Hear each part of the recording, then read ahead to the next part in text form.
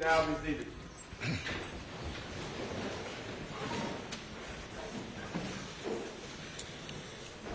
All right. Good morning. We can have our witness back, Doctor.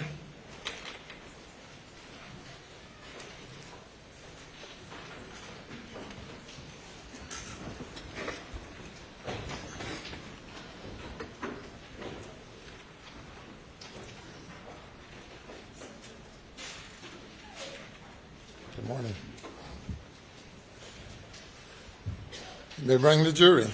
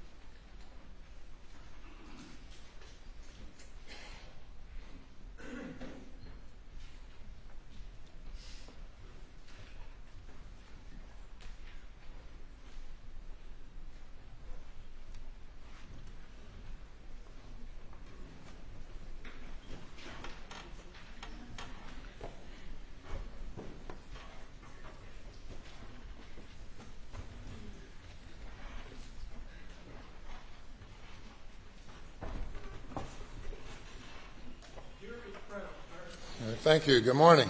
Good morning. Day number 17, cross-examination. Please, court, Your Honor. Yes. Good morning, Dr. Reamer. Good morning. Let me at the outset say we're going to be yesterday, as you went through direct, we saw some very graphic images, and I apologize, but we're going to have to do that again today.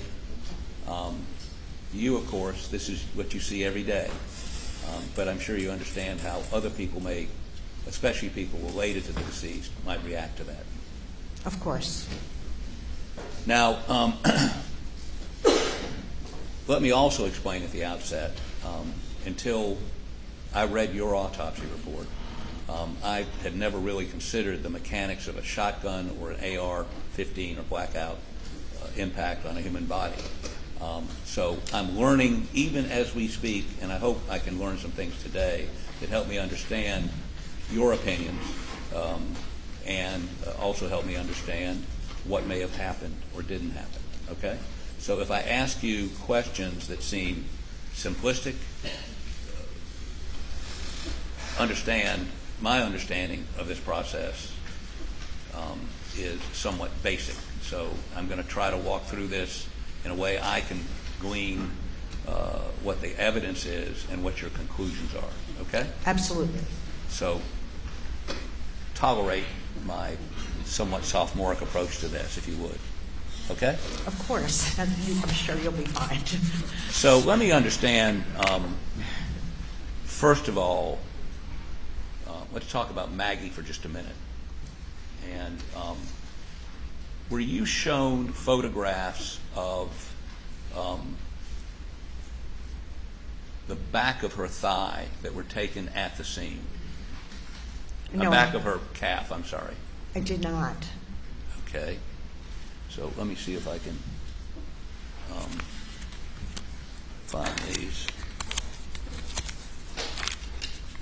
And it'll take me just a second. I thought I had them laying right out here.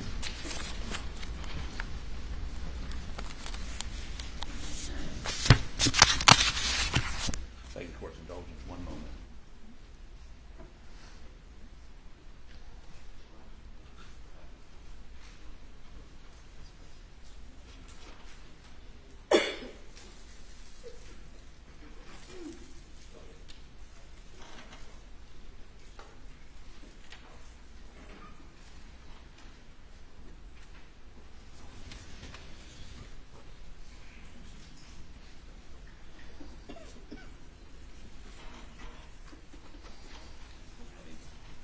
I apologize. I thought I had everything sitting right here.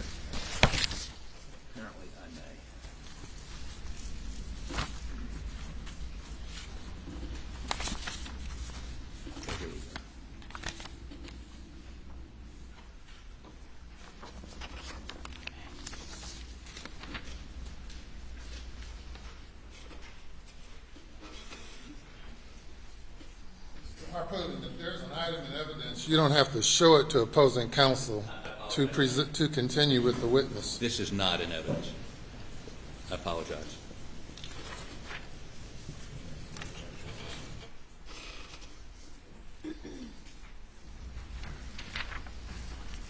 Your Honor, I would offer into evidence Defendant's Exhibit 115. Any objection? No objection from the state, Your Honor. And could I get that, please, on the screen?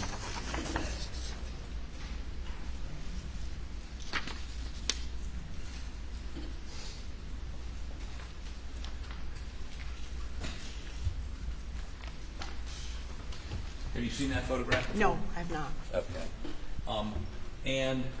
In your, I noticed in your autopsy report, you remark that there is a bruise on the back of the leg in that similar position, correct? Oh, I don't recall. Could you look, please? Thank you.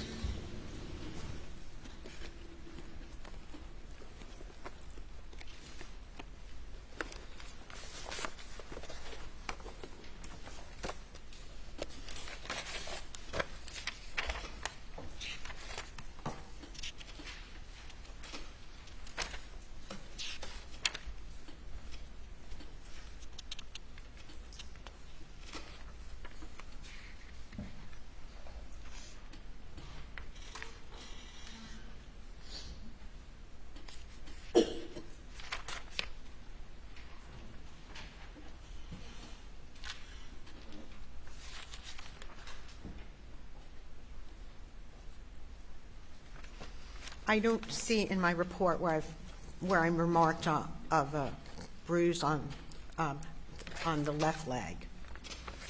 Okay, so was there a bruise on the right leg?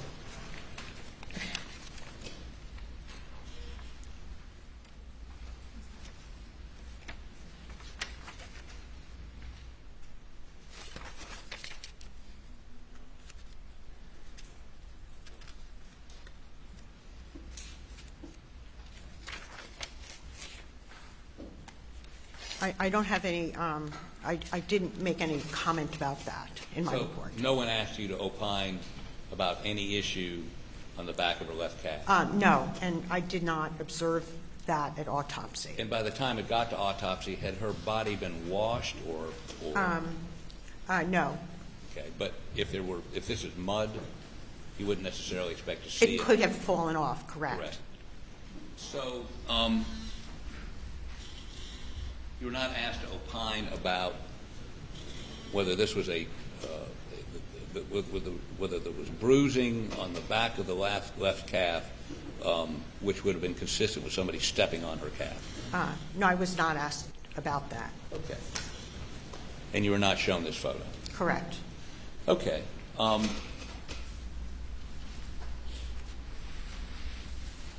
And just to deal with Maggie a little bit further, you testified yesterday that the shots were consistent, I think, with someone circling her.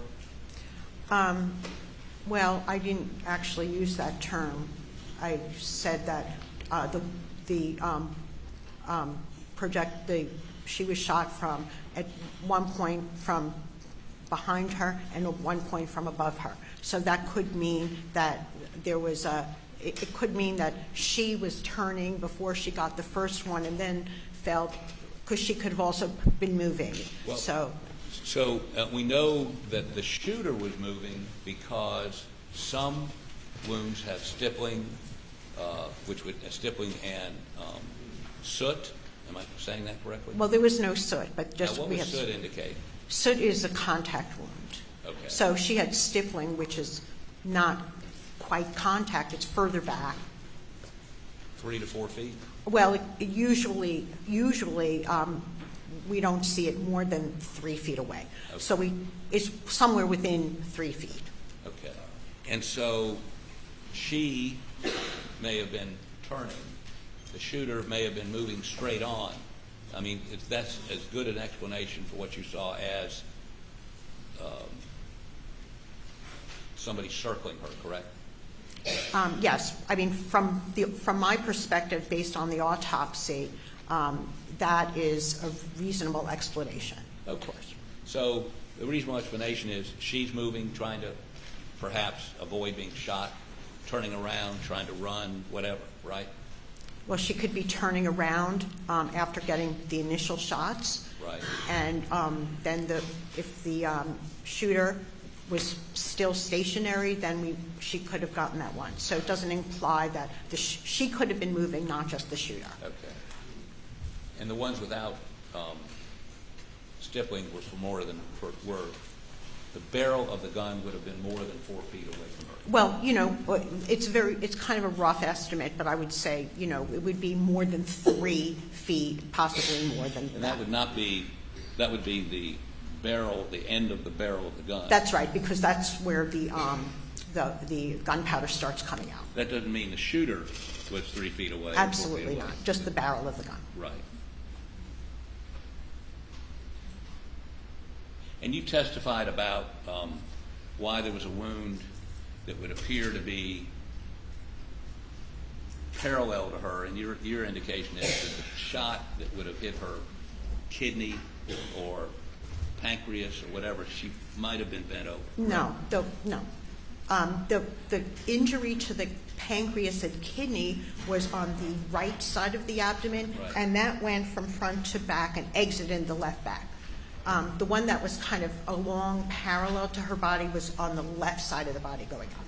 So why did you testify that one of the shots would have been so painful she would have bent over? What was that consistent? Yeah, that was the one to the right side of the abdomen, and the reason I believe it's probable or quite likely that would have caused her to bend over is because a subsequent shot was going sort of upward in the body, and it's hard to imagine that wound going upward and then into the head unless she was bent over. So it's a possible explanation of how she was in a position to actually get that gun. So she bent over and it would go upwards. Why? Because if somebody is standing behind her, and there's no close range here, but at least a few feet away. So she got shot, turns around, bends over, and then you're saying... She could have turned around or not turned around. Or I don't know if she turned around or the shooter's moving. Okay. Did anybody ask you to look at the pattern of ejected shells from the blackout? I wasn't asked to look at those. Okay. So your conjecture, opinion, is based on purely the wounds and trying to figure out how that happened. Yes. So I basically I do the autopsy. I have everything to do with the body, and at the time I never heard anything about. I composed my autopsy reports without any reference to the scene. Okay. So let me move along to Paul for the moment, okay? And you indicate that the first shot would have been buckshot to the chest. I believe that was most likely the first shot. Well, because the second shot is basically executes him. He would have fallen to the ground. Right. And clearly he was upright when that first shot was made. Yes. Okay. And it goes in his chest. And would he have to be turned diagonally to the shooter for it to come out his left armpit? No, not necessarily. Well, if he shot straight on with Yeah. that buckshot, and if that was a contact wound or No, it's a close range. close range, closer than 3 feet. Yes. Okay. Can't estimate how far. I can't. You'd have to testify. Okay, so the chest shot, if it's straight on, wouldn't it just go right through his lungs and his heart? And kill him? Yes. Okay. So this was shot at an angle across. So that might indicate that his body was positioned perpendicular to the shooter. Now, the shooter could also shoot from the side, doesn't necessarily shoot from the front.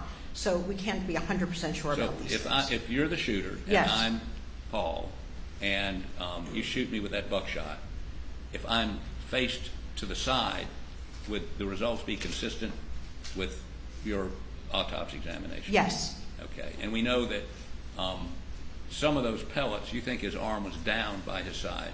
I feel confident about that. Okay. And the reason for that is there are pellet holes in his arm, right? No, that's not the reason. The reason is because there's bruising around the exit wounds. They're kind of shored exits, and then we have corresponding bruising on the underside of the arm. So it indicates that they were in close proximity at the time the pellets exited and then re-entered. Because if there was a distance, we wouldn't have the bruising around those wounds. Okay. And do the pellets go through his arm? Yeah, there are pellets that exited through the arm. And so there's little pellet holes Correct. on his arm exiting. Yes. Did you see a corresponding entrance wound with the pellets? Yes, the entrance pellet wounds were on the inside of the arm. Right, and then they go out, and I think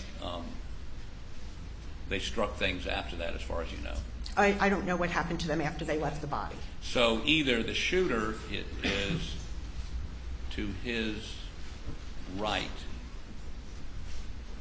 Yes, shooting across, yes, okay, and you think that shooter would have been closer than 3 feet, but you can't say how right, close. right. He could have been to his right, or Paul may have turned his body in that perpendicular manner yes. But either way, there would have been almost immediate bleeding. Well, not a fatal wound. There would have been immediate bleeding from that wound, correct? There would have been bleeding. It's hard to say how much, but certainly I would expect some bleeding. But if there were footprints found halfway into that feed room, and those are Paul's footprints, would that indicate to you that he had stepped in his own blood? Oh, that's certainly possible. Okay, not inconsistent with what you have. Correct. And that second shot would have come, I mean, as I understand it, Mr. Barber, could you take your coat off and come here, please?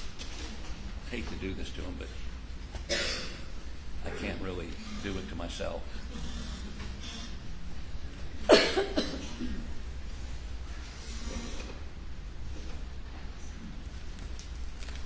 So, if you would step down here, with permission, Your Honor, may she step down? Okay. And what I'd like to have you do is we need to not block these folks over here. Let's see how we do this. Or that gentleman right there. You want me to stand back here? That would be good. And he's fine.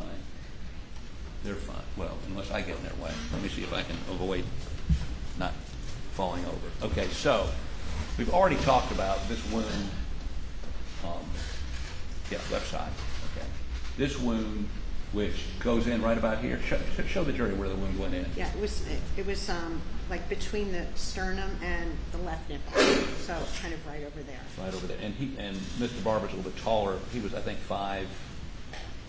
Yeah, I measured his height. I don't recall. We'll talk about that in a minute, but I believe Mr. Barber's a little bit taller than he was. But I think we need to know that because I'm going to ask you to sort of chart things out.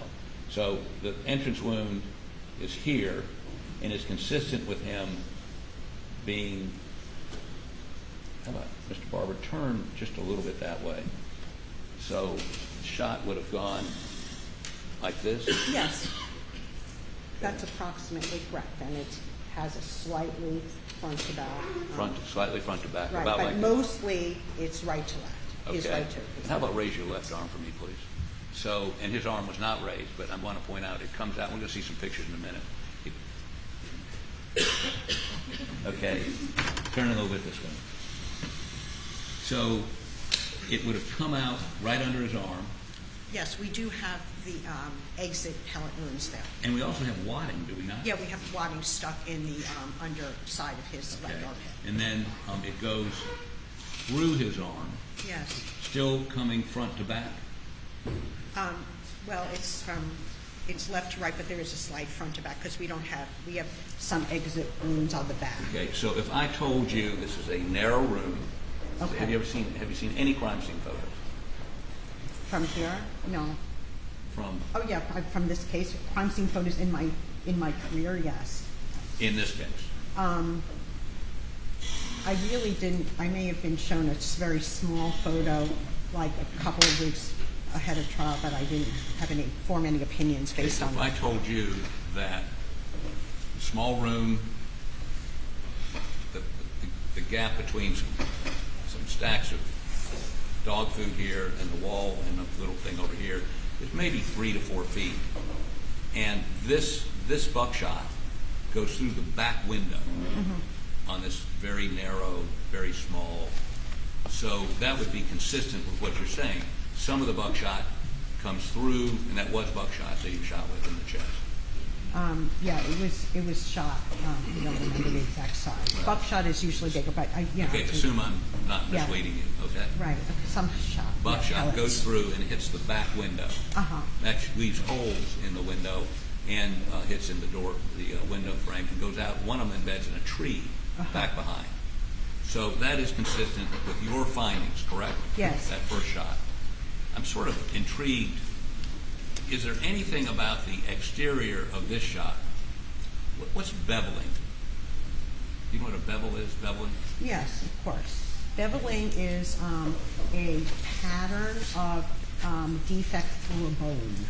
So when there's a gunshot wound that, for instance, goes through, let's say we could get an entrance wound over here and an exit wound over here. We're talking about handgun wounds generally. Right. The way, when there's basically a hole in one side of the skull, I can tell which is an entrance and which is an exit, even without looking at the skin. Okay, so for instance, if I get skeletonized remains with a hole through the head, I can see which is the entrance and which is the exit because the bone bevels in a characteristic way depending on the direction of the bullet. What is a bevel? Yeah, bevel is like an angled chipping away of a hard surface. So as a bullet goes through, and I guess the head is all bone, right? Well, it's like a solid bone, right? Right. So you can tell this is the entrance because, I mean, is it like? It's the entrance, on the outer table of the skull, it's a smaller hole. On the inner table of the skull, it's a bigger hole. So the bone is beveling outward as the bullet goes in. So it would bevel in on the entrance and bevel out on the exit? Yeah, well, bevel in, meaning sometimes people don't always use these words consistently, even forensic pathologists. But there is a inward beveling, but means it's kind of beveled outward. So Bevel outward, inside the wound, you see something that would indicate wider, yes. Wider. It's wider on the inner table of the skull than the outer table. And when it exits, do you have a narrower bevel, if you will, or defect on the inside than on the outside? Yes. That was a lot. Okay. So, was there, since this didn't enter bone, is there beveling with the flesh? No, it doesn't bevel because there's too much elasticity Okay. and also just shredding. Frequently, we can't see beveling on long bones either. The skull is kind of a flat bone, so it has that characteristic. Okay, and the second shot, as I understand it, you indicate is, can you, well, first of all, assume that he is, no, you can't assume that.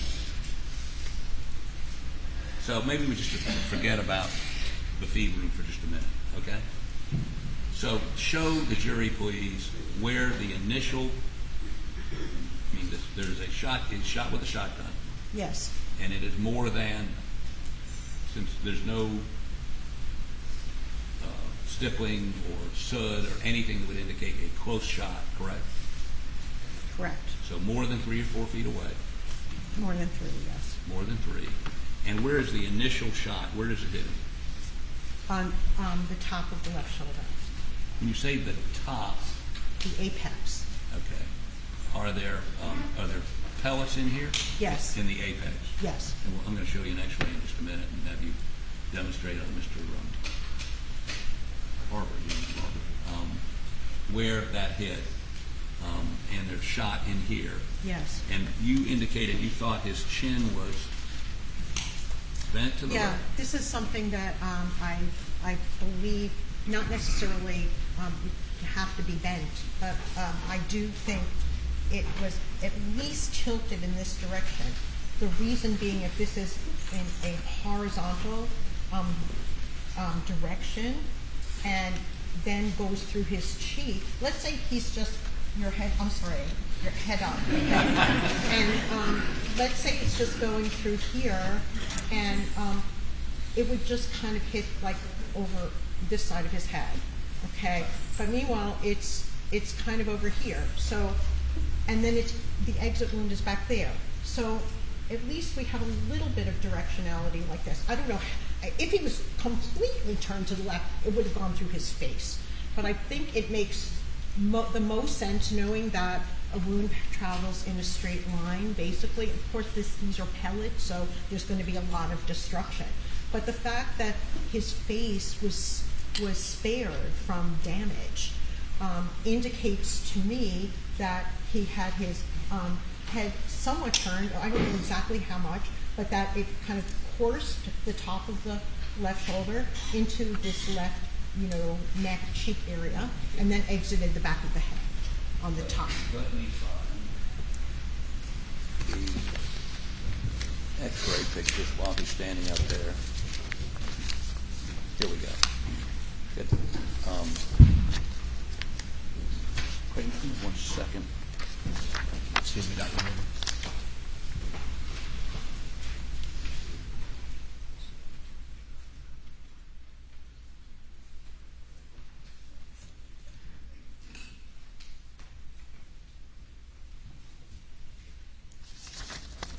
I'm going to show you where you're standing right there, these pictures, and see if you can identify them. And if so, we'll put them in evidence, and then I'll put them up on the screen.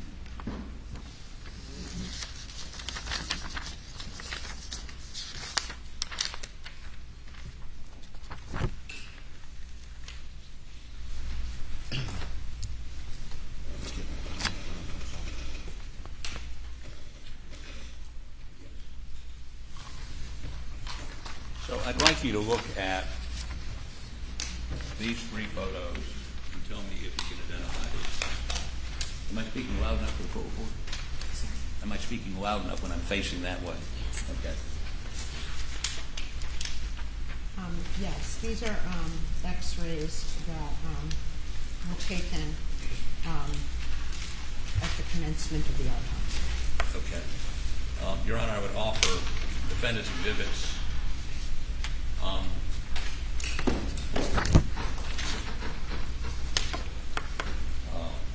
111, 112, and 113. No objection, Your Honor. They're admitted. So could I have, please, step over just a little bit that way.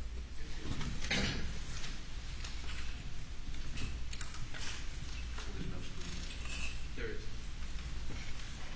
Okay, I'm sorry.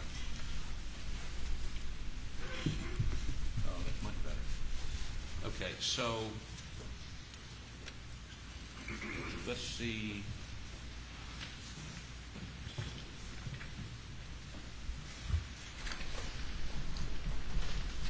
Okay, let's see 113, please.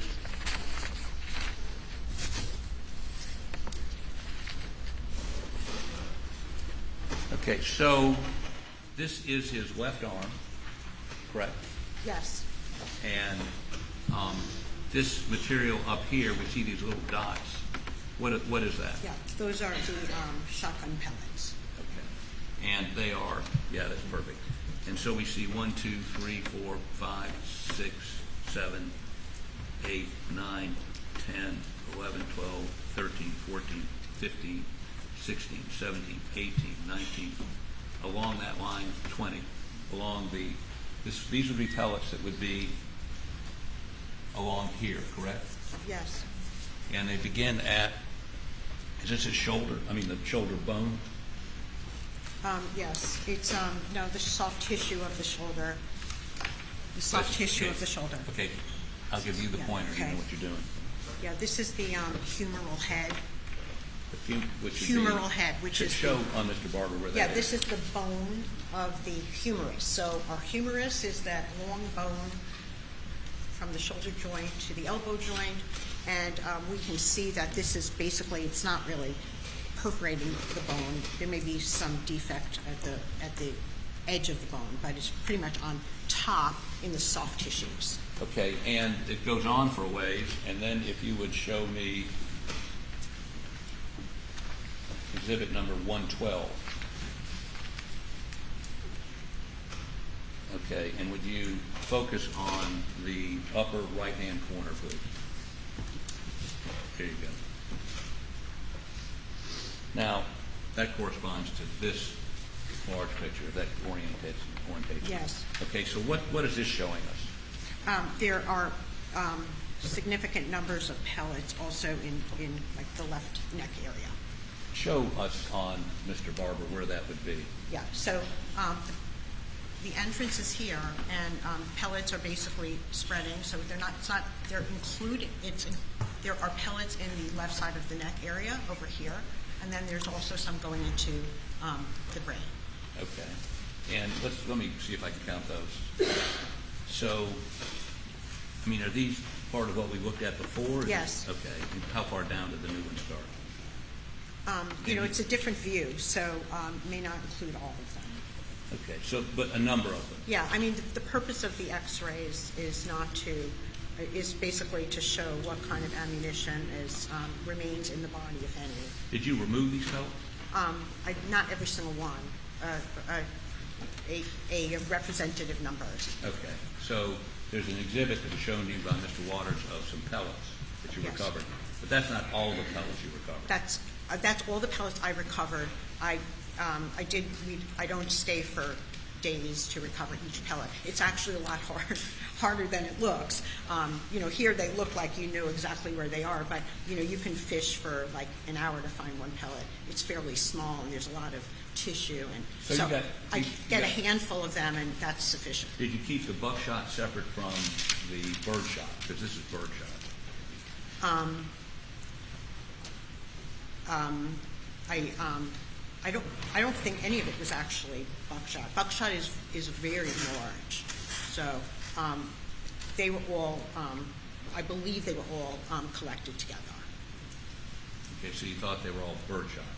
No, I didn't make that conclusion. They're some kind of shot. I didn't make a determination. So you didn't determine the... Yeah, that's really the firearms. I'm the pathologist. It's the firearms expert to determine what kind of shot it is. So, I said shotgun pellets, and that's Right, so- sufficient. if previous expert testimony was that the chest was a buckshot and the head was duck shot or some sort of bird shot, you're not going to disagree with that? I really didn't. It all looked similar to me. Okay. Now,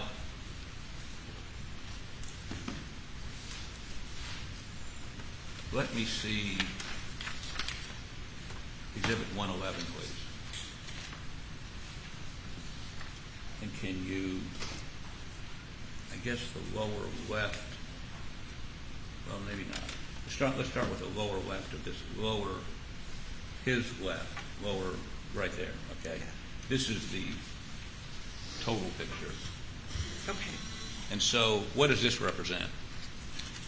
Yeah, we can see his upper and lower teeth here, the upper teeth, the lower teeth, and so he actually did not have any fractures of his teeth. So the projectiles were going behind the teeth. His teeth were not all fractured out. So would you show on Mr. Barber where these pellets would have been? Yeah, this is just a two-dimensional image. So they're anywhere between, like, here and here. Okay. It's hard to say based on a two-dimensional image. Okay, and I think, show us where you think the exit wound was. On the right side of the The top. back of his head. The top of his head. The top of his head. Toward the back. Towards Yes. the back.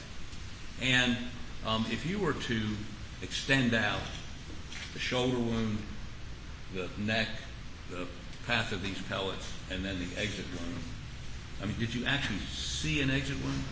Was there? Yes. It was a blown out exit wound of the skull, and that is how the brain left the skull. Well, It actually, had the to- skull exploded, basically, correct? Well, the skull, and there was a defect there. I could not reapproximate the skull, so there's a piece of skull missing. Was there a bevel around that piece of skull? We don't get beveling when there's shattering of the bone. Okay. We'll pursue that a little bit later. It's not a typical feature. You could potentially see something that you can say, well, this looks like a little beveling, but in my experience, that's very difficult to assess because there's so much damage and fragmentation of the bone. Take that pointer, please, using Mr. Barber as a mannequin, and show us the path of that shotgun blast. So it was going along here and into the left side, I believe, makes most sense like this, and out the top of the right side of the head. So and that was, you say, at least 3 feet away. Yes. Okay. Let me have that pointer again, please. And if you would step right over there. And just turn a little bit this way for me. Okay. So your testimony is, and correct me if you need to step over here and correct the angle. No, I don't like that. Okay, well, show me what you like. All right. I like this straight. Right? And then, because this is basically not, it doesn't look like it's going upward. It's going straight and then entering around there. So we have two distinct defects, a defect here and a defect there. So I believe the head was at least angled a little bit like that in order for the corresponding continuation of that defect to go in there. But I don't think it's going upward. I think looking at the left shoulder, it looks like it's kind of and if it was going upward, we wouldn't have as much in the neck as we do. So I think it's more like straight on. Well, that would still be coming upward at some angle, right? No, I think it's more straight. I really, Well, how does it come out the top of his head? Well, that's because if his head is like bent like that, Right. then it's going to go in that direction. Yes. If it's straight, it's going to go here and then out the top of his head? Well, it absolutely could. The thing about the neck, heads can be twist and turn, so it's not at all inconsistent with that. It's most reliable that we can look at the shoulder wound and see that it's kind of, it's very difficult to assess the angle from where you're standing, and that's only because the head can bend and twist, and so we can only know where it entered and where it exited, and it's possible the head could have been twisted or turned to correspond to Would that. it be more consistent if he turned your head the other way, Mr. Barber, like that, to get it out the top of the head?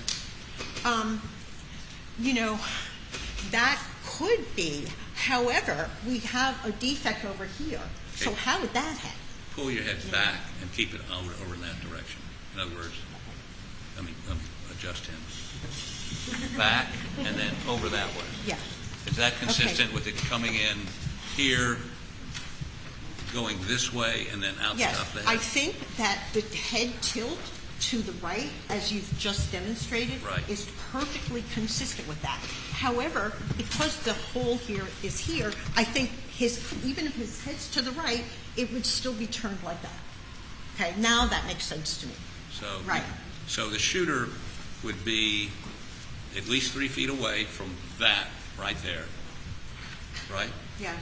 And would he have it up or would he have it down? Or It's hard to say, and that's because the head can tilt. We only have one area of an entrance to interior. It seems to be approximately horizontal, but it's impossible for me to say whether it's the entrance is kind of below him or at his level, or potentially above him with Paul leaning over. It's hard to know. And that's because people aren't necessarily standing up straight. And they also, the thing about injuries on the head and neck, there's so much twisting and bending possible. Okay, Ms. Barber, stand up straight. You get the crick there? Okay, I'm sorry. So now what you tell us is basically from here back on his skull, they can see. Why don't you stand over there for just a second so we don't block him. From here back on his skull, and I've looked at your autopsy pictures, all this is gone. To the right side. To the right side. And there were fractures on the left. Okay. So we know it's going in a left-right direction. Do you have a seat for a moment, please? Thank you. I may be done with you, but don't put your coat back on. Okay, if you go ahead and take the stand again, please.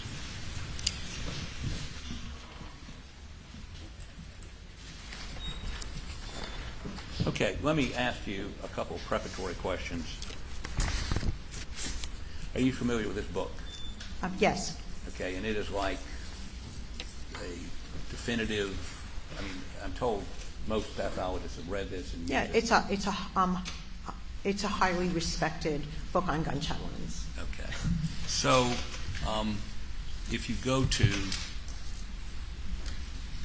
page 228 in this book,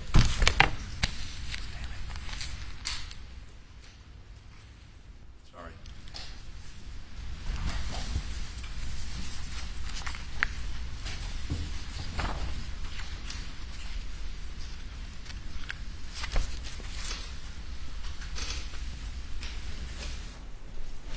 Can you identify this as page 228 in this book? Those images? Yes, Oh, 228.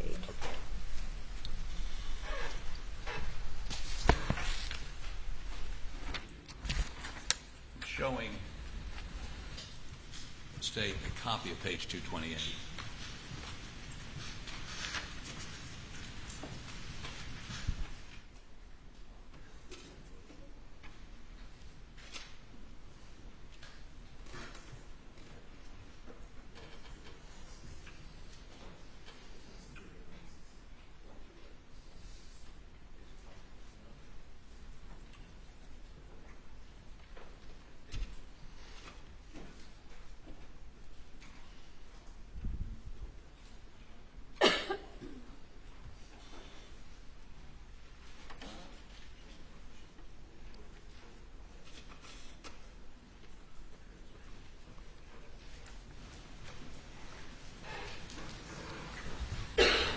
Defendant's Exhibit 116. Is this a copy of what I just showed you out of the book? Yes. Okay. Your Honor, we'd offer this into evidence. Says state. Your Honor, no objection. Submit it. Thank you. Okay, could I have this on the screen, please? Can you do this for me? Would you start, show me the first two slides up top along with what's written there. Okay, so the caption on this is show the sequence of events that occur at the muzzle on the firing of a shotgun. Note the large gas cloud that is partially responsible for the severe nature of the wounds in the contact range. So the first A is the shotgun being fired, correct? That's what it looks like, yes. I didn't read the captions. What now? There's captions at the bottom. Are there Yeah, captions at the bottom? so- Okay. No, I don't think there are, but I'll show you the book.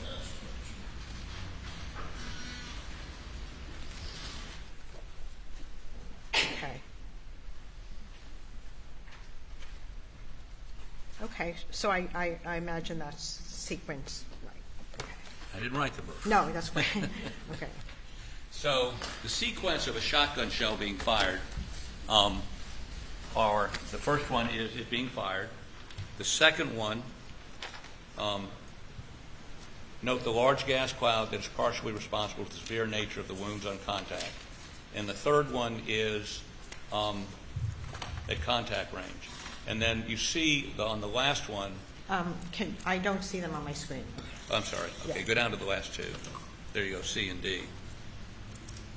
You see the, I guess, at the front end would be the pellets, and the gas would be preceding the pellets. Is that correct?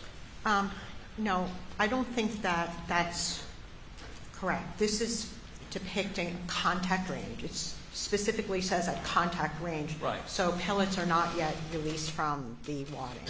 Okay, well, we're going to go a little bit further on that in a minute. Let me, Yeah. referring again to, well, let me ask you this question. If this book says contact shotgun wounds of the head are among the most mutilating firearm wounds there are, you would agree with that? Yes, Extensive destruction of bone and soft tissue structures with bursting ruptures of the head are the rule rather than the exception. Correct? yes, These are the wounds of which an individual is said to have had blown his head off, right? yes, In some cases, this is almost literally true. The skull may be largely fragmented and the brain pulpified. Large fragments of the cranial bulb and cerebral hemispheres are often ejected from the head. The scalp is extensively lacerated due to two factors: the charge of the shot entering the skull and the gas from combination of the propellant. Objection before the question, Your Honor. What is the question?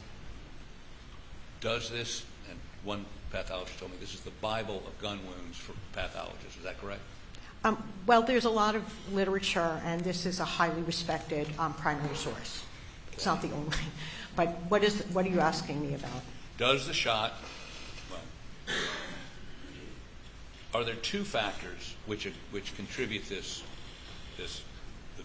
things we just talked about, the shattering, perhaps even the ejection of the brain? Are there two factors, the charge of the shot entering the skull and the gas from combustion of the propellant? Okay. Well, he's actually discussing contact shotgun Yes, ma'am. wounds, Just- and that's not what we have here, but we have similar destruction. Right. Well, we're going to talk about that in just a minute. But this is about a contact wound. I agree. Okay. You have not indicated it was a contact wound. Correct. We're going to talk about that in a minute. Okay.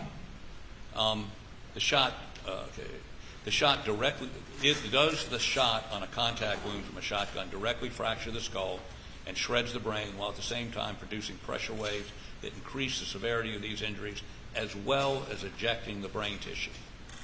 Yes, it frequently happens that way. Okay. The gas entering the closed chamber of the head expands rapidly, let me make this a question so we don't get objected to. Does the gas entering the closed chamber of the head expand rapidly, adding to the pressure waves, acting on the bony framework of the skull? The only way for the skull to relieve the pressure produced is to shatter. I would agree with that. Okay.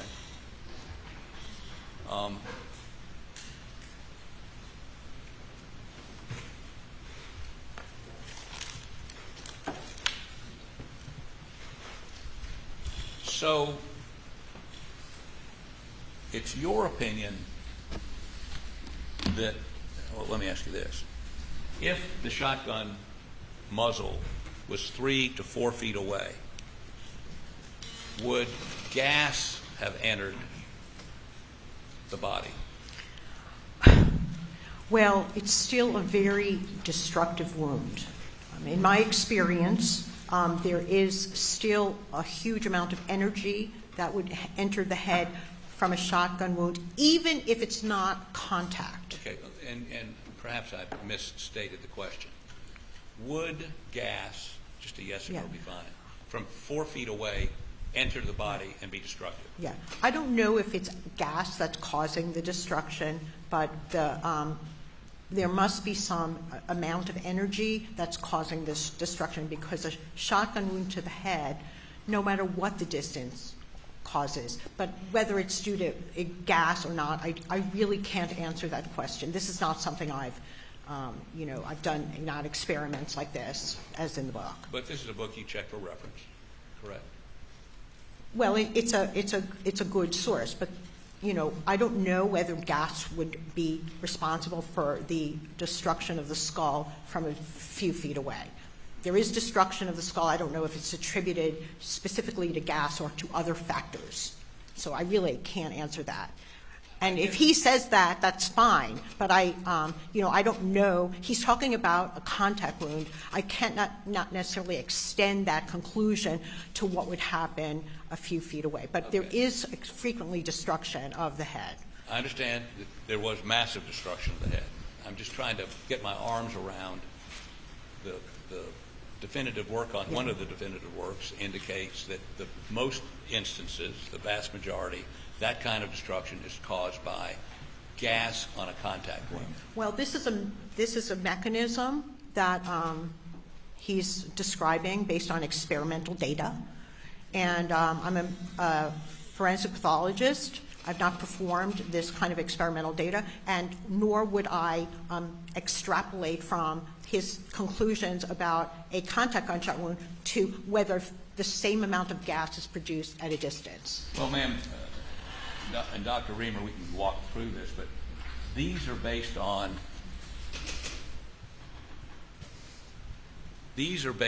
not on some experiment, but actually on people that typically shot themselves in the head, contact wound with a shotgun. Would that surprise you? Well, these are depictions of shotguns being fired.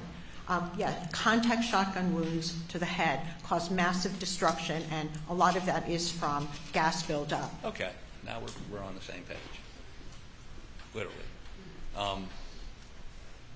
So it's your position, there's a lot of energy when it's fired from 3 or 4 feet away, hits the shoulder, hits the neck, comes through, and hits the head, and the head explodes, correct? Yes. And have you had a number of autopsies you've done of victims whose heads have exploded as a result of a shotgun? Yes. Okay. And many of those were contact suicide wounds? Yes. Okay. Have you ever had one, and we can talk about the details of that, where someone was shot from 3 or 4 feet away, no initial contact with the head? You would agree, no initial contact with the head? Correct. It goes through the shoulder, the neck, and then the head explodes. Have you ever had one of those? Yes, these are very dynamic, and he still actually had a lot of his head there. Sometimes with the shotgun wound, the entire head is basically, you don't really see very much up above like the teeth. Right. So this was, there was obviously horrible destruction of this skull, but his face was intact, and frequently a contact causes fractures of the face. So,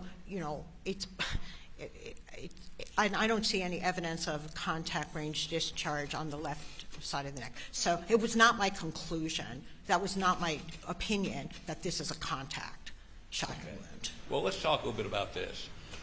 Your position is the energy by a shotgun blast that went through the arm, through the neck, and then up to the brain still had enough energy. Is it the energy caused by, is it pellets going into the brain? Yes, well, not just pellets, but there's also fracturing of the base of the skull, which is a bone that holds underneath the skull, and that fracturing with sufficient force can actually push the brain out. And so it's a variety of mechanisms that could contribute to the destruction and the loss of brain tissue. It not only pushes, it fractures the skull. In this case, the brain was brought to you in a separate bag because it ended up laying at his feet. It went up in the air and then plopped down at his feet, correct? Yes. Okay. The entire brain? Most of it, yeah, except for the brain stem. It exploded out of his head? Yes. And the skull was at least almost destroyed around where you say the exit wound is, correct? Yes. Now, you've indicated the state did not show you any crime scene photos, correct? Yeah, I really didn't look at them. Yeah, I mean, they might have said, "Oh, here, this is a picture of the wall," but I didn't look at them, and they were thumbnail size. So this is a couple of weeks before trial. Okay. Now if if you would put back up exhibit number, here we go. Exhibit number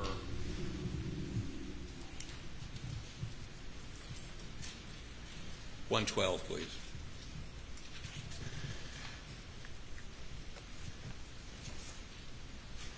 No, I don't think, is that 112? That's the chest. I apologize. 113.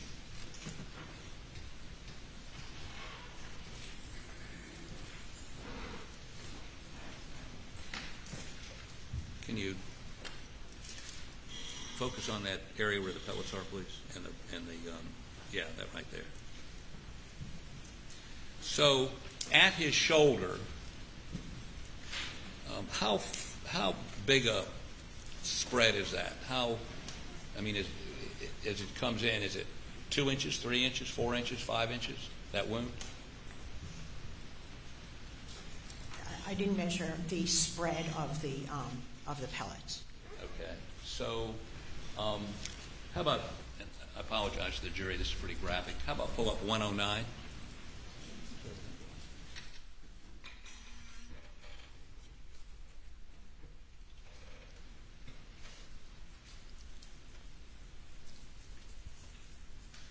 Okay, so this depicts a very big wound in the shoulder, correct? Yeah, that's a typical appearing shotgun entrance wound. Okay, and would you come down here for just a second, please?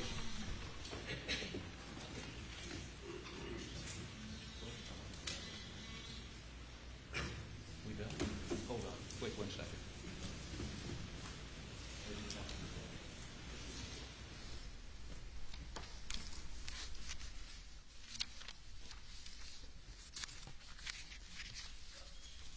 You're right. I need to offer these. Your Honor, the state would request that the defense put an exhibit and evidence before the judge and the jury. I apologize, Your Honor. And this is exhibit number. Got multiples of these. What's this exhibit number? I'm sorry. 109. 109. Okay. Yeah. Here it is.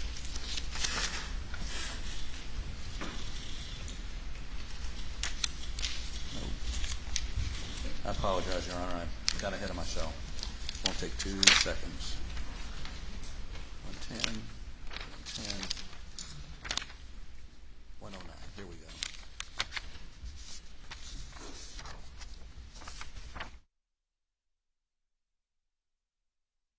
This is state defense exhibit number 109. Have you seen that before? Yes, this is my autopsy photo. Offered in evidence, Your Honor. Submitted. Would you put it up the screen, please?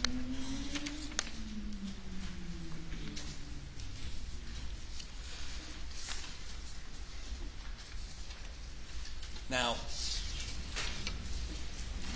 as we look at this photo,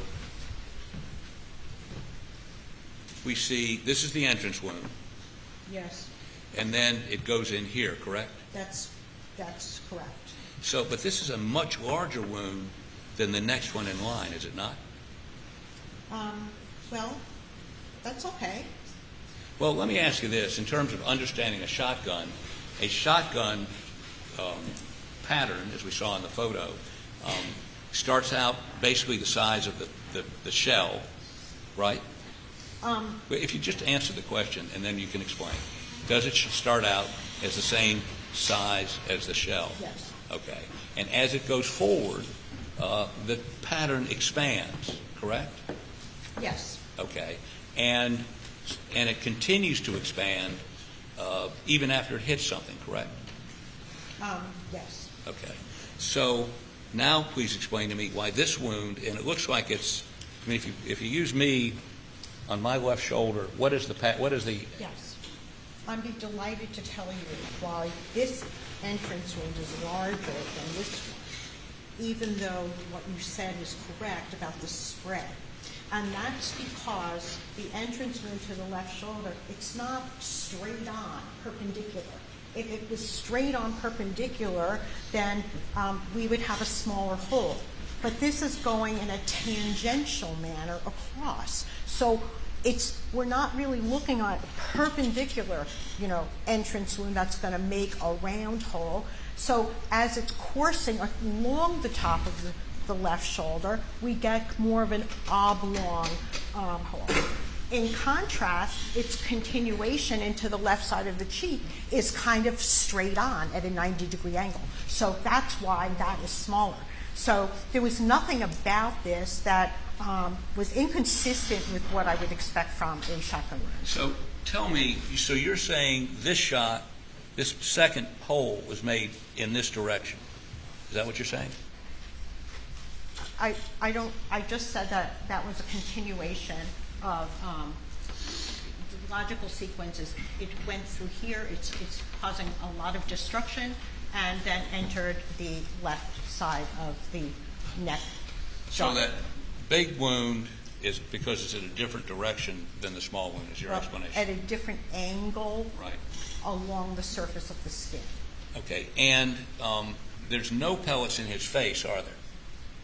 There were some pellets that we saw in the x-ray. But not in his face? Not in the front of his face. Right. So as it continues on, is there any evidence that it expands even more? Well, it did cause, there's so much destruction, we can't exactly, have a single, easily tracked path. Because when the skull is involved, there's so much expansion, usually either from gases or just from the blast of the projectiles, that we can't really track. It caused an exit on the right side of the back of the head with loss of the brain, and lots of skull fractures, predominantly on the right side. Okay. But you would agree with me that wound appears to be much larger than the next wound? Oh, absolutely, yes. Okay. And you have an explanation for that. Could the other explanation be that this is an exit wound and that is an exit wound? Could that be a reasonable explanation? I'm going to show you something in a minute that may assist you in making that decision. But is it a possibility? That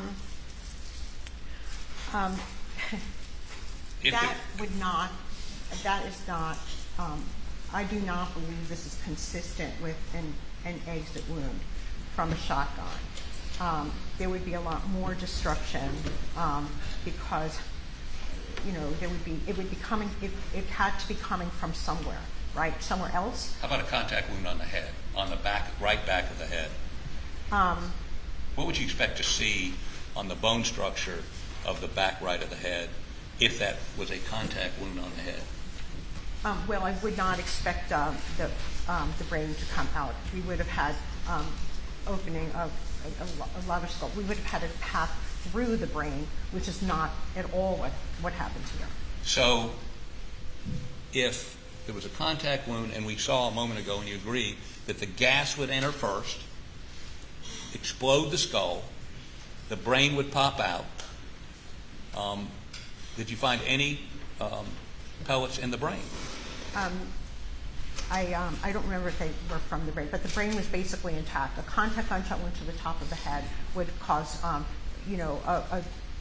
huge defects of the brain. Right, because the gas going in on a contact wound would create such a pressure, as we just read, that the skull would explode and the brain would pop out. No, I don't think that would happen from a wound that was going toward the brain from above. I think we would have certainly destruction of the brain, but it wouldn't just pop out because it's in the path of fire. There's going to be massive destruction of the brain. It may end up on the floor, but it's going to be in multiple fragments. So in my experience, doing this for a long time, I do not think that the brain would have popped out the way it did from an entrance wound on the top of the head.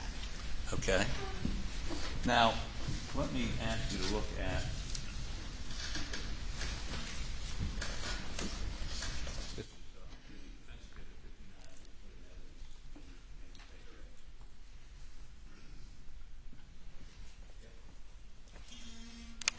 would you put, and this is under seal, and I would also, Your Honor, ask the other photos I put in be put under seal. They're under seal. Thank you. Would you put defense exhibit number 59, and I apologize to the jury for the graphic nature of this. Go ahead. Okay, I would like you, do you recognize this? I've not seen this photograph. Would No. you disagree with me that's a photograph of, it's been testified, Paul Murdaugh It does at look, the scene yes. and the way he was found? You've I never don't seen, know how he was found. Okay, but this is a photograph you've never seen. I've never seen this photograph. Okay, let me get one thing before I ask you questions about it.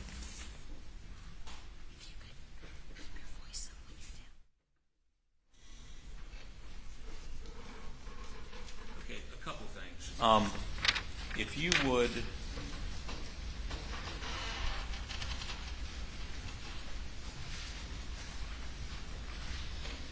center on his head. Okay. And make it a little bit, can you make it a little bit bigger, please? Okay.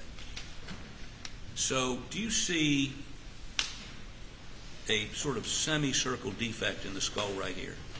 You see where I'm looking? Do it again. Right here? I do see a defect, yes. Right, in the skull. Yes. Semicircle. It does have a semicircular.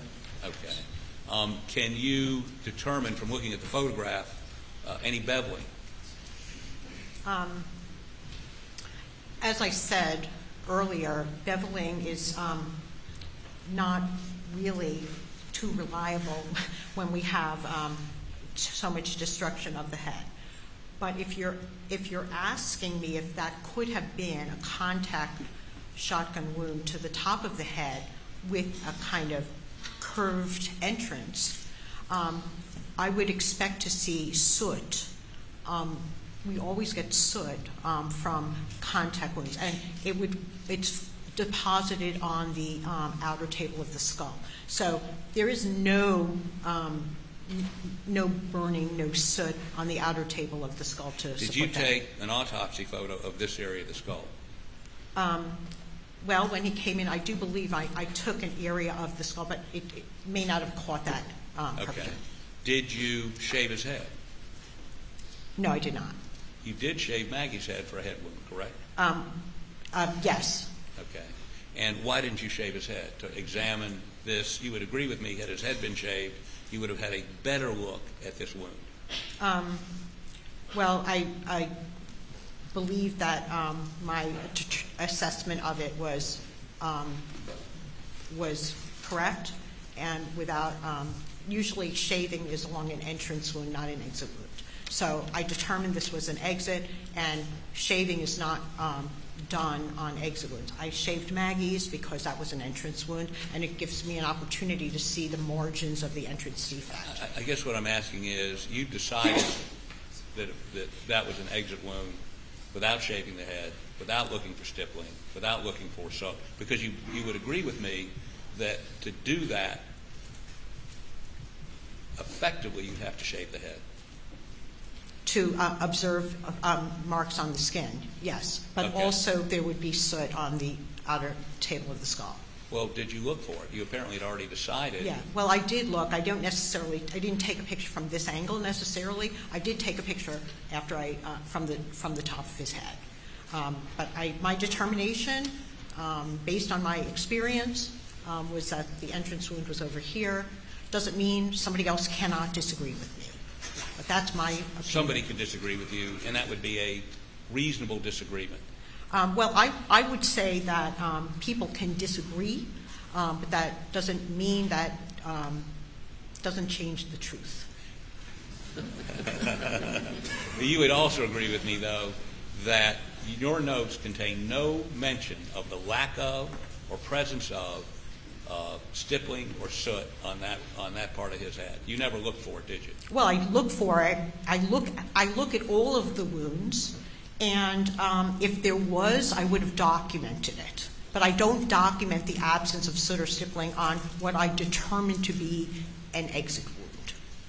And I don't see any note of yours where you examined that exit wound in detail. I mean, shaved his head, looked for some distortion that would be inconsistent with the conclusion you'd already come to, correct? Well, I came to the conclusion based on my examination of the entire area. Okay, and as this book indicates, the vast majority of this kind of damage, the vast majority, I mean, they say most probably, almost certainly, is a contact wound to the head that injects the gas, which explodes the head. Is that not true? You want to No, read the book? I do think that you're kind of you're extending his statement. He's describing contact gunshot wounds to the head.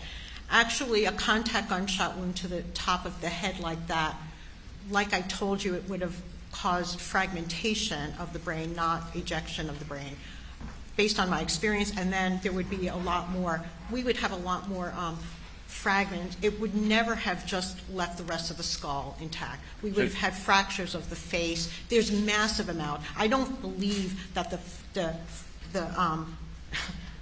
fractures of his skull are consistent with that being a contact shotgun wound. I understand that that is a massive destruction of the head from shotgun wounds. But in this case, we do have the brain basically left intact. We don't have a path through the brain. It's a very dynamic, there's gases, there's pellets, there's fractured bone. But in my opinion, based on my experience, that was not an entrance wound, and that this was not an exit. And you indicated, I looked at your autopsy report, that well, first of all, do you believe this was caused by pellets entering the brain cavity?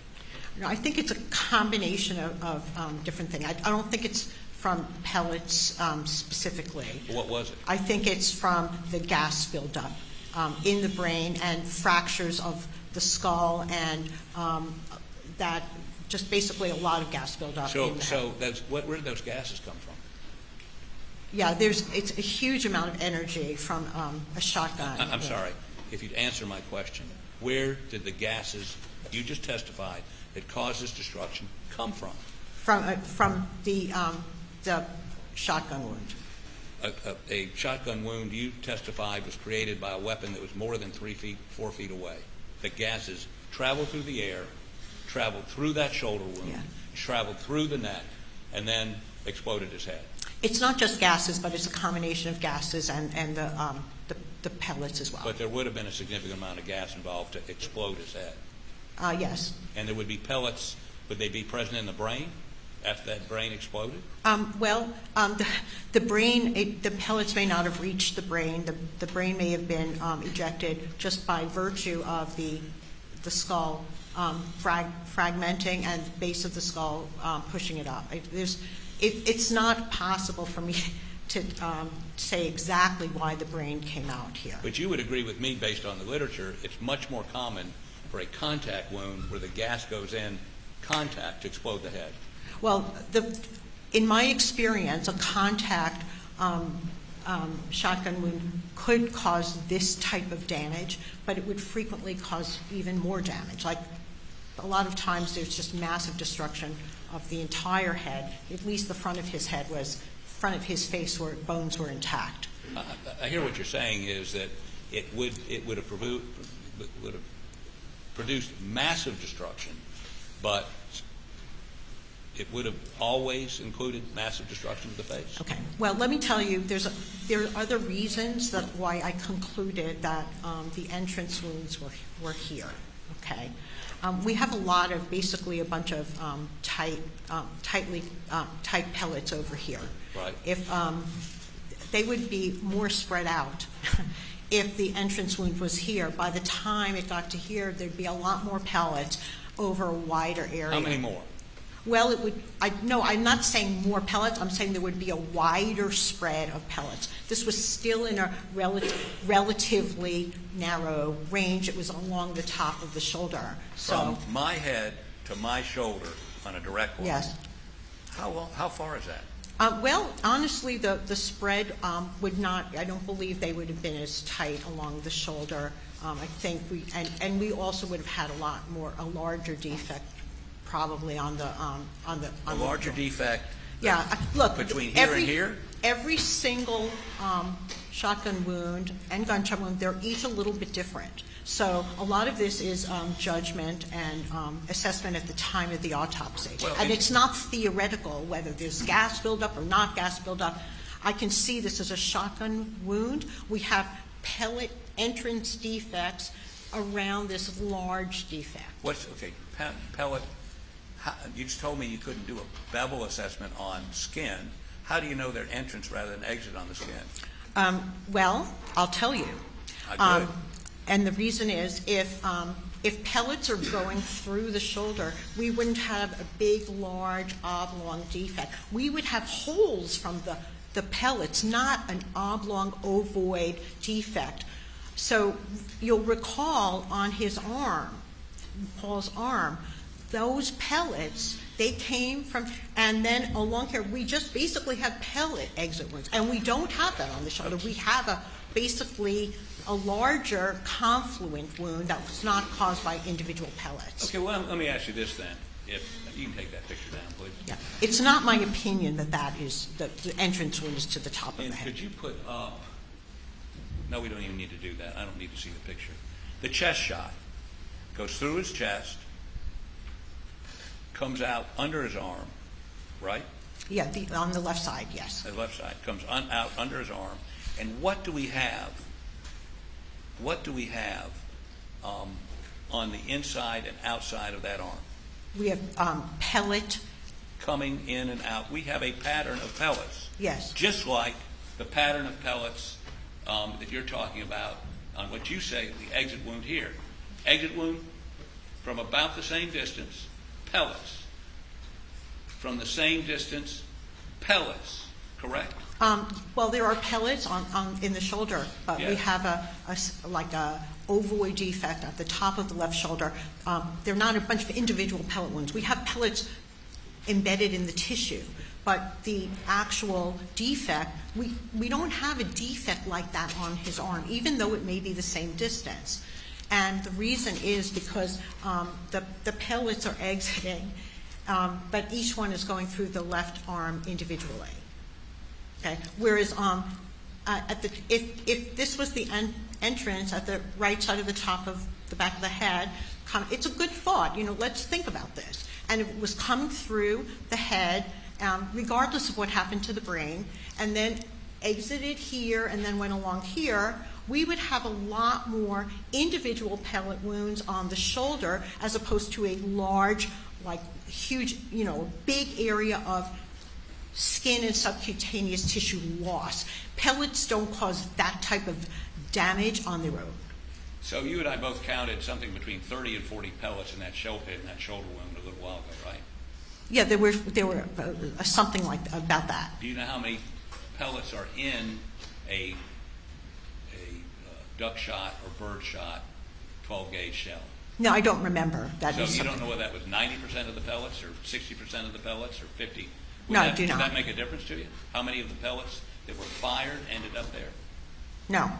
But you're saying just because the wound here is bigger and the wound in his chin is smaller doesn't mean the shotgun pellets spread out, right? They spread out and they don't contract. You would agree with me? Just please I don't answer. really Please know answer. whether to agree with you because I'm not understanding your question. Okay, let me rephrase it. If you view that wound on his shoulder as the entrance wound, and I believe you have, Yes. you would agree with me that it is, whether it's coming across the top or whatever, it is a bigger wound than the wound in his chin. In other words, are you saying that those were so focused that they, as they went through or across the top, they actually contracted? No. Okay.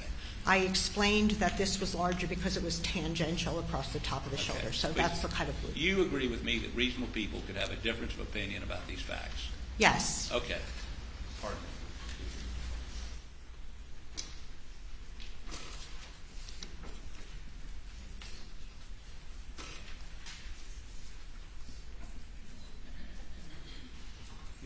2 seconds to make sure I put everything into evidence I wanted.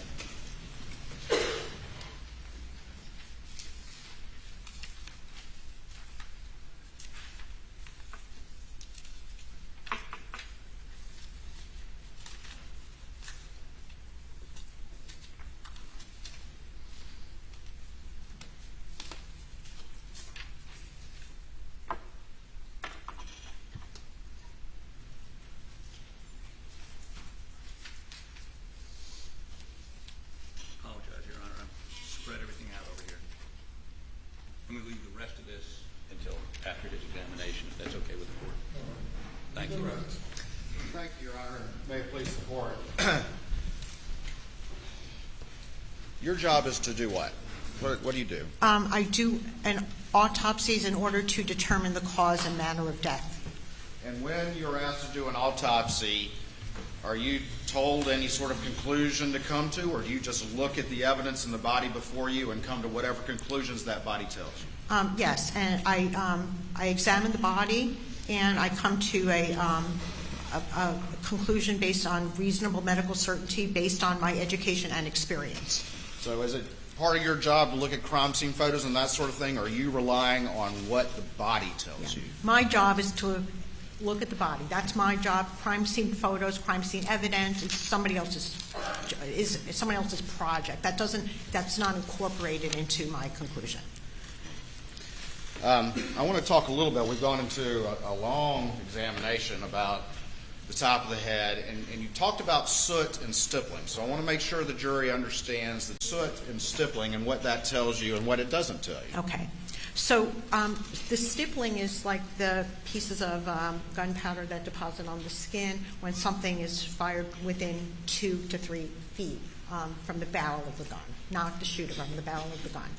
Soot is like real burning powder, burning marks from very hot gunpowder that's still basically burning, and it causes like a burning wound. That's the soot, and we don't see soot except within a few inches, depending on the gun. But we would like not expect to see soot further away from 6 inches. So the fact that we have stippling but no soot, we can fairly say it's not closer than 6 inches, even though I know it's most likely within 3 feet. All right. So you observed stippling on the wound to the chest for Paul, correct? Yes. Did you observe stippling anywhere else? No. All right. Did you observe any soot at all on Paul's body?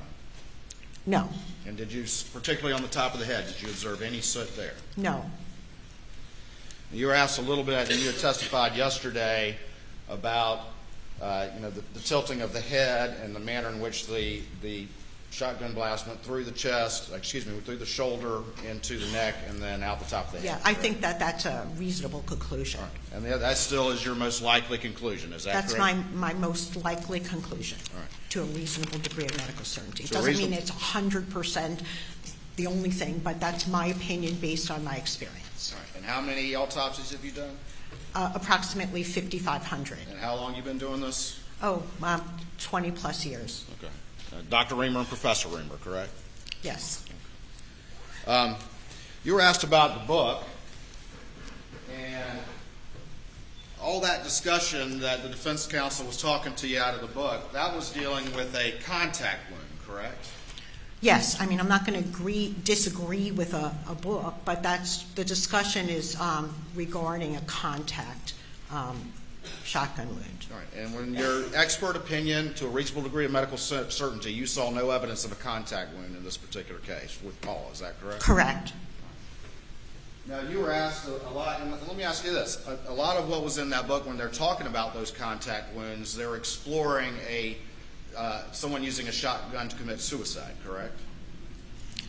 Well, frequently contact wounds do indicate a suicide, but potentially people can be shot by another also at contact range. All right. And your manner of death that you determined for Paul to a reasonable degree of medical certainty was what?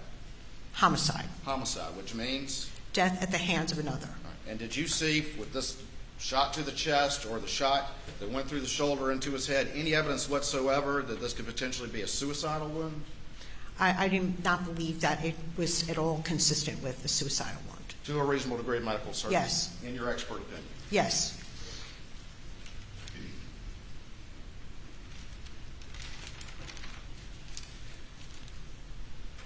Let's talk a little bit more about the head wound. And you've been asked a lot of questions about the possibility that this was a contact wound from the top of the head. Is that correct? Yes. And your opinion, to a reasonable degree of medical certainty, is that it is not? It was not. Okay. And let's talk about, just very quickly, without belaboring the point, some of the reasons. First of all, you saw no soot, correct? Correct. And then also, with the damage inside Paul's head, did you see any evidence that would indicate that the force of Your Honor. Did you see any evidence that would indicate to you, from the damage that Paul suffered, that the force of the shot was going this way as opposed to that way? Going down from the top of his head as opposed to going... Yeah, I don't believe that it was going from the top of his head down. I don't think the damage to the head was consistent with that. Okay. And with the brain, you said that the brain came to you in a separate container. Is that correct? Yeah, most of it. All right. Yes. And did you, in examining the brain, did you see any evidence whatsoever that would have been consistent with the force of the shot, including the pellets and everything else, going into the top of the head and into the brain that way? No, I did not see any evidence of that. To a reasonable degree of medical certainty? Yes. Did you find any wadding in Paul's head cavity? I don't think there was any wadding.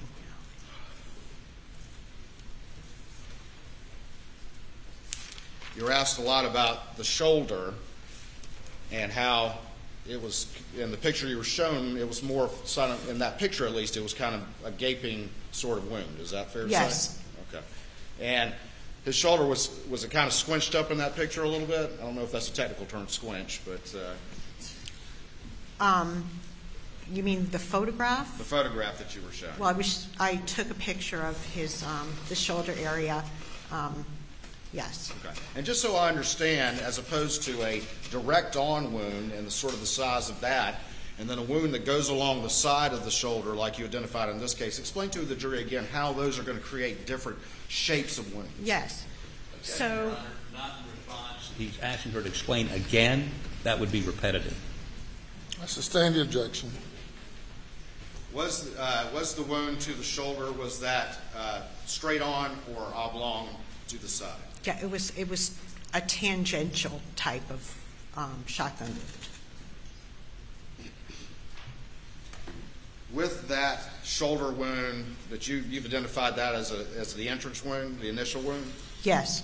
would you still expect to find the pellets in that wound consistent with what you saw in Paul? Yes.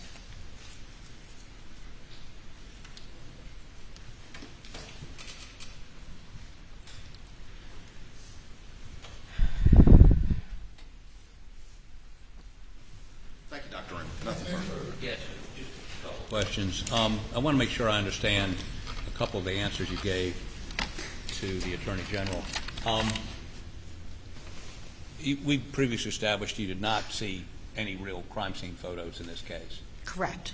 In many crime cases or some crime cases, do you look at crime scene photos to help you or assist you in your opinions concerning certain things in the autopsy? No, honestly, I don't. It's my job to examine the body, and I come to my conclusions, and I don't really, look at the crime scene photos. I could potentially ask for them if I saw something very unusual, and I'll say, wow, how did that happen?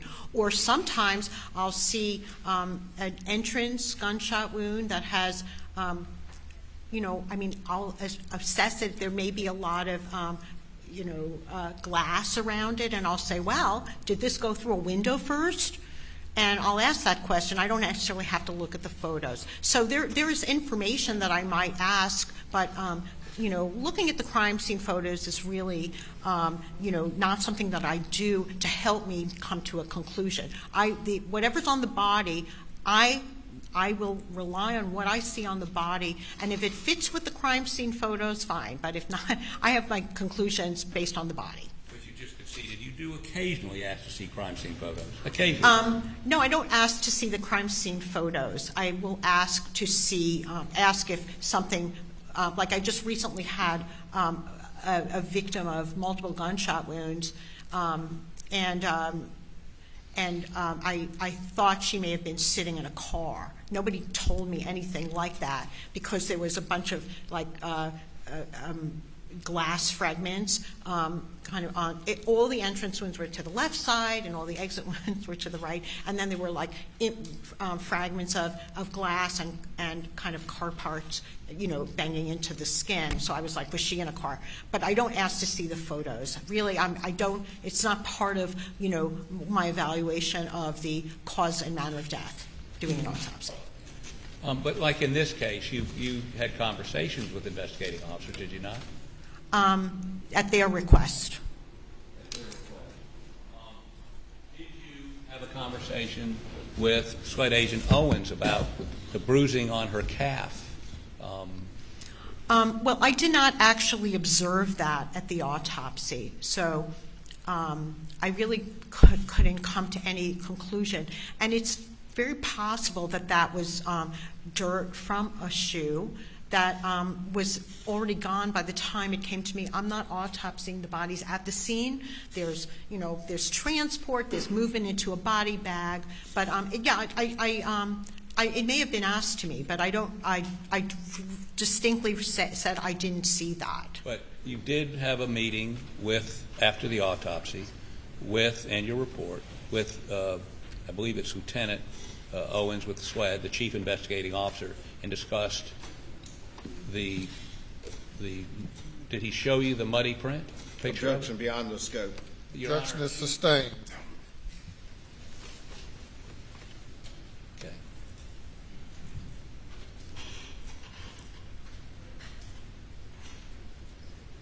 Well, I think that's probably all I have. Thank you so much for being sure. here today. But an opinion is an opinion, right?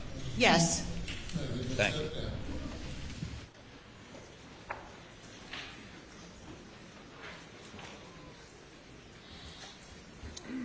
Ladies and gentlemen, we'll take a break for about 15 minutes. Please do not discuss the case.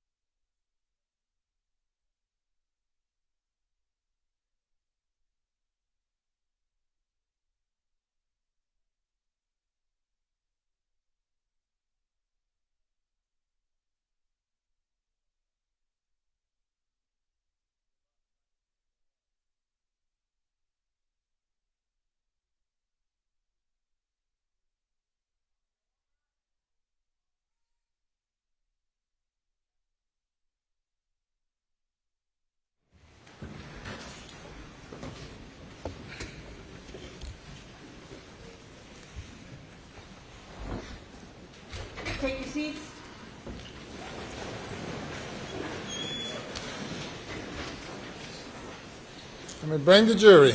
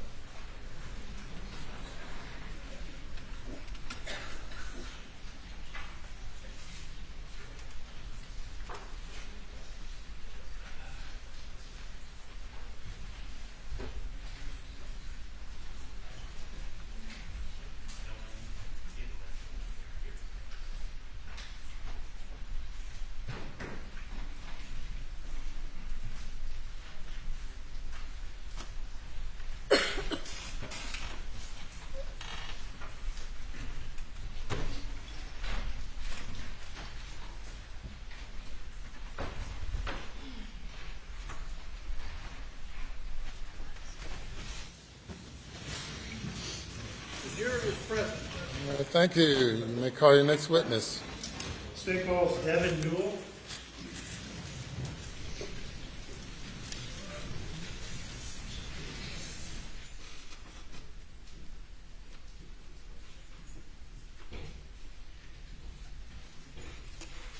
Good morning.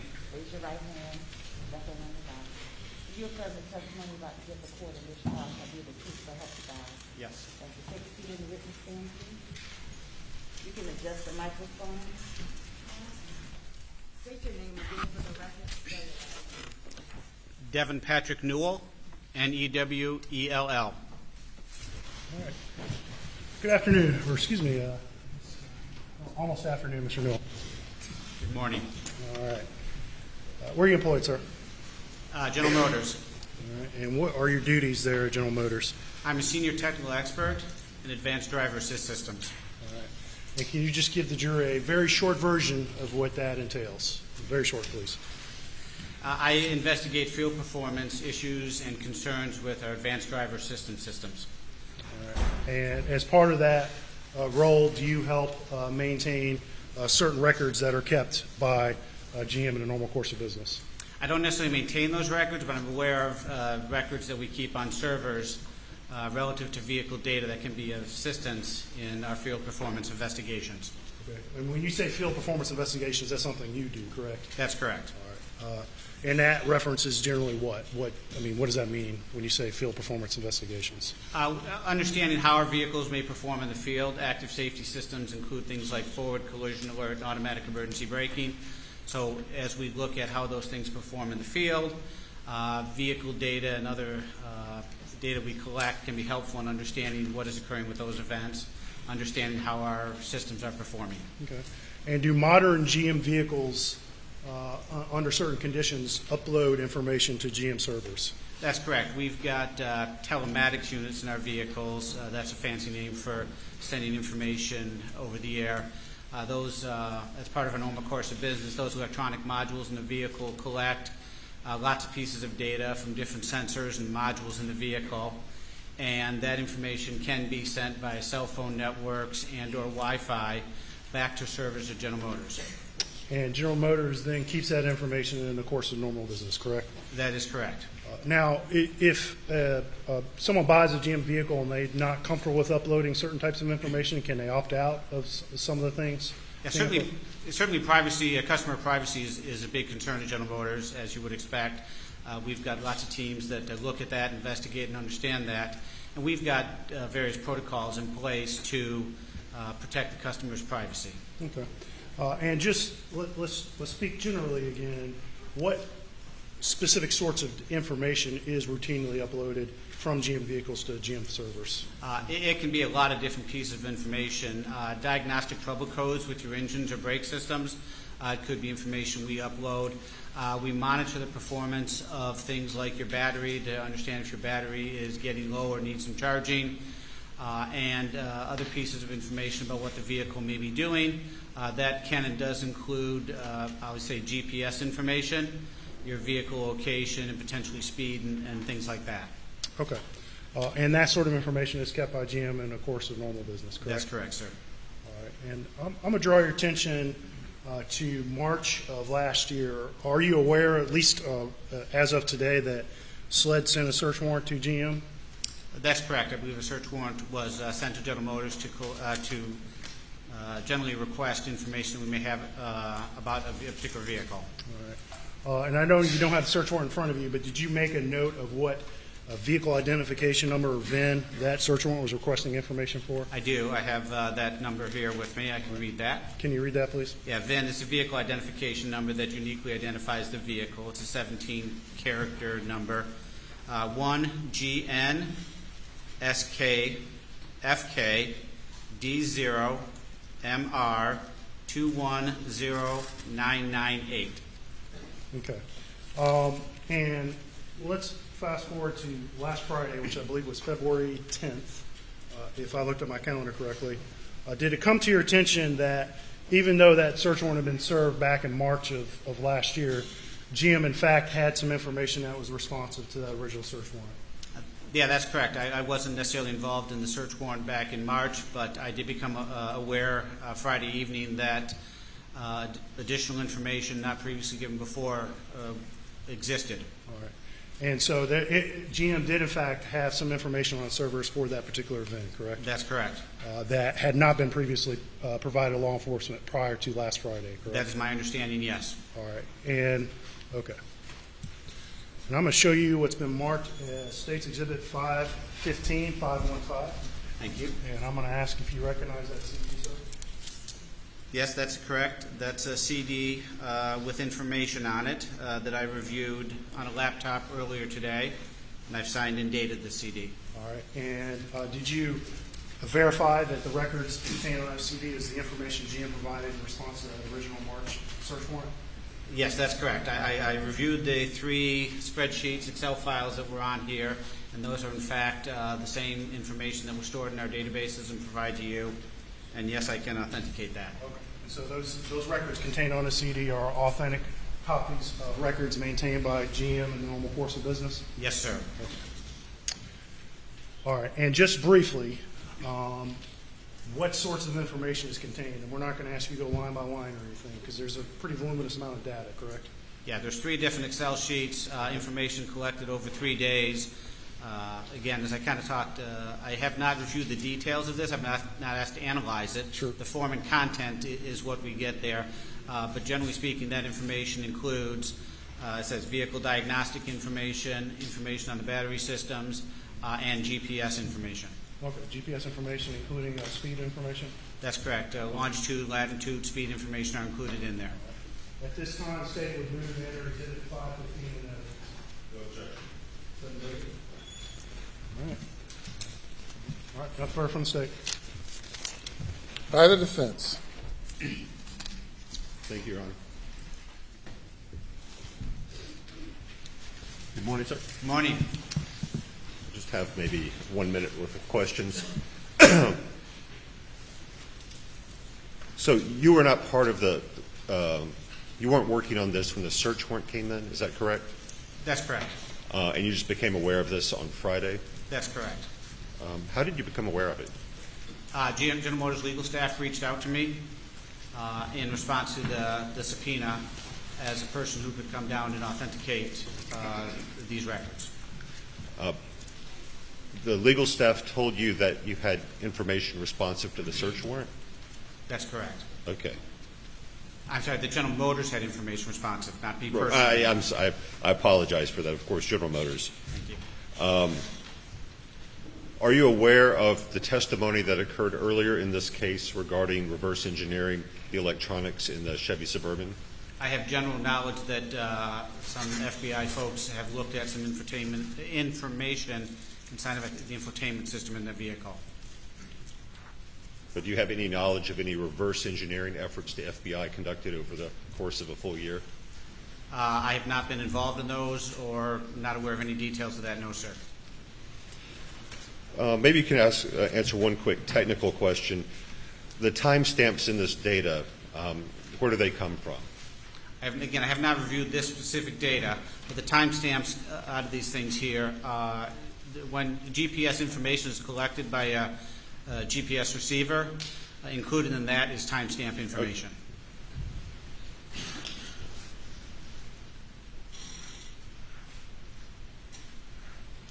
And then finally, this is information that was uploaded to a server at GM. That's correct. No further questions. Anything further? Nothing stated. You may step down.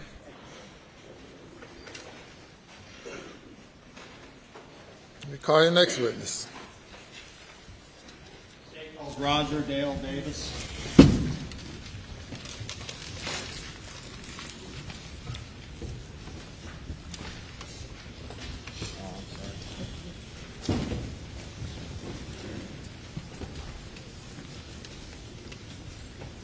Raise your right hand and raise your hand, Bible, please. Do you swear or affirm that any testimony you give today be the truth, whole truth, and nothing but the truth, so help you God? Yes. All right, you would please, sir, be seated. State your full name for the record, spell your last name, and adjust the microphone so they can hear you.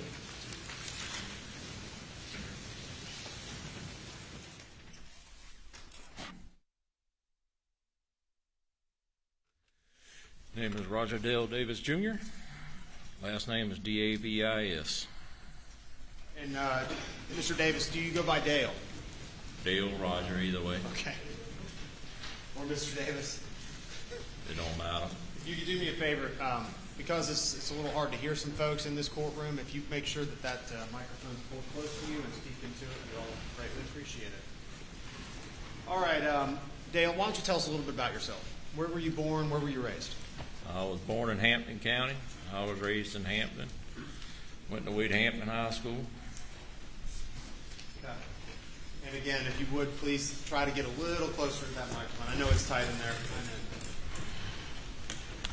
All right, what line of work do you have you done? Construction work all my life. Did you ever have an opportunity to work at the farm in Moselle? Yes. Okay. Is that close to where you actually live? Mile and a half.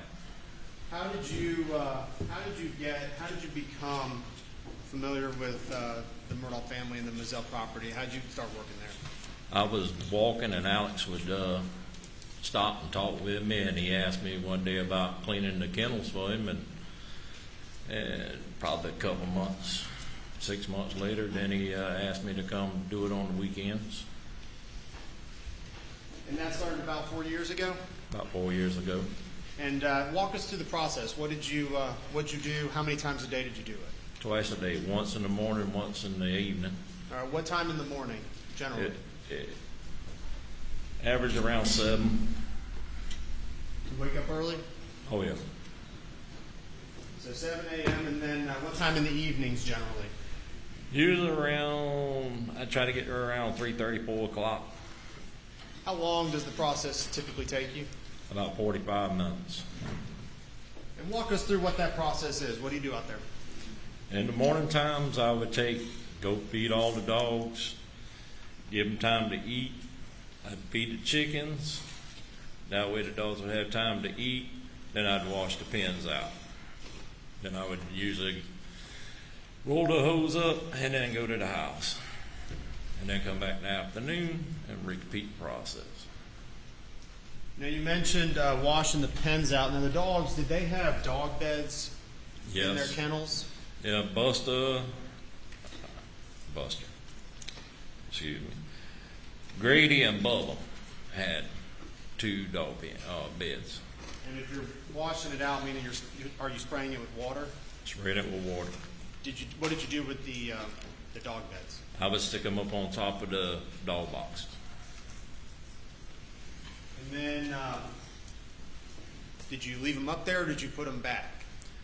Normally typically, once I wash the pens out, I would lay them back down, especially if it was cold in the wintertime, I would lay them back down on the ground. But during the summertime, you would wait to that afternoon to lay them back down on the ground.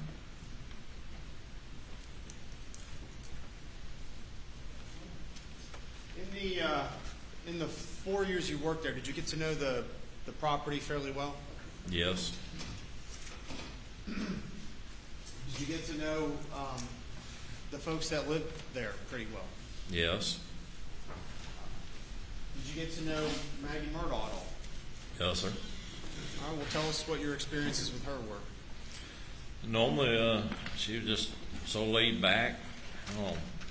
She would talk to you like a normal person. we'd sit there and talk about the dogs. She'd talk about sometimes where she would be at the beach. But she normally would tell me, you know, I'm going to the beach, I'm taking Bubba and Grady with me or whatnot, or I'm going to leave them. You know, or if it was real hot, she would want me to put them over there in the ice house, turn the air conditioner on where they have the ice, the coolers at, Did Maggie like to spend time with the dogs? all the time. And you mentioned the ice house. Was that the processing house kind of on the back of the hangar? Property, that was the, And why was it air conditioned? Is that why you said she put them in there? now, during the summertime, if it got real hot. And that house, does it have air conditioning? That shed? Yes, sir.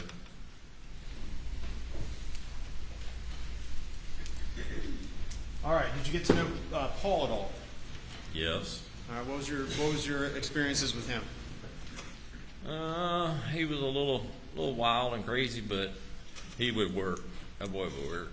He liked being at the farm. He liked getting out and doing things, hunting, but he would work on the tractor or whatever, and Daddy needed him to do. And did you get to know Alex? I did. Is he here today?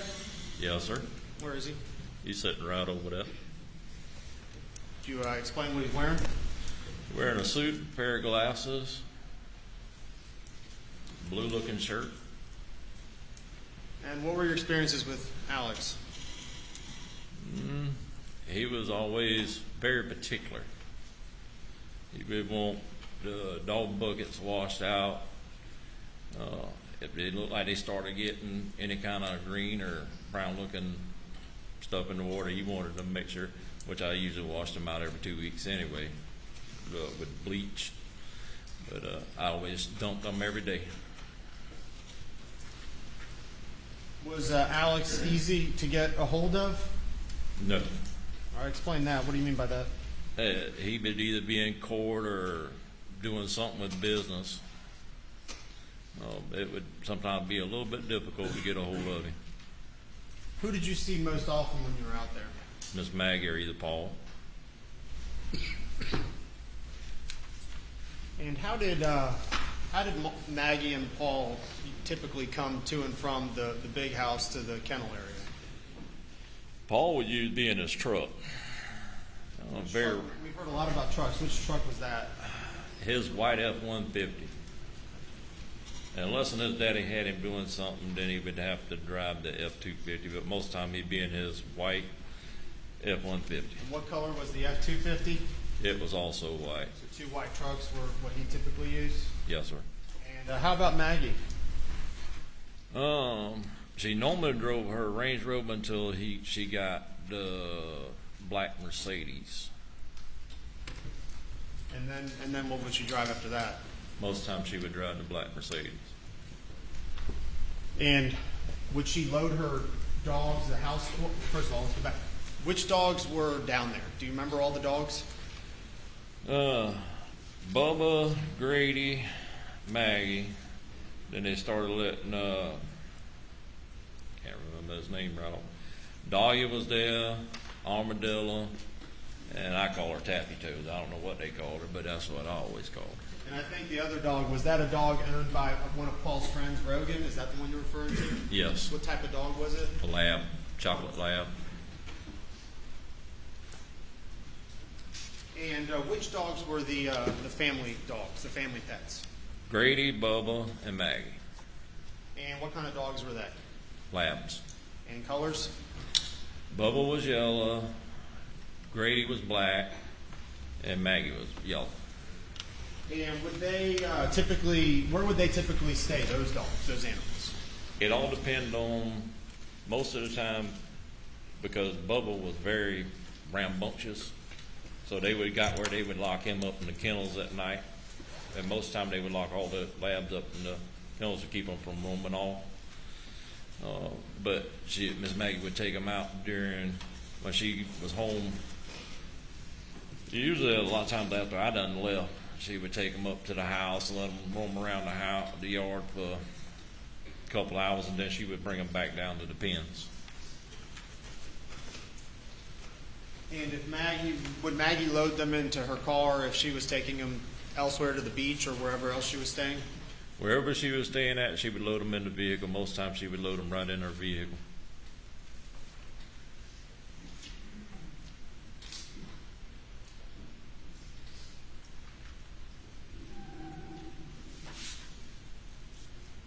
Dale, I'm going to hand you what's been marked State's Exhibits.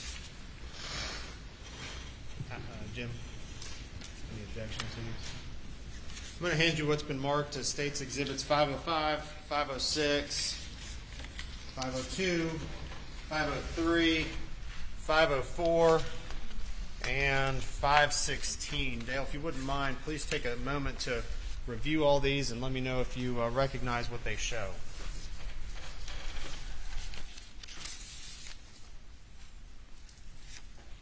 They showed a kennel. Okay, and then I believe there's one diagram there, if you recognize what that shows. It shows diagram drawing of the kennel. Very good. Your Honor, we'd move to place all those exhibits into evidence, I believe, without objection. No objection, Your Honor. They're admitted without objection.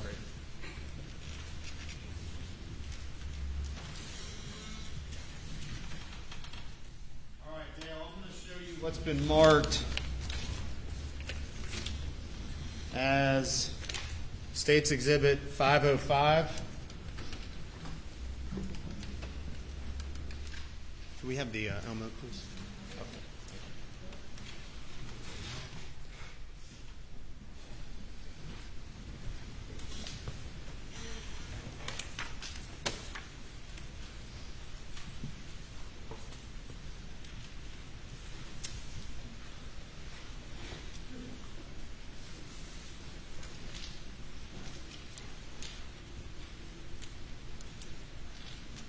Dale, while we get this loaded up, tell me a little bit. I know, did you have a particular way of hosing down and with dealing with the hose? Tell us a little bit about what that was about. The particular way of me putting the hose away, or Right. normally after I got through washing, I would stretch the hose straight out Into which direction? back towards the shed room right there, the dog feed room. All right, and we now have the Elmo up. We're looking at Exhibit 505, and the feed room, I believe, is what you're referring to. Is that the structure on the far right? Yes. Okay. All right, and then where is, in this picture, where is the hose you're talking about located? It's back towards the left-hand side, back towards the forest end. Is that yellow That's that dish yellowish wrapped up? green-looking hose. All right, go ahead and explain to us what you would typically do after rinsing off and putting the hose away. I would stretch the hose out back towards the feed room. I would cut the valve off at the top, which is right up above as the hose come in. Then I would walk back down and cut the valve on at the end of the hose. That way it would release the pressure, and then I would roll it up slowly until I had it uniform. Were you pretty particular about how you wound that hose? Yes, And why would you do it that way? And did you do it that way every time? every time. And why would you do it so particularly? Because if you notice how the hose right now is kinked up, it would start making the hose, if you didn't do it right, eventually would it keep kinking, it would start making it where it didn't want to, and it would cause the hose to start having little splits in it. The picture that you're seeing there, that hose, is that the way you would rewind it up? No, How do you know?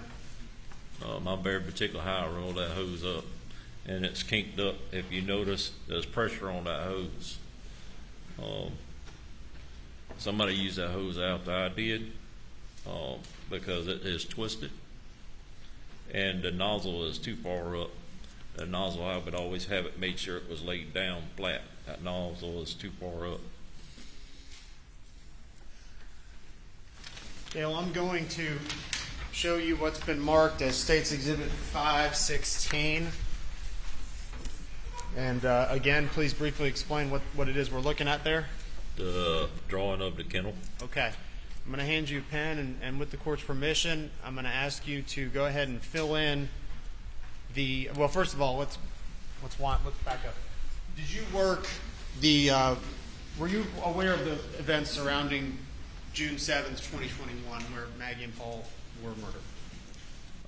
I received a phone call from CD that the sled wanted to see me because Miss Maggie and Paul had been murdered, and I thought he was joking, but he told me no. I told him give me 5 minutes, I'll be up there, because I was going to carry my trash off at the time. And I got up there, and the dogs was raising Cain, and I asked them could I go ahead and feed the dogs so they would quiet down. And they told me to give them a few minutes, and then they gave me permission to feed them. As soon as I fed them, they just quiet down. They didn't bark no more. Okay. So you were familiar about that incident? Event? Yes, sir. And you went out there what day? That morning. Was that the 8th, the morning of Tuesday? When the murders happened, yes. Did you work every day leading up to that day? Yes. And did you do that normal routine which you already described? Yes. All right. And did you in fact do that normal routine on the Monday before the murders? Yes. Okay. Walk us through that day. What did you do in the morning? I got there probably around 7:27, 8 o'clock. It all depended on when I got up. But most time I got up early, I would be there before 6:30, 7 o'clock. I would go through there, feed the dogs, then go feed the chicken. That give the dog time to eat their food, and then I'd wash the pens out. And was anything unusual or out of place when you were down there in the morning? No. And did you repeat the process again in the afternoon, in the evening time? I did. All right. What time did you, on Monday, June 7th, what time did you go back to the pens? I got there before 4 o'clock.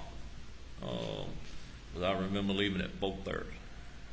All right. And was anyone there at the time you went to the dog kennels that day? No.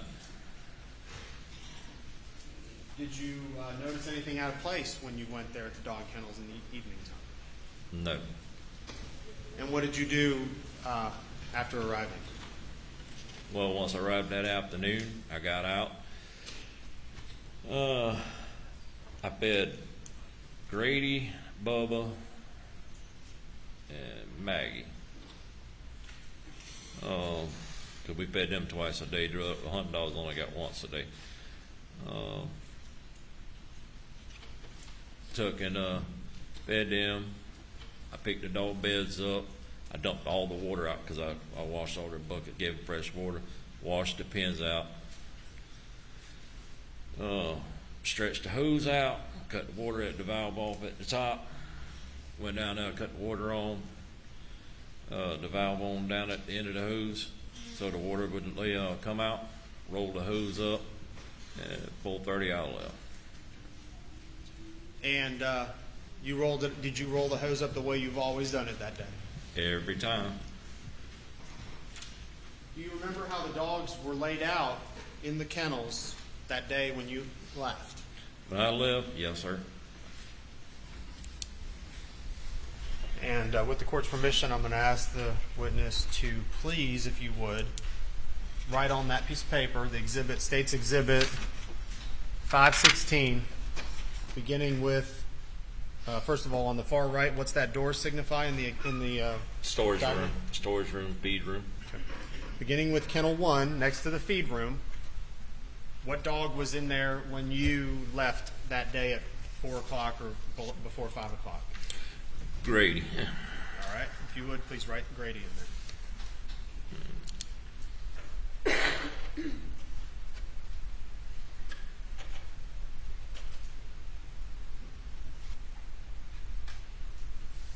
Okay. And then moving on to Kennel 2. What dog was in Kennel 2? Bubba.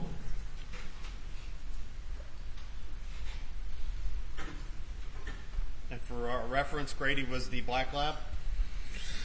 Grady is the black lab. Okay.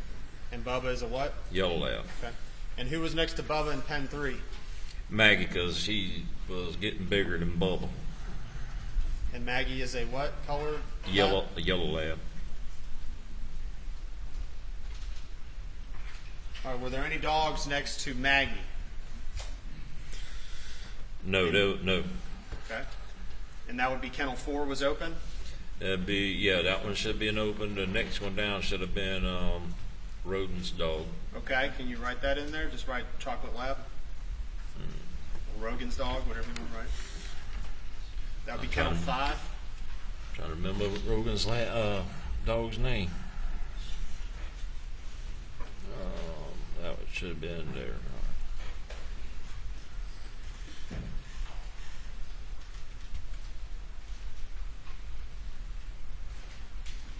I don't remember what Rogan's dog's name was at the time.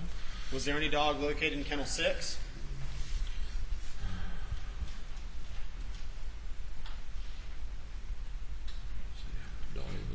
And if you want to work, however you want to do it, sir, if you want to just fill out the rest of the dogs, the working dogs, that's fine. Well, Dahlia was at the very end, kennel 10. I know that.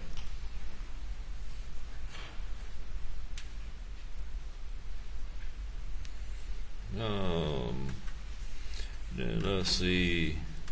Armadillo should have been the next one coming back from Ken. Let's see, empty on 9. All right, that should have been on. Yep. Armadillo should have been right past the hose right there.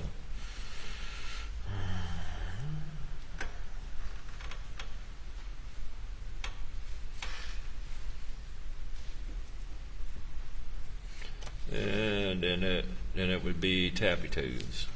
It would have to be Tappy Toes right there because they always kept Rodin's dog and Maggie. There was a kennel in between them. So that should have been Tappy Toes right there.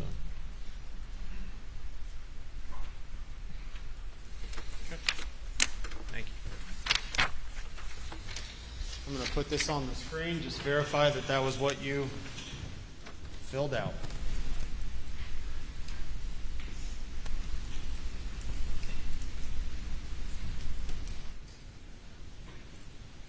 All right, Mr.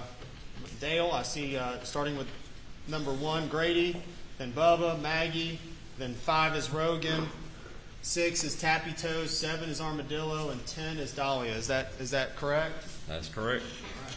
And that's the way it was when you left the property at around 5 o'clock that Monday, June 7th. Yes. And for our reference, on this diagram, that green circle, that represents what? The hose. Garden hose. All right, I'm going to show you a few more pictures. If you would, just describe what we're seeing. Are you familiar with that angle? Yes. All right, where are we looking at at this angle? Where are we looking at things?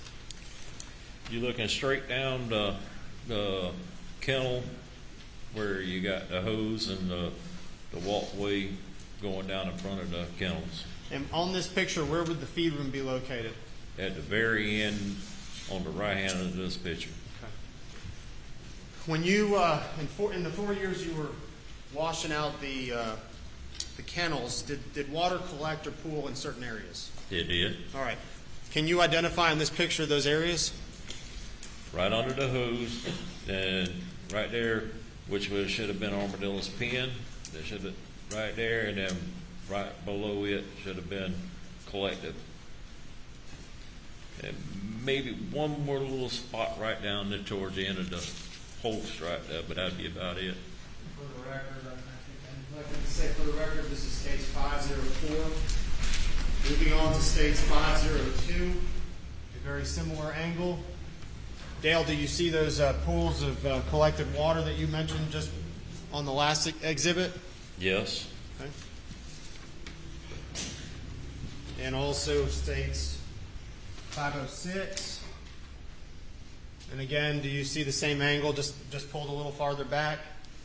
Yes. Who's the dog there on the last pen that we can see in the dog shed, in the dog house? Dahlia.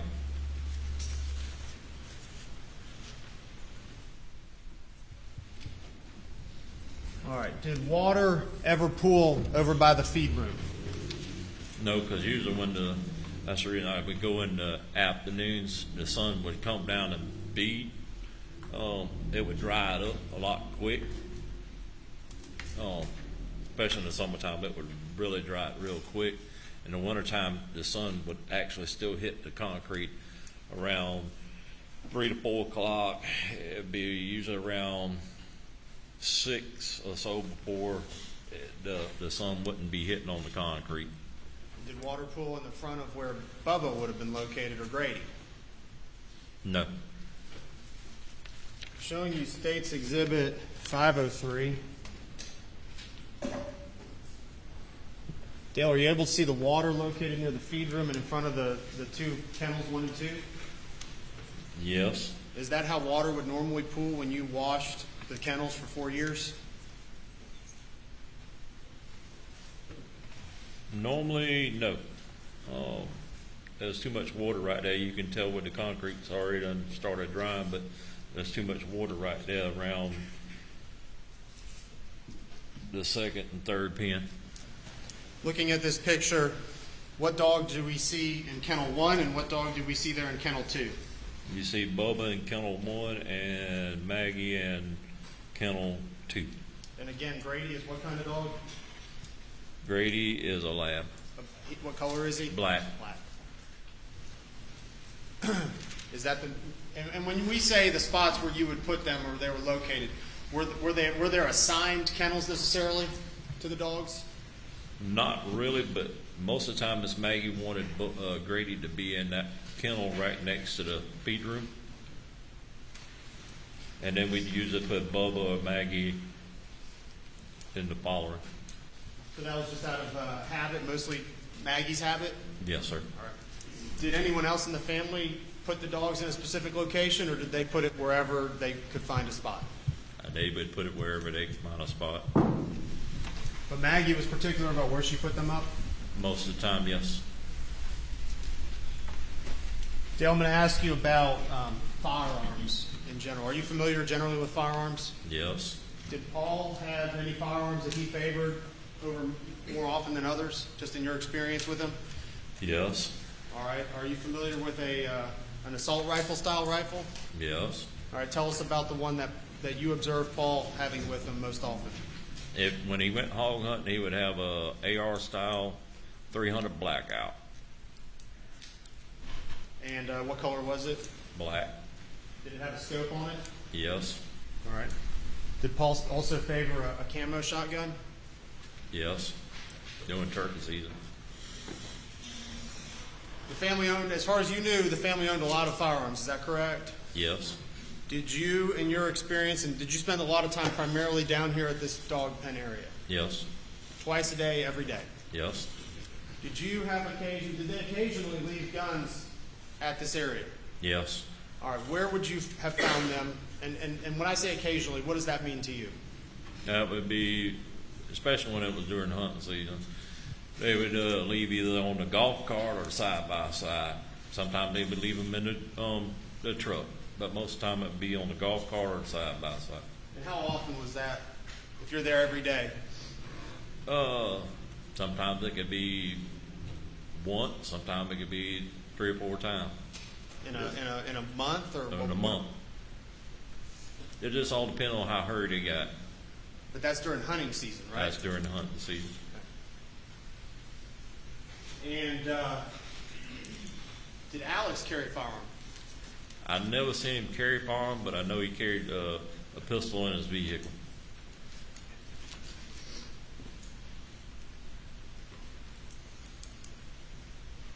Did you have a chance to listen to a kennel video in meeting with law enforcement? I did. And did you identify the voices on that kennel video? I did. Whose voices did you hear? Paul, Maggie's, and Alex. In all the time that you spent out there in the 4 years, every day, twice a day, did you ever see a gun left in the feed room? No. And you went in the feed room every day, twice a day for 4 years? Yes. Back to court's indulgence.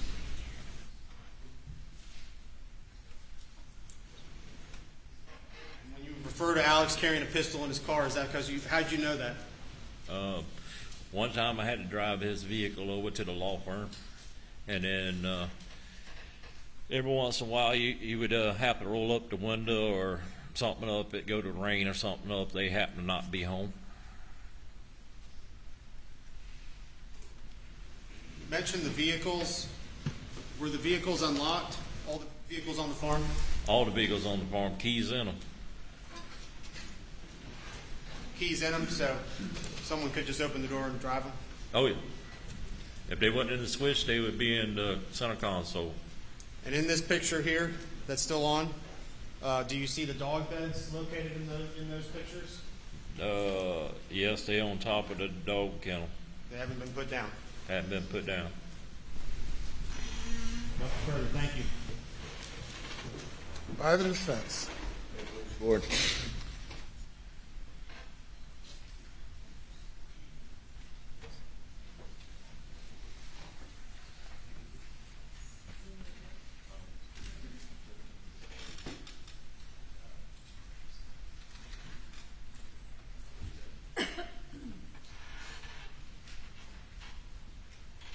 Good afternoon, Dale. Afternoon. I'm Jim Griffin.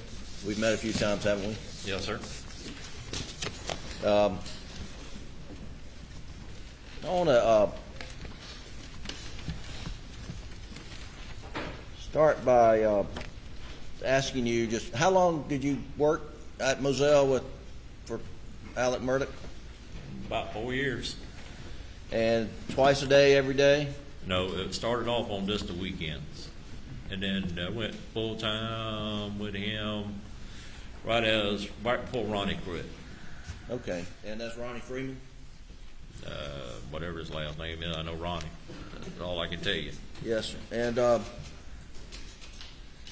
couple things. You've said you've never seen guns left in the feed room, but you certainly seen guns left down in the work shed and Yes. and then the what you call side by side, and that's a off-road vehicle that two people can sit beside each other. Yes. And then I guess they had golf cart down Yes. there, and you seen them left guns there. Yes. And you have seen guns left in their vehicles, Yes. unlocked, right? Unlocked. And hog hunting, there's really no season for hog hunting, is there? No. And a couple of those dogs in that kennel were used for hog hunting. We had Paul had got rid of the blue tick, but he kept armadillo, but he never really hunted him anymore after that last time he got hurt. Right. Now let's just be when you're hog hunting with dogs, I don't think you can use a gun, can you? Oh yeah, you can use a gun. Oh, you think? Okay. Unless you man enough to go in there and catch him by the foot and bring him out. Well, somewhere along the way, I heard you had to use a knife as opposed to a gun, but I don't.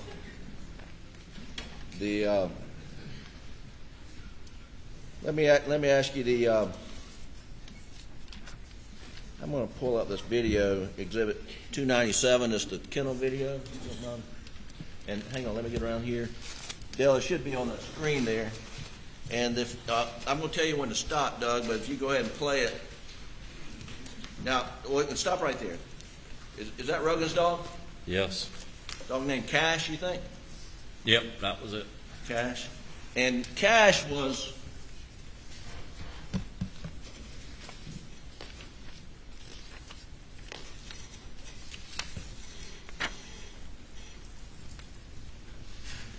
I'm saying, but what you've got labeled on Exhibit 516, Cash would be in kennel number 5. Is that right? Should have been around. And that's a few kennels up from the hose. Is that right? Yes. Okay. All right. We're gonna run this continue, and I get ready to stop when I tell you, Doug.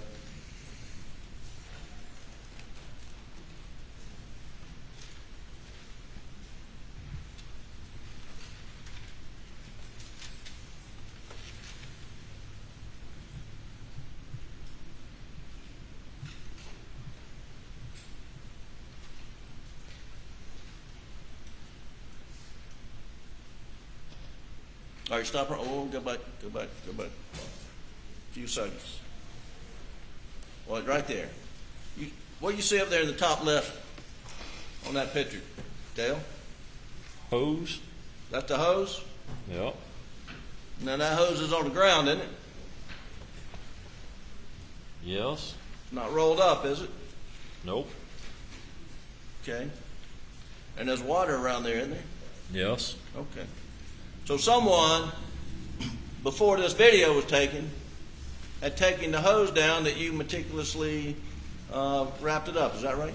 Yes. Okay. You can take that down. Now, you said Mr. Elliott was particular about how the hose should be wrapped. Is that right? Well, not particularly him. He liked it to be wrapped up, but he wasn't very particular how, as long as it was wrapped up out of his way. Okay. But I was very particular how I wrapped it. You were very particular. Yes. Okay. How about Paul? Was he meticulous how he wrapped it? No. Okay. All right. The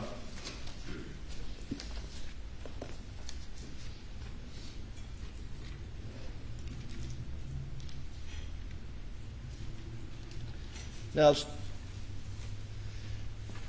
you mentioned that water would not normally accumulate up by Grady and Bubba's because that's where the sun would come in the evening. You washed it because if you didn't be very particular, right? They didn't seal up underneath that door, so the inside the jams started to rot. So I tried to make sure, because if it was any kind of puddling or whatever, you'd have to make sure it was gone. Right.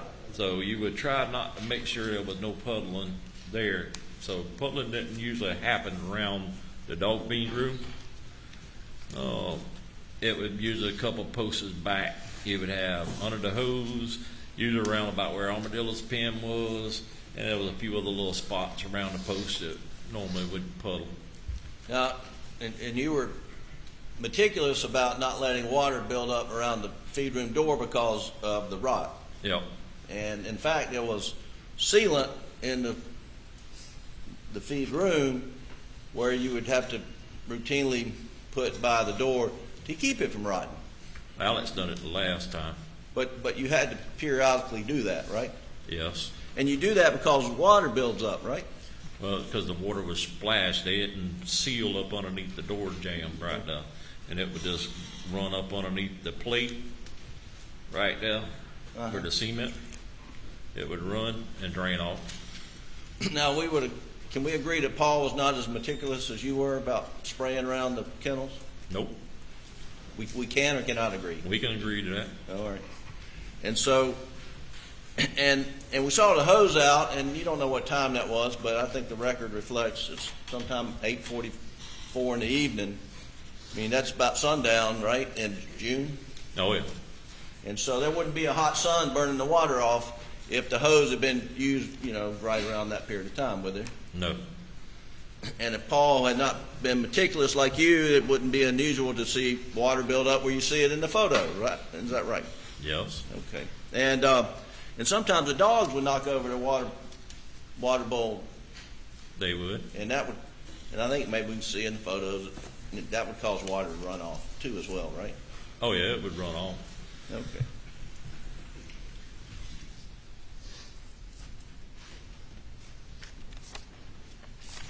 Now, Dale, what's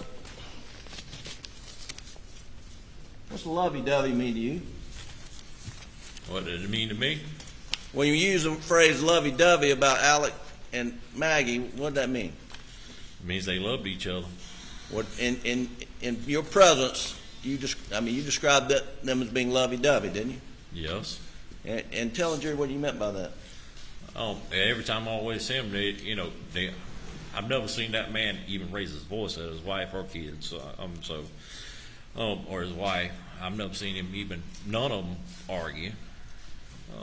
But he always, anything she wanted or the boys wanted, he would try to get it. And what was your observation about his relationship with Paul? they like to hunt and fish together. I mean, they drink beer together. Okay. And his relationship with Buster? I didn't see Buster as much, but it was always friendly. I mean, just never seen any harmful way or anything with them. You remember, Dale, one time one of the hunting dogs got hung up in one of the kennels, Yes. choking to death. Yes, And that dog was badly injured, wasn't it was. It didn't And- survive. he? And the decision was made to mercy to put the dog down, wasn't it? Yes, And Mr. Allen couldn't shoot that dog. He asked you to do it, didn't yes, he? And did you do that? yes.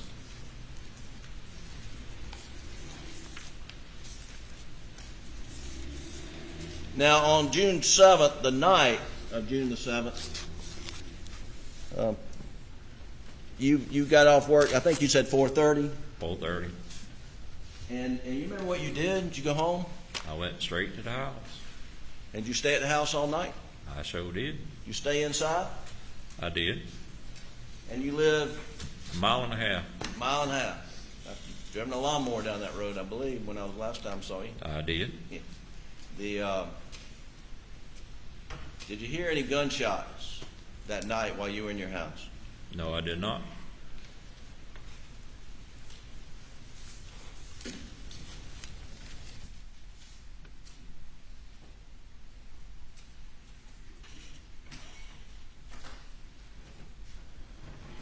Now, you mentioned Paul liked to hunt with a blackout, 300 blackout, I guess? He did hog hunt. Yeah, before the murders, when's the last time you saw that gun? You remember? I cannot remember exact, but it was quite a few months. He had said something about going hog hunting. He had it in his truck. Right. Okay. But it was a couple of months. I know at least 5 or 6 months. All right. Two last points. Bubba's been getting a bad name, but Bubba's a little stubborn dog. Stubborn? No, he just rambunctious. But would he listen to you? Somewhat. You listen to Alec? He would. And in that feed room, did you keep shot collars back there for the hunting dogs and stuff? We did. What else was kept in that feed room besides feed? Shot collars, feed, chicken feed, the GPS tracking collars. Was there some medicine?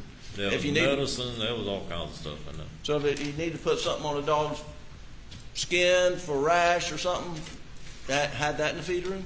Had that. And now Ms. Maggie would go down there. I mean, you said she'd take a Mercedes sometime, but she'd ride her bike down there too, wouldn't she? Bicycle, golf cart. And then sometimes she would walk. She'd walk. And she liked to get the dogs out. Grady and Bubba and Maggie, I think, was Mr. Randolph's dog, wasn't it? Yes, sir. And she liked to run the dogs in the golf cart sometimes, let them run behind. She would. Sometimes she just would get out there and walk. But now those were pet dogs, but they stayed at the kennel, right? Most of the time they did. And they didn't let those dogs in the house because Buster had eczema. Were you aware of that? I didn't aware of that. I knew they would take them up to the house. Now whether they went in, I didn't know. You didn't know whether they went in or out or did not? I know they stayed outside around the house. And you know they had an electric fence? They did. And sometimes it worked and sometimes it didn't? Yes. Okay. But it wasn't unusual for Bubba, Grady, and Maggie to be down at the kennels at night, right? It wouldn't. Okay. And they like to chase chickens? Bubba the one? They never would chase chickens until Alex had got a rooster that would roost right over there. After he let that rooster out, that joker got there would taunt them jokers. And they got where they would chase the chickens. Because That Rooster would be taunting the dogs. Yeah, I could beat the dogs to death. All right.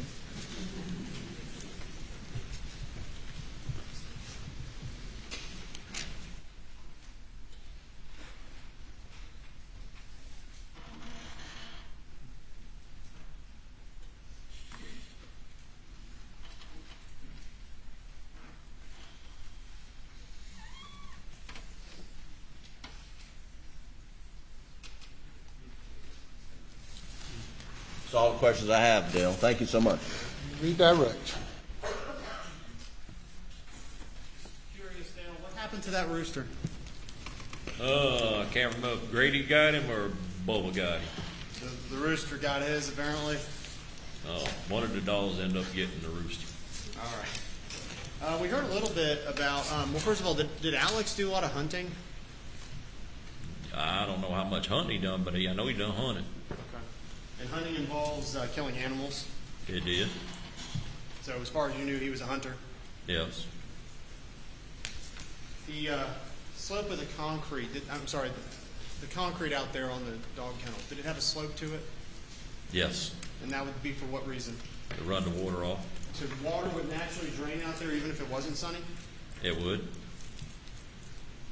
And I think you mentioned and talked at length about the feed room and how there was issues there, but were the issues caused, the Whiting Road, was that caused because it was actually draining? When they done that room, they didn't, like I told that gentleman over there, they didn't seal that bottom plate like it should have been. And it would allow water, when you sprayed the concrete off, that water kept just slowly getting underneath the concrete until it started rotting out around the door jambs and stuff. If Maggie was down there at the kennels, would she have put the dog beds down for the dogs? She would have.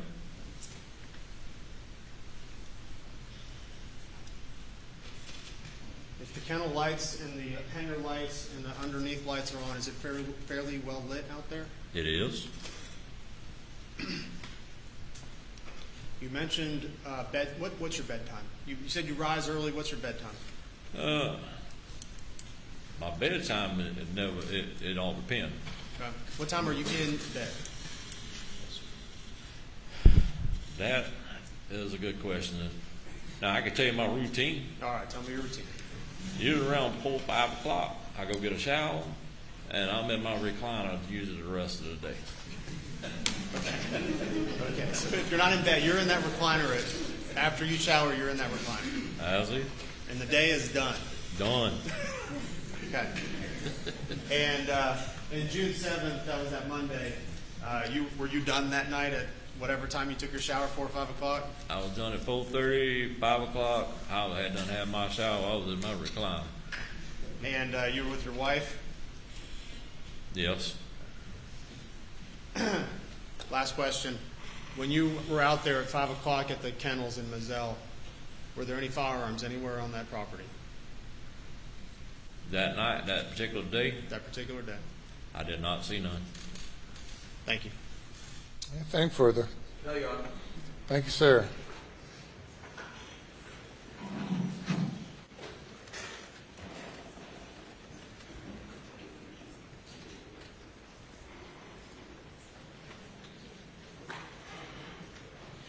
Call your next witness. State calls Carson Burney. You're good. Thank you.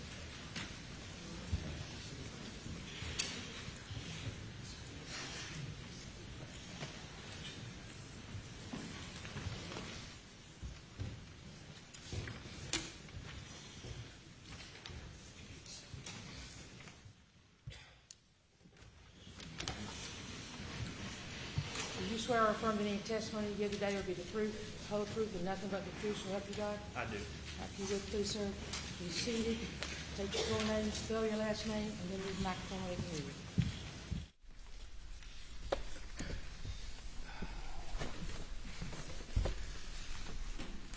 Carson Burney, B-U-R-N-E-Y. Now it's the afternoon. Good afternoon, Mr. Burney. Afternoon. Tell us a little bit about yourself, Mr. Burney. My name is Carson Burney. As I mentioned, I've lived in South Carolina a little over 20 years. I graduated from University of South Carolina 2013 with a degree in finance. In 2015, I went back to USC, completed a 6-month paralegal certificate program there. 2019, I joined the Department of Revenue as a sales tax auditor. And in 2021, I was hired on as the forensic accountant in the state grand jury division at the South Carolina Attorney General's office. So we work together. We do. We used to have offices right next to each other. About how long have you been with the Attorney General's office again? Approximately a year and a half. And about how long were you with the Department of Revenue before you came over to us? A little over 2 years. And say again for me, what is your job title with the AG's office? I'm the forensic accountant in the state grand jury division. All right, forensic accountant. What is a forensic accountant? So a forensic accountant, it's a broad term, but essentially what I do is compile records, primarily financial records that include loans, credit card statements, bank account information, compile that information, and then pass it on typically to law enforcement or the prosecutors in my section. Right. And when you talk about you look at these records, what sort of volume of records are we talking about? Hundreds of pages, thousands of pages, 10,000s of pages? In this case, thousands of pages of records, yes, sir. Thousands of pages? Yes. Would it be fair to say tens of thousands of pages? Probably, yes. Okay. Do you like your job, Mr. Burney? I do like it. It can be tedious, but I do like it. I find a sense of fulfillment. Do you have any certifications in connection with your work? I do. I am a certified fraud examiner, which is a test, essentially. You learn and you are tested on different fraud schemes, how to investigate those fraud schemes, the law surrounding that, and then different fraud prevention and deterrence methods. As a forensic accountant, are you familiar with the concept called tracing? I am. What is tracing? Tracing, in the context we're going to talk about, it's looking at the source of funds and tracing it out through to see where the final disposition of those funds ultimately end up. And in your employment as a forensic accountant, have you had opportunity to conduct any tracing analysis on records provided as part of this case? I have pretty much all the alleged stolen money I have traced. Your Honor, the state would at this time move to qualify Mr. Burney as an expert in forensic accounting, particularly as to the tracing of funds. Your Honor, we don't have any objections to its qualifications. We would renew our previous objections on this whole line of testimony under 404 and 403. He's qualified as an expert. Are there different ways of tracing funds, Mr. Burney? There's several different methods. What method did you apply in this particular matter? I used what's called a first in, first out method. Simply put, the first money into an account that I'm looking at is the first money out. And in context of the tracing, it'd be the money from the source of the checks and then the first money out. Now, and I kind of jumped ahead of myself a little bit, when money is moving around between different bank accounts, the banks aren't transmitting, the serial numbers on particular dollar bills, are they?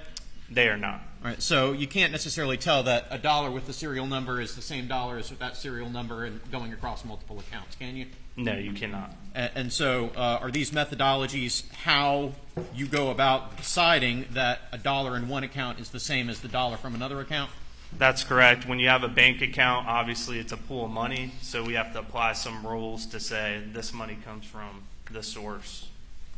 Now, you indicated you use the first in, first out method. Is there any sort of lay explanation or description you can provide to us? Yes. I like to use the example of, say you have $10 in your bank account, and for this example, we'll say it's legitimate money in that bank account. You go over to Grandma's house, you get sticky fingers, you take $10 out of Grandma's purse, you put that money in the same bank account, so now you have commingled funds, and we'll call the $10 from Grandma's purse illegitimate funds. And then you have a transaction, let's say it's $15, so you're pulling partially from the $10 you previously had, the legitimate funds, and then $5 out of the $10 from Grandma's account. So that's how the first in, first out method would work. And so under that first in, first out method, what portion of that $15 would come from those legitimate funds, and what portion of that would come from the sticky fingers money?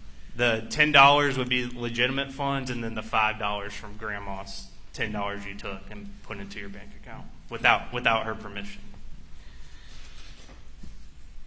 What other methodologies are there for the tracing of funds? There's a lowest intermediate balance rule. Typically, you see it in trust fund accounting. It's with commingled funds. And typically, the principle behind that is any withdrawals out of those commingled funds are deemed to be personal funds, and the funds remaining in that account would be trust funds. You see it sometimes in bankruptcy proceedings. Another one is the one I mentioned, the first in, first out method. Then you have the reverse, which would be the last in, first out method, or last in, first out method. And then one I call essentially a proximity rule. If you see a large transaction, a large deposit come in and then almost immediately come out with a similar amount, you can draw a conclusion that those funds were to fund that other transaction. So to go over that last one a little bit, if you're looking at a bank account and you see $1,000 come in and then right away $1,000 come out, would that be the proximity rule that you just described? That's exactly correct. And in that circumstance, you wouldn't even necessarily need to apply that first in, first out, or last in, first out, or any of the particularized math. You just say 1,000, it's all the same. That's correct, yes. Okay. In this particular case, were you asked to look into the deposit of $792,000 into accounts under the control of Alec Murdaugh? I was. All right. When was that money deposited into which accounts? Can I review my notes? Please do.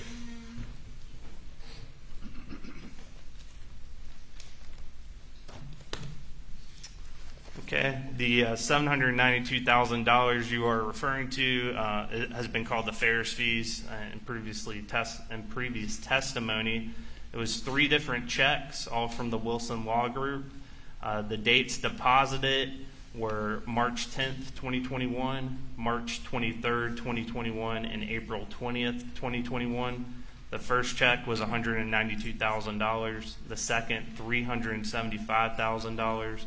And the third was $225,000, and all had a check date of March 10th, 2021. And I'm sorry, what was that last date again? The last date, the $225,000 was deposited on April 20th, 2021.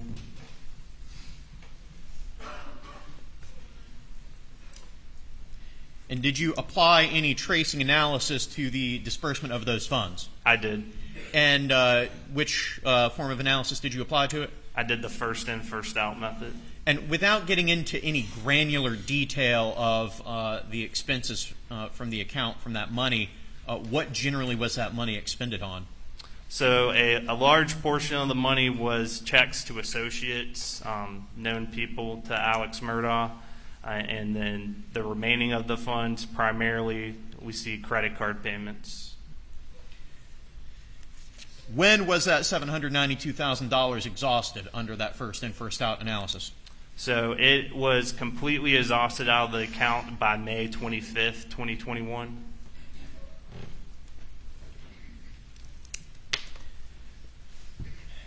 There's been a lot of attempts at math from the stand over the course of this trial. Am I correct in judging that to be roughly a month apart from the date of the last check deposited? Yes, that would be approximately a month from April 20th, 2021. So $792,000 exhausted in just a little bit over a month from the date of last deposit. And what was the date of the first deposit again? I apologize. The first one was March 10th, 2021.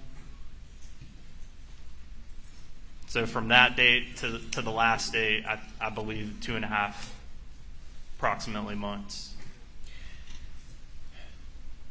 Were there into which account was that deposited again? So all 3 checks were deposited into a Bank of America account ending in 6779 under the name of Alex Murdaugh. Right. Now let's take a step back and talk a little bit about the accounts of Alec Murdaugh. Was that Alec's only account at Bank of America? No. All right. What was his other accounts at Bank of America? He had other accounts that have been called the fake forge accounts. There are 2 of those accounts, and the accounts seemed to run consecutively. One account ended, and then a second one was created. The reason, I'm not exactly sure just from looking at the statements, but there were 2 different accounts. There's also a credit card account at Bank of America. And did Mr. Murdaugh have accounts at Palmetto State Bank? He did. He had several accounts at Palmetto State Bank. Was there a particular account there that appeared in your analysis to be his primary account? Yes, an account ending in 6092, checking account. Generally speaking, when following funds from Bank of America, well, let me rephrase that question. Was there any pattern in the flow of funds after they were deposited into either the fake forge account or into that Bank of America checking account? Yes, so when checks were deposited into the fake forge account, typically they were transferred out or withdrawn in cash. If they were transferred out, normally they would go to his personal banking account ending in 6779.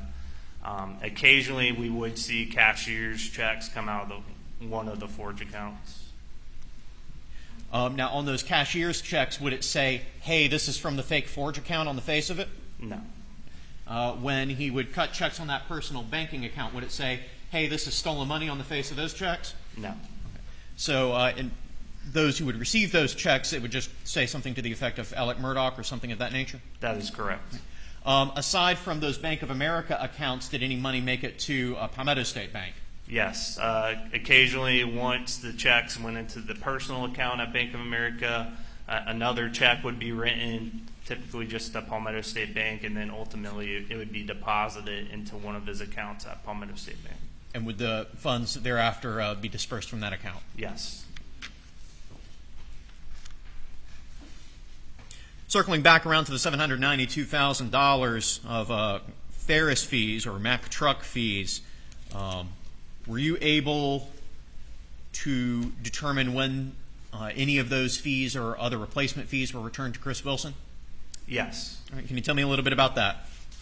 Yes. So previous testimony had mentioned a $350,000 wire from Palmetto State Bank that went to the Wilson Law Group.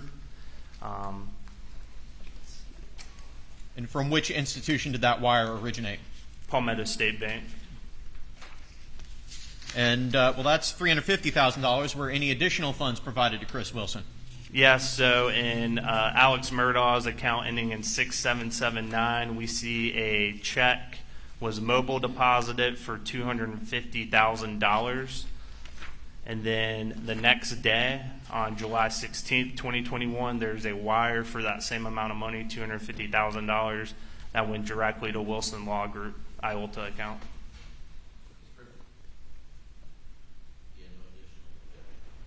I'm showing you a document that is labeled as States Exhibit 518. Do you recognize this document? I do. And is this the document that you were just describing of a $250,000 instrument deposited into Alex's account? That is correct. State moves to introduce into evidence Exhibit 518. No additional objection, Your Honor. Submit it.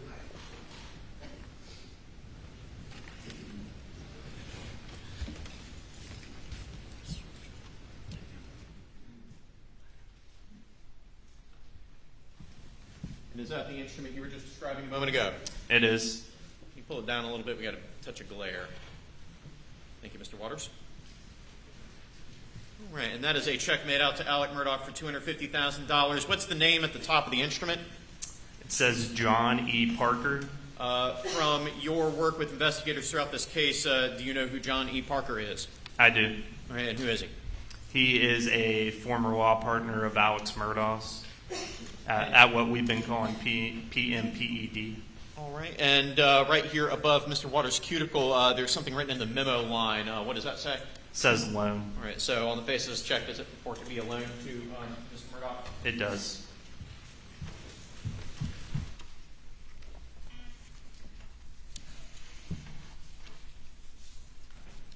So that adds up to $600,000. Did you identify any additional funds sent back to Chris Wilson's office in replacement of that $792,000? I did not. And I apologize if we took that With court's permission and I suspect without objection from counsel, we have redacted certain personal identifying account information from the face of this. Okay.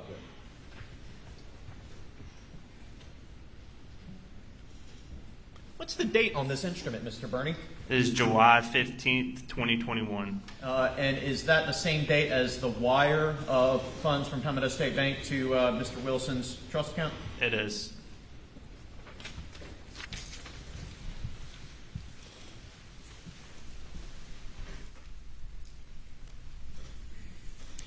In the course of your analysis, did you have an opportunity to look at Mr. Murdaugh's balances on or about June 7th, 2021? I did. And did you look at his balances on all of his deposit accounts? I did. And did you look at his balances on all of his outstanding loans and lines of credit? Yes, all that I've identified, I reviewed them, yes. In your opinion, Mr. Burney, on June 7th, 2021, across Mr. Murdaugh's deposit accounts and demand lines of credit, did Richard Alexander Murdaugh have $792,000 available to return to Chris Wilson? He did not. On that same date, June 7th, 2021, across his deposit accounts and his demand lines of credit, did Richard Alexander Murdaugh have $500,000 available to give to the sons of Gloria Satterfield? He did not. On June 7th, 2021, did Richard Alexander Murdaugh have, across his deposits accounts and his lines of credit, did he have $10 million available to meet the settlement demands of Mark Gensley? He did not have $10 million. And it might seem obvious, given that we went through each of those individual scenarios, but on June 7th, 2021, did Richard Alexander Murdaugh have enough money to fulfill all three of those conditions? He was not able to fulfill all three conditions. That's correct. No further questions for this witness, Your Honor.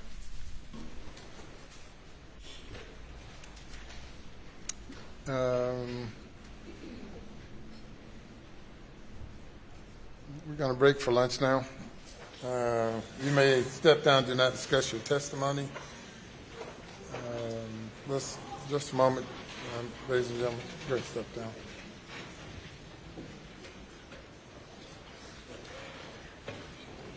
And we'll resume at 2:15. Please do not discuss the case.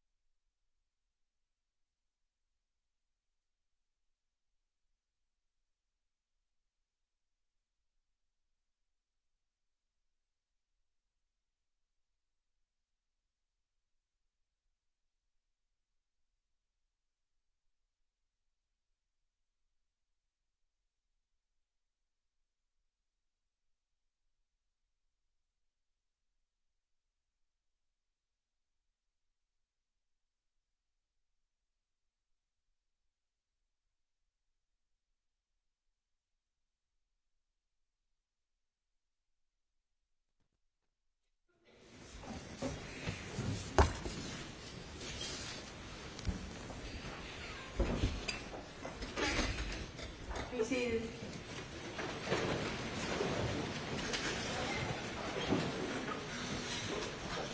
Okay, our witness.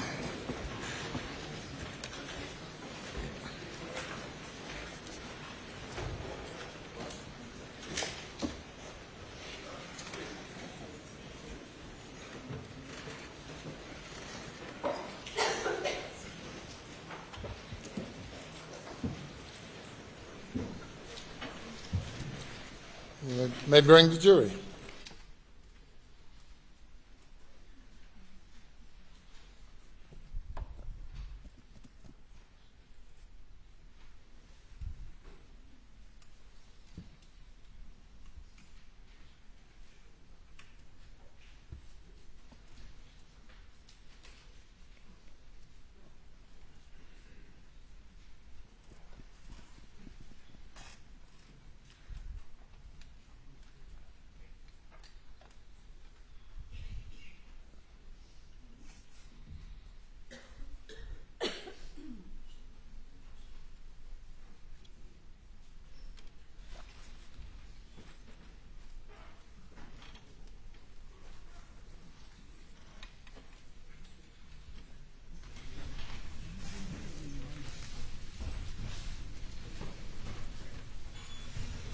The jury is present, sir. Okay, very good. Cross-examination. Thank you, Your Honor. Yes, sir.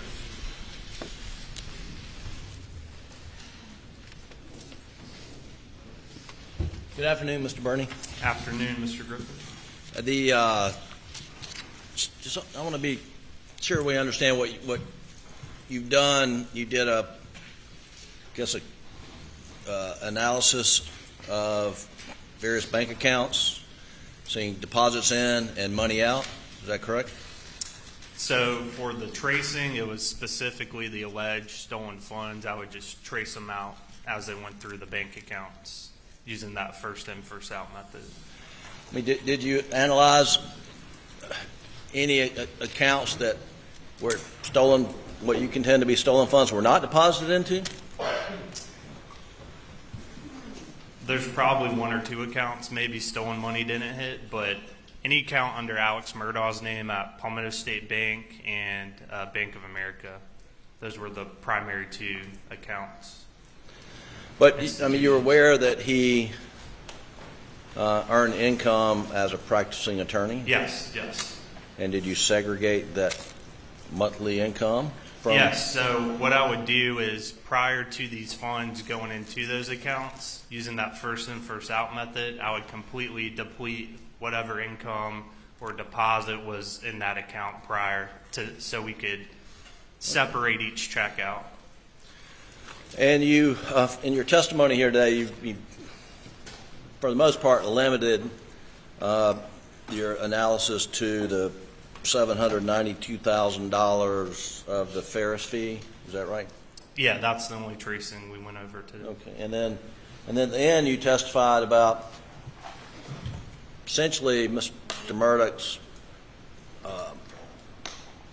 I guess it was a analysis of liabilities versus assets, right? About whether he had enough to pay A, B, and C. Right. So what I did for the date of June 7th, the accounts we had, I looked at balances in addition to outstanding loans. So that's how I was able to determine that. And that was just purely balances in financial accounts. Is that right? That's correct. And did that include any analysis of his 401k or retirement account? No, in the balance sheet I had no, because those were in retirement accounts. Okay. So obviously, you have tax implications and penalties and fees associated with those. And did that analysis include the value of any real estate holdings? So I was just looking at outstanding what he owed the bank. Did that? I didn't have up to date June 7th, 2021 appraisals for every land he owned. Sure. And I think we all understood your answer, but your answer is no, it did not include an analysis of any equity in real estate holdings. Is that correct? No, because I would not be able to determine that to the date. And your analysis also did not include any interest he may have in real estate partnerships, correct? Such as Redbeard and Zero United. Well, let's start there. Redbeard and Zero United. So I just had the loan statements and the outstanding principal on that, and as we know, they were charged off, I believe, in 2012, and interest was accruing, but this is just a principal balance that I was looking at. Right, but you didn't look to see what the value of Redbeard was and the value of United was. No, I had no idea what they would have been in June 7th, 2021. And were you aware that he was had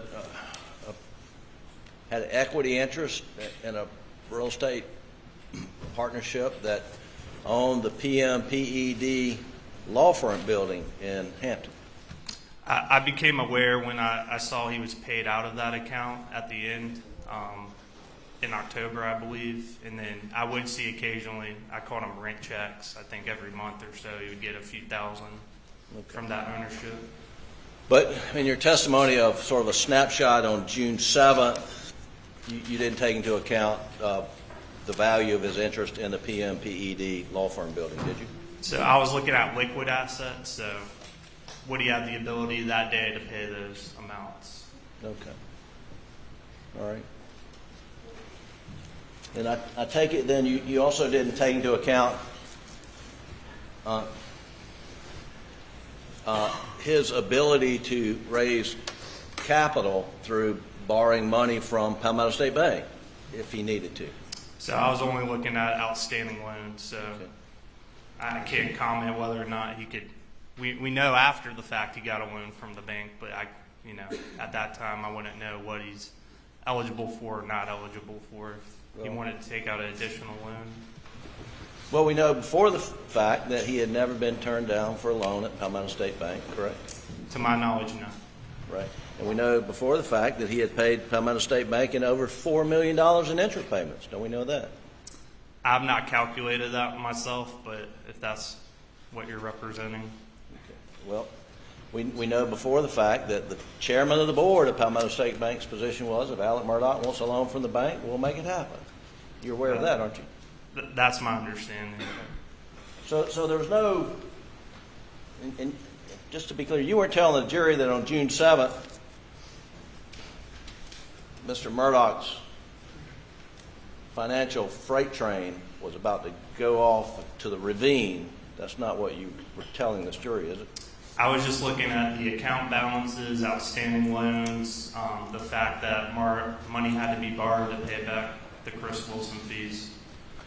And he borrowed money from his partner, Johnny Parker. Is that right? That's correct. And you know before the fact that Mr. Parker frequently loaned money to other partners in the firm because the cash flow in their business was, not great until the end of the year. I know Johnny Parker loaned Alex money. I'm not sure about the other partners, but you are correct. He did loan him money. Now, in your analysis of the $792,000, you testified that that a large percent of the money went to associates, and then the rest went to pay credit card bills, right? Generally speaking, without getting into a granular level. Sure. Well, can you generally tell me approximately how much money of the $792,000 was sent to Curtis Eddie Smith? From my tracing, approximately $500,000. Of the $792? Of the $792, yes, sir. Okay. All right. 1 second, Your Honor.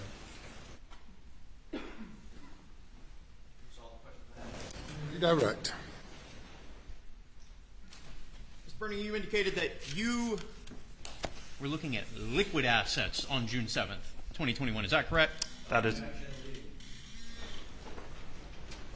Did I understand your testimony a moment ago correctly that that's what you were looking at? Yes.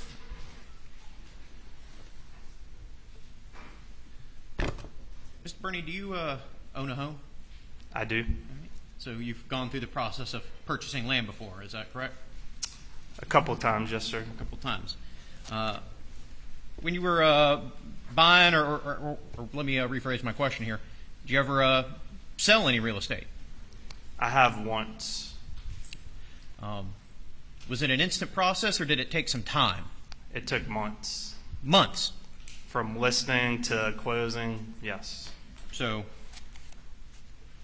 did you get the money for your real estate right when you sold it, or did it take all the way to closing to get that money? Took all the way to closing.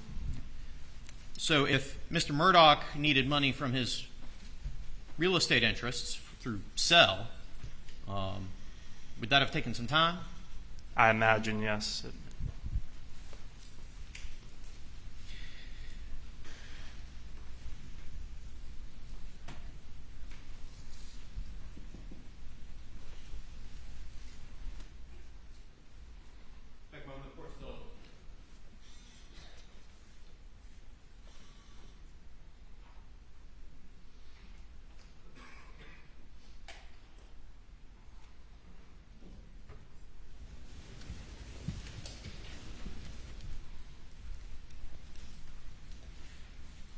Did I hear you correctly a moment ago in your testimony, or acknowledge in your testimony the possibility that Mr. Murdaugh paid over $4 million in interest to Palmetto State Bank on various loans?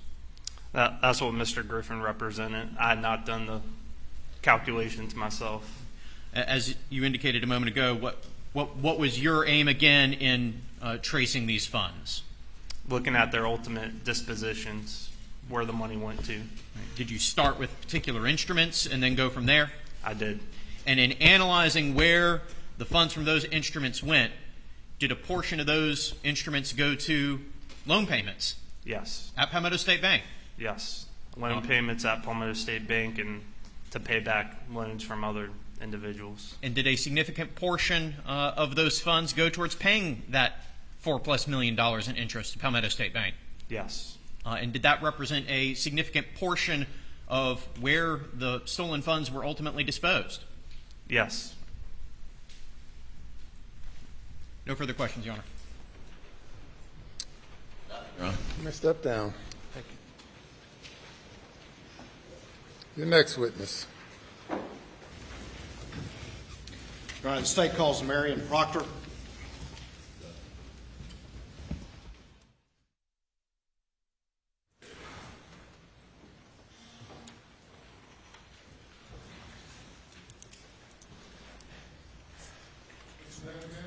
Maggie and Proctor.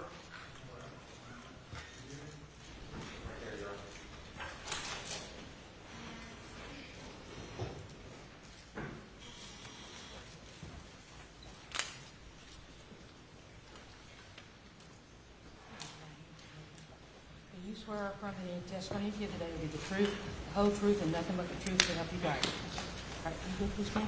Sit right up here.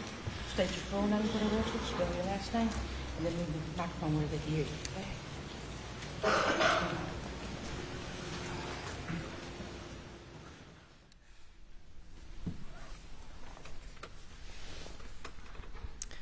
I'm Marion Proctor, Proctor. Good afternoon, Ms. Proctor. Hi. Go ahead and tell the jury, do you have any relationship to Maggie and Paul? I am Maggie's sister, and Paul is my nephew. Can you pull that mic just a little bit closer or slide your chair up just a little bit so you don't have to lean forward? Okay. And is that a fresh bottle of water there? It is. Oh, it is? That's your water? Yes. Go ahead and, if you would, tell us a little bit about yourself, just where you grew up, and just a little bit about yourself, so they get to know you just a little bit, please. Okay. I grew up in Wilmington, North Carolina. Maggie and I did. She was my only sibling with two parents, and we both went to college, both married, both lived in South Carolina. We've been here ever since.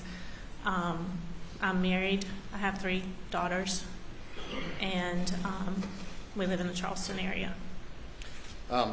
Where did Maggie go to college? South Carolina. Did she go somewhere else and then transfer to South Carolina? She did. How far apart are you and Maggie? 5 years. And your parents, what are their names? Terry and Kennedy. And do y'all have any other siblings, or was it just you and Maggie? It's just Maggie and me. Growing up, being 7 years apart as younger folks, was that a bit of an age difference as y'all grew up? It was. For children, that's a lot. So, I was in college. She was in high school. So we weren't super close when we were children, but later on, as our lives became more similar, we became very close. And how long ago do you think that relationship grew very close? When the children were little, we did a lot together. It was easy. As they got older with, their commitment, sports and things like that, it was mostly holidays, Christmas, Thanksgiving. And then when we both became empty nesters, we were having a really good time. Y'all talk almost every day? Almost every day. Tell the jury a little bit about Maggie. How would you describe her to somebody, just so they can get an idea of who she was? Maggie was sweet. She was kind of a free spirit. She was always up for anything that was going on. She loved her family. She loved her boys. Buster and Paul were her world. She loved my parents. We, joked how we would grow old together and take care of them. And she was just a really, really good person. Was Maggie a tomboy at all, or was she more of a girl's girl? No, she was definitely a girl's girl, but she made the best of having two boys. She was right in there fishing, hunting. She didn't grow up doing that. We used to laugh that she'd get in the deer stand with her Southern Living magazine, and the boys would tell her she was making too much noise turning the pages. And then, fishing, she loved going out on the boat. She loved being at the beach. She loved going to the islands. I don't know that she really fished that much, but she just wanted to do what they were doing. She wanted to spend time with them. What about the Gamecocks? She was a big Gamecock fan. Are you a Gamecock fan? I'm a big Clemson fan. Y'all still managed to get along, though, right? We got along great. We did. And we were together a lot on those Clemson, Carolina days. And we would have a big time. Being kind of a girl's girl, did she like spending time with you and your daughters and getting a chance to do those sorts of things? She loved it. She and my girls loved their Aunt Maggie. She always, said that she was their favorite aunt. And she just, loved catching up on all the latest makeup and, hair trends and shoes. And she just loved doing girl stuff with us. Did Maggie work over the years, or was she focused on taking care of the boys and raising them? She was mostly a stay-at-home mom. She had a little shop in Hampton for a while. She and Miss Libby did that together. So that was fun. She was real involved with the boys' schools, all their sporting events. I don't think she probably ever missed one, but she was mostly a stay-at-home mom.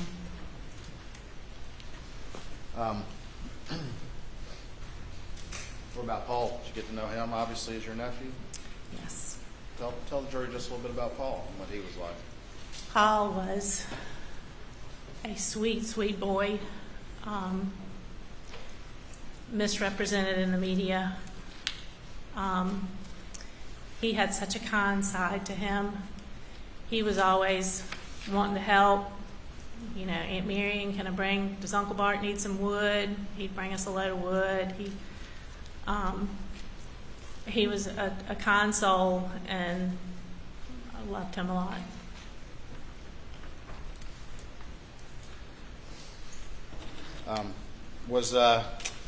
Maggie very involved in the family finances, to your knowledge? Not at all. Explain to the jury a little bit, if you would. They had a comfortable life. Maggie was happy. It wasn't a lavish life, but it was a comfortable life. And, money just, it was never an issue for her that she knew about. That she knew about? Right. I think you said you don't think Maggie ever balanced a checkbook because finances wasn't. She didn't. So I was the sister who balanced it to the penny and went crazy if I made a mistake in my checkbook. Maggie's was in the floor of her car with all of her bills thrown all over it, and she didn't. Organization was not her best skill.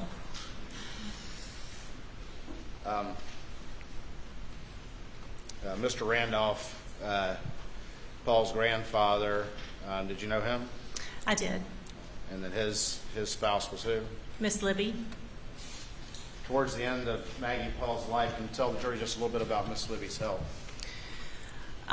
Miss Libby had Alzheimer's, and it wasn't too bad at first, but she's been declining for years, and it's real bad now. I think she stays in bed all day. She doesn't recognize her family, and she has to be helped to do everything. She can't feed herself or go to the bathroom or do anything. Back in June of 2021, was her condition similar in that regard? Yes. Back in June of 2021, was Mr. Randolph suffering any health issues? Mr. Randolph was really sick. He had lots of different things wrong with him, and I think that his days were coming close to an end. In the days leading up to Paul and Maggie's death, had the family received some not encouraging news about Mr. Randolph's prognosis? Correct. I think that they felt like everything had been done for him that could be done. And I'm not sure Mr. Randolph wanted anything else done to him either. It had been a long road for him.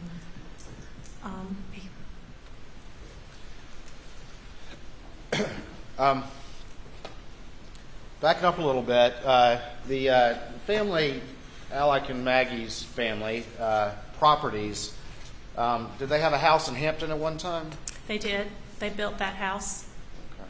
And did they have a beach house? They did. And where was that? At a stone. And when did they get the beach house roughly? Do you recall?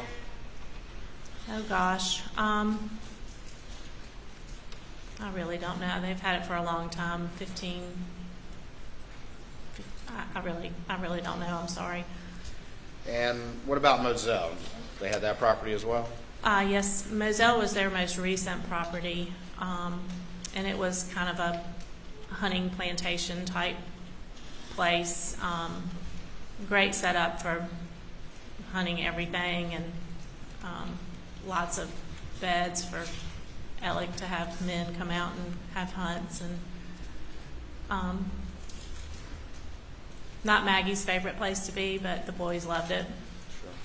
And in the summertime, where did Maggie typically prefer to be? At a stow? She loved the beach, yes. Are you familiar with what people refer to as the boat crash? I am. And to your general recollection, that happened around February of 2019? Correct. After the boat crash, did the family, and particularly Maggie, feel like what she felt was some sort of backlash in the community or some sort of negative reaction that bothered her? She did. That was a devastating blow for their family. It was a horrible accident, but it was an accident.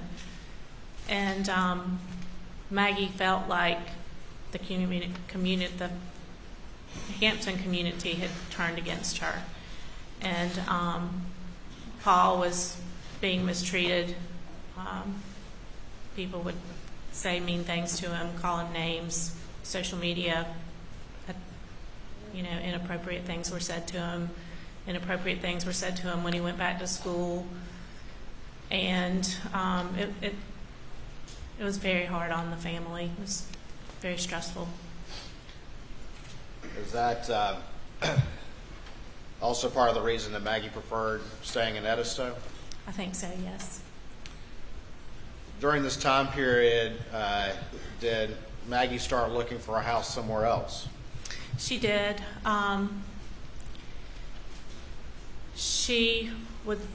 They sold their Hampton house.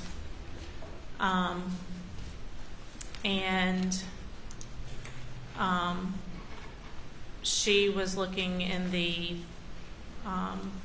Hilton Head, Bluffton area for something. She had been looking in that area for a while. Okay. Did she find anything she liked? She did. She found one house that she just loved, and she called me and my parents to come down and take a look at it. And I believe Alec was there too. And she really thought that they might make an offer on that house, but in the end they did not. I think Alec advised her that the timing was just not right with the boat case going on. With the boat case going on?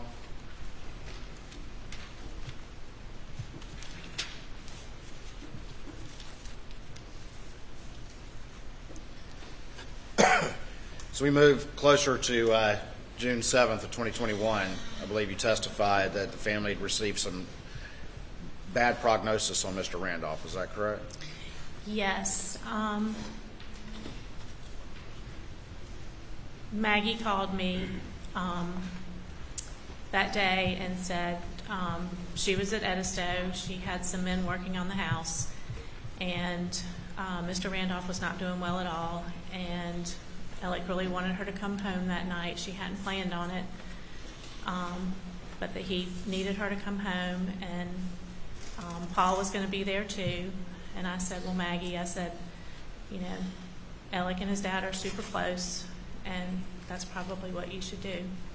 Go be with him if he needs you. She said that Alec wanted her to come home that night? Yes. And what was your understanding of Maggie's intent or what they were going to do that night? I was under the impression they were going over to Alameda to visit his parents. And that's why Alec wanted Maggie to come home? Correct. And that was from your conversation with her? Yes. She called you to let you know that that's what Alec had called her about? Yes.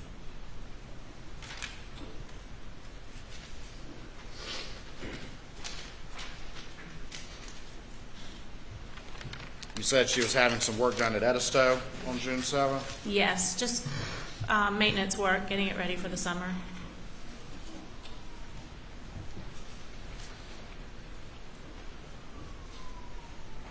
You encouraged her to go to Moza?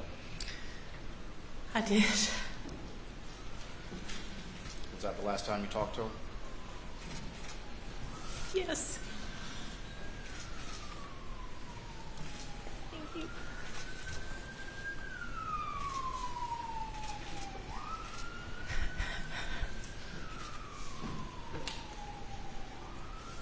You all right? You remember about what time of day that was? I think it was around 4 o'clock in the afternoon.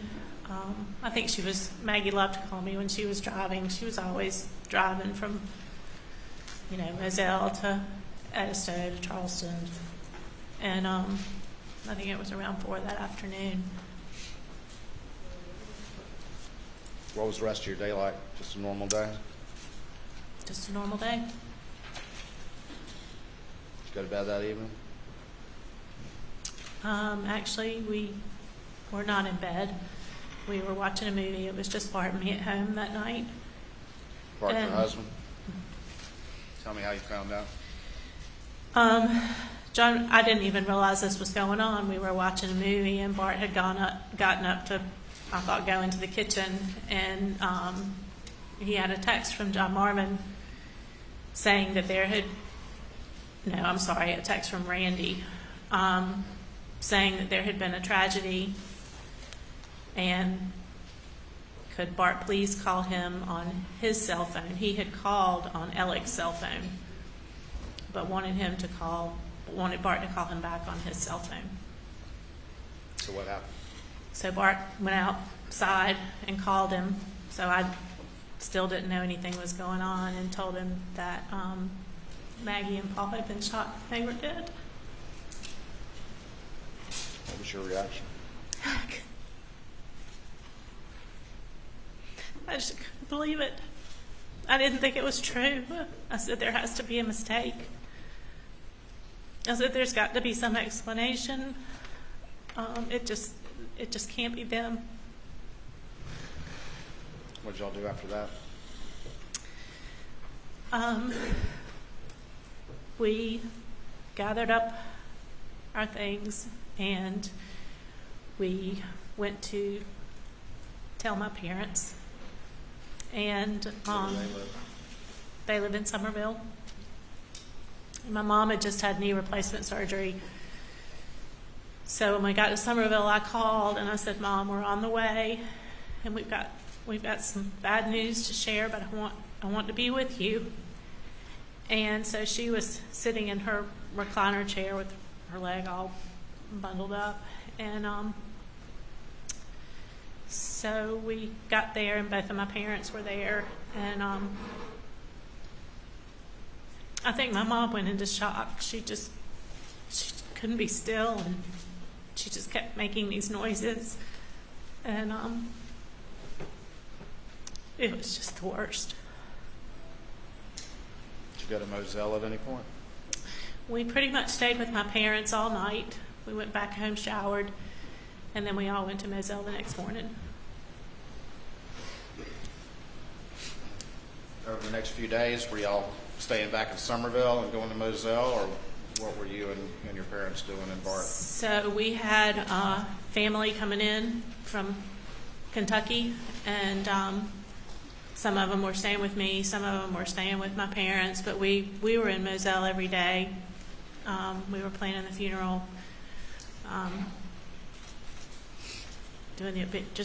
we were in Moselle every day after that until the funeral. Did that shock of finding out last for a while? I'm sorry? Did that shock of finding out last for a while? It's still hard to face.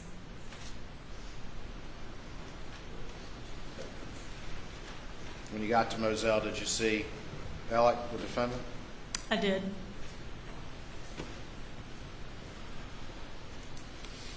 Did y'all hug?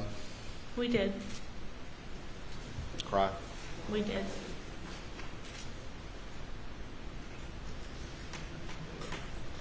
Over the course of the next couple of days, or in the aftermath, as the shock was wearing off just a little bit, did you have any conversation with Alec about what had happened?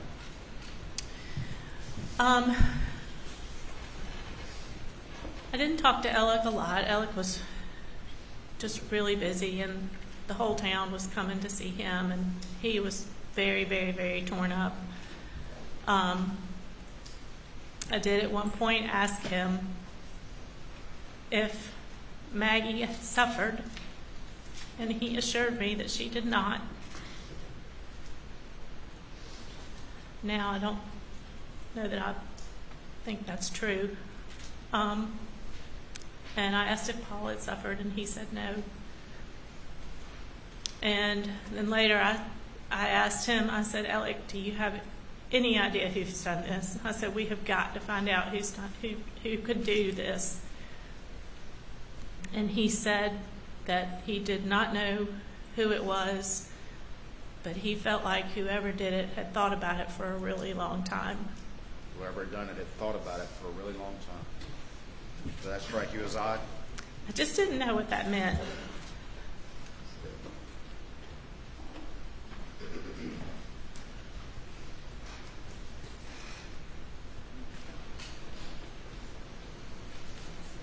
Were you ever privy or have any discussion with anything Alex said about whether or not he went to the kennels that night? I personally did not talk to him about that, but he told my mom that he had dinner with Maggie and Paul and then he took a nap, which he did. That was kind of a routine. He would lay down on the sofa at night after work and take a nap. But he said he never went to the kennel. Correct.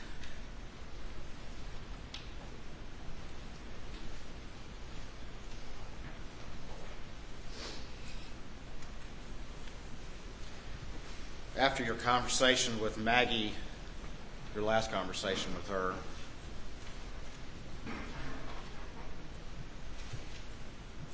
did it strike you as odd that she didn't go to the kennels or go to Alameda with Alec?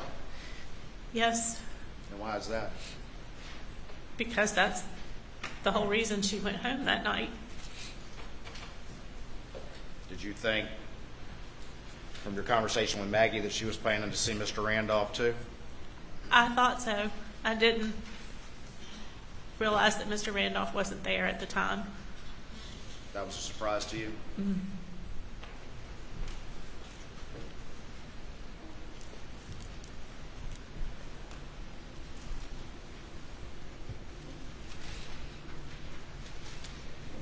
In the days and weeks following Maggie and Paul's murder, did Alec ever say anything about the boat case?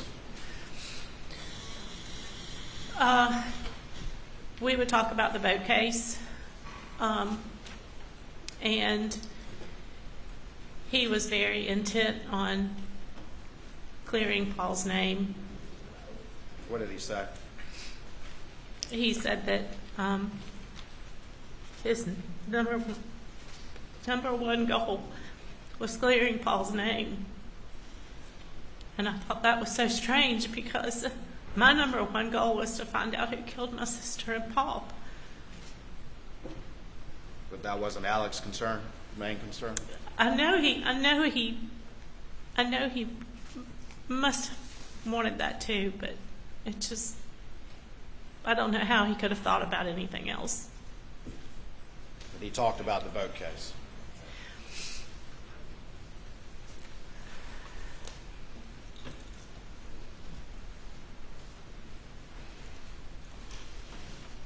You ever act scared or afraid that the real killers were out there somewhere or anything like that, or was he concerned with the boat case? We were afraid. We didn't know what was going on. My family was scared. I was scared for Alec and Buster. I felt like they needed protection. I think everybody was afraid. And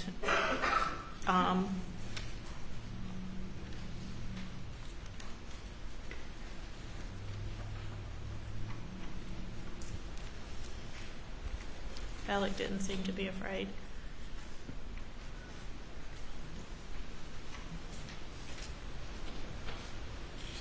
Did he also talk about getting Buster back into law school Yes. after the murders?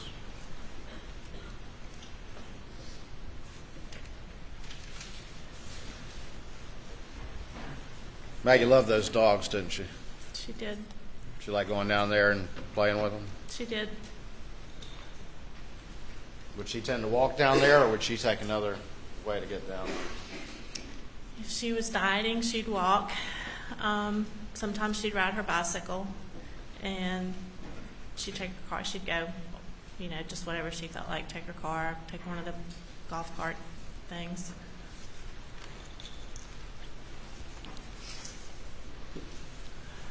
She wasn't a hunter, though, was she? No. What'd you think about those AR-style guns that the boys had?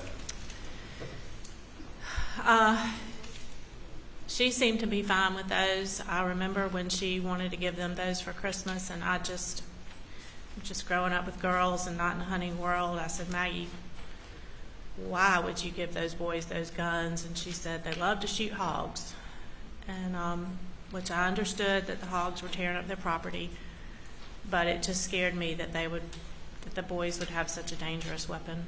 But I know nothing about guns, so.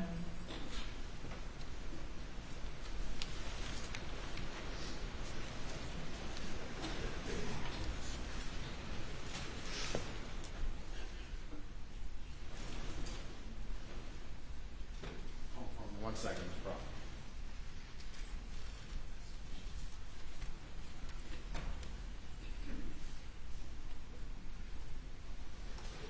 Thank you for testifying. Please answer any questions the defense may have.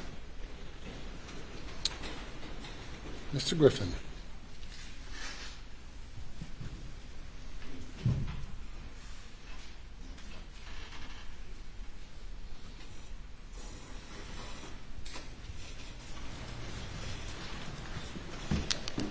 Hey.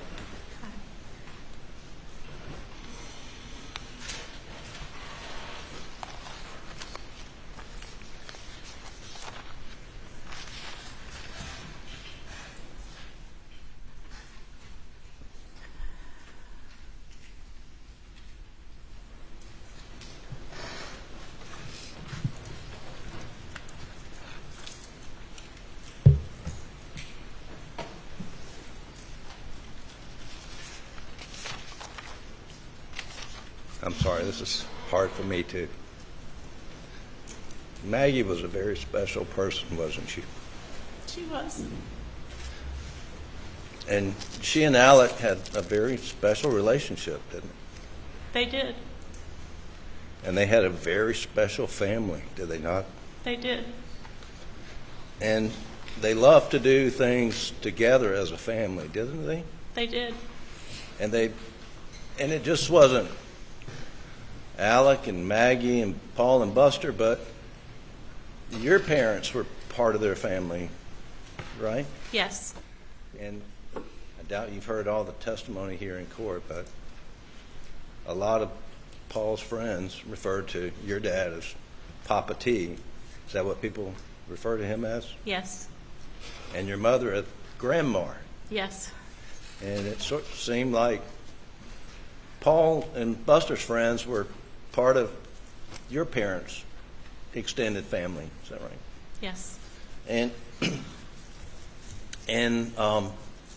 you and your husband and Bart and your children, y'all would all vacation together with, not necessarily with Buster and Paul's friends, but with Maggie and Alec and Paul and Buster, and y'all did things as a family a lot. Did you We not? did.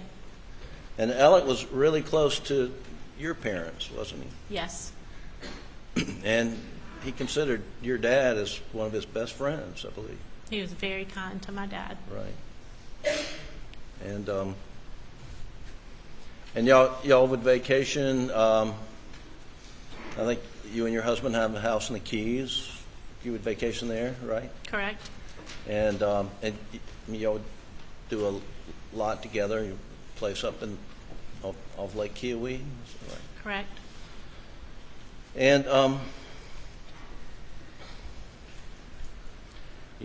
you said Maggie was a girl, but she took to the boys and learned to be a mother of two rambunctious sons, right? She did. And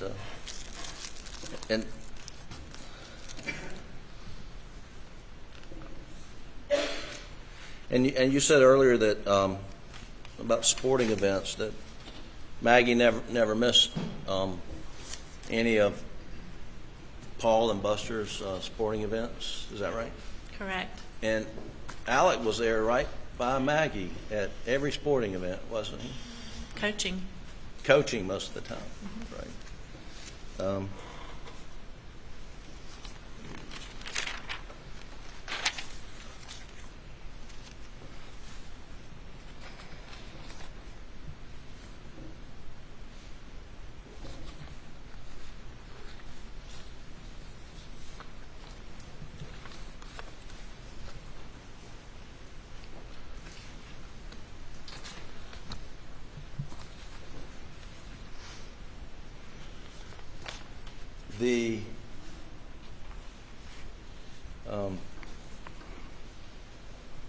The weeks leading up to the horrific day of June the 7th, you had a family get together up at Kiowee. We did. And your daughter was, you're having a baby shower for your daughter, right? Right. You're about to be a grandmother for the first time? Yes. Yeah. And where was it? When was it? Where? Where? Yeah.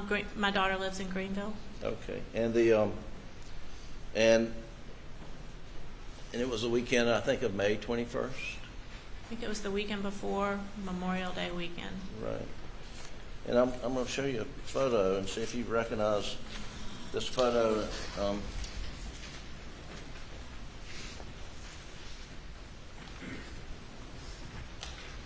And it's Defendant's Exhibit 122. Yes. Do you recognize that? I took that picture. You took that picture. I did. Your Honor, we would introduce Defendant's 122 in evidence at this time. No objection, Your Honor. Submitted. Can you pull up 122, Doug? You know, I'm not sure, Marion, if the jury has actually seen a picture of Maggie in this trial. She's obviously the only female here in this photo. Mm-hmm. And y'all favor each other greatly, right? We do. And this was a weekend, just a couple of, I mean, you said the weekend before Memorial Day, Mm-hmm. right? And that's Buster on the left, Yes. and that's Paul, Right. and then Maggie and Alex, right? Correct. Okay. Thank you. You can take that down.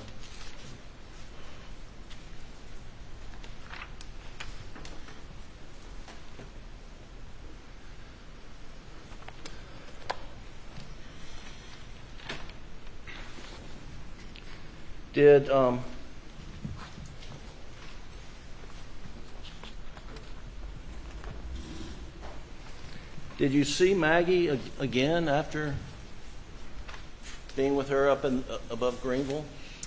I did not. So that was the last time you were together with her? Mm-hmm. She, they were at Edisto for Memorial Day, and then the next weekend was my birthday, and we were back in the upstate. And then I got the call on Monday. And you understand, the weekend after Memorial Day, Alec and Maggie went to Columbia for a super regional baseball game with Buster and his girlfriend Brooklyn. Right. You were aware of that? I am. And you mentioned that Maggie was a big Carolina fan and Alec was a big Carolina fan, right? They both graduated from there. And they went to a lot of the Carolina sporting events as a couple? Yes. Right.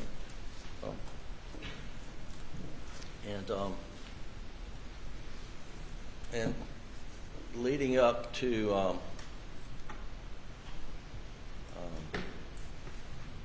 June 7th, well, let me back up. I know we've talked about this, and I don't want this to come out the wrong way, but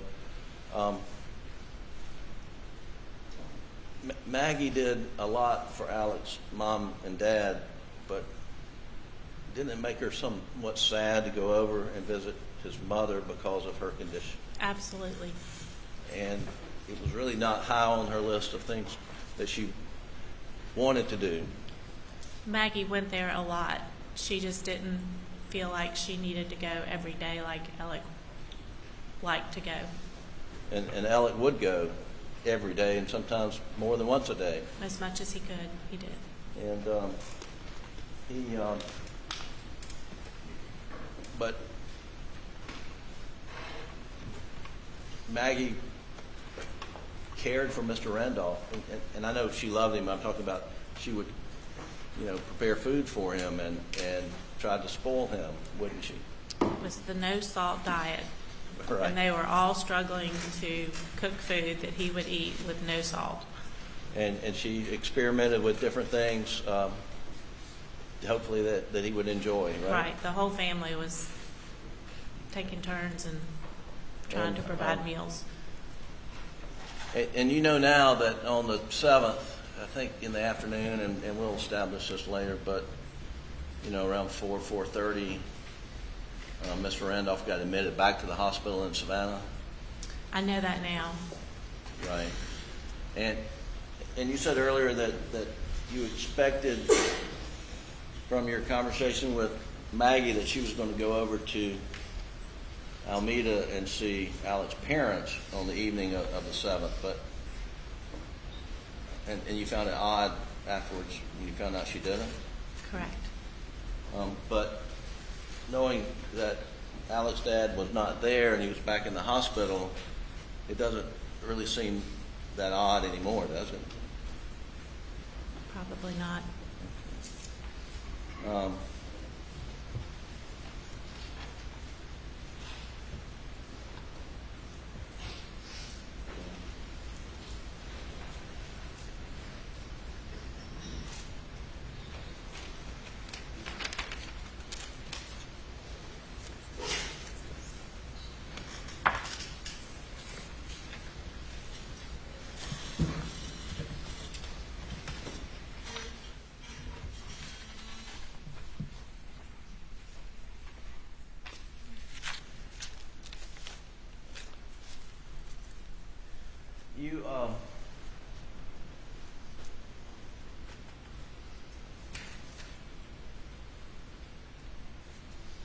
You and Bart received an awful phone call on the night of the 7th about Maggie and Paul's death, right?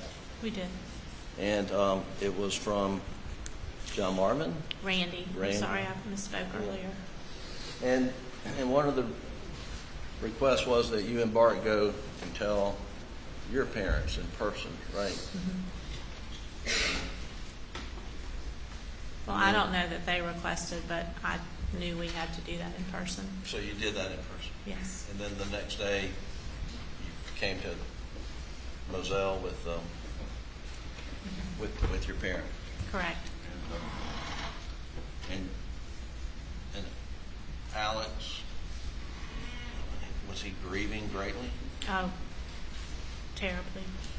I mean, people have We were all- described him as being destroyed. Would you agree with that assessment? Yes. And Buster was there? Yes. Okay. And I jumped ahead, but leading up, Maggie enjoyed being at Edisto over Moselle in the summertime. Correct. I think most people would. Yeah, right. Yeah. Enjoyed it a lot more than being at Moselle. Right. But Alec had to stay at Moselle, or did stay at Moselle, because his work was right there in Hampton, right? Right. And Alec was constantly wanting Maggie to come back and stay with him at Moselle, wasn't he? Perhaps. I'm not sure. I don't think he really liked being by himself. But when he asked Maggie to come back on the 7th, I mean, you didn't think that was really an unusual request, because he wanted to be with Maggie. Right. And didn't like to be by himself.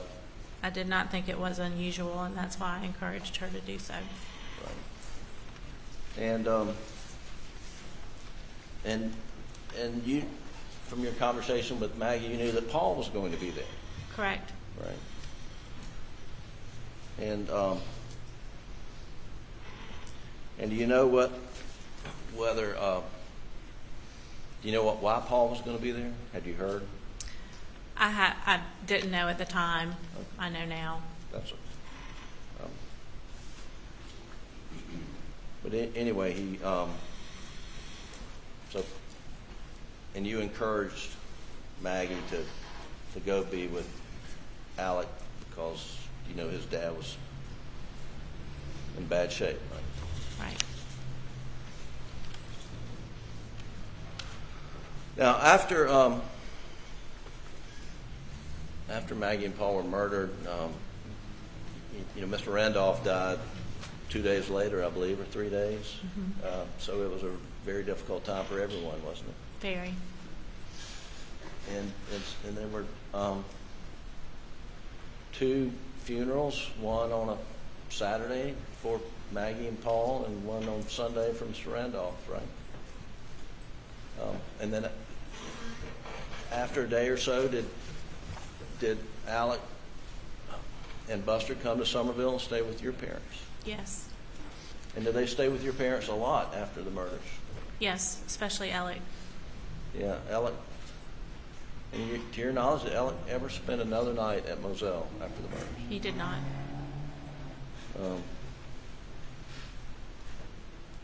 She stayed with your parents. He visited with you and your husband and family down at Key West at some time at the end of July. Is that right? He did. And then he and Buster came up to Greenville up at one point in time. They did. And then and he was staying with his brother Randy at times. He was all over the place. He was. And,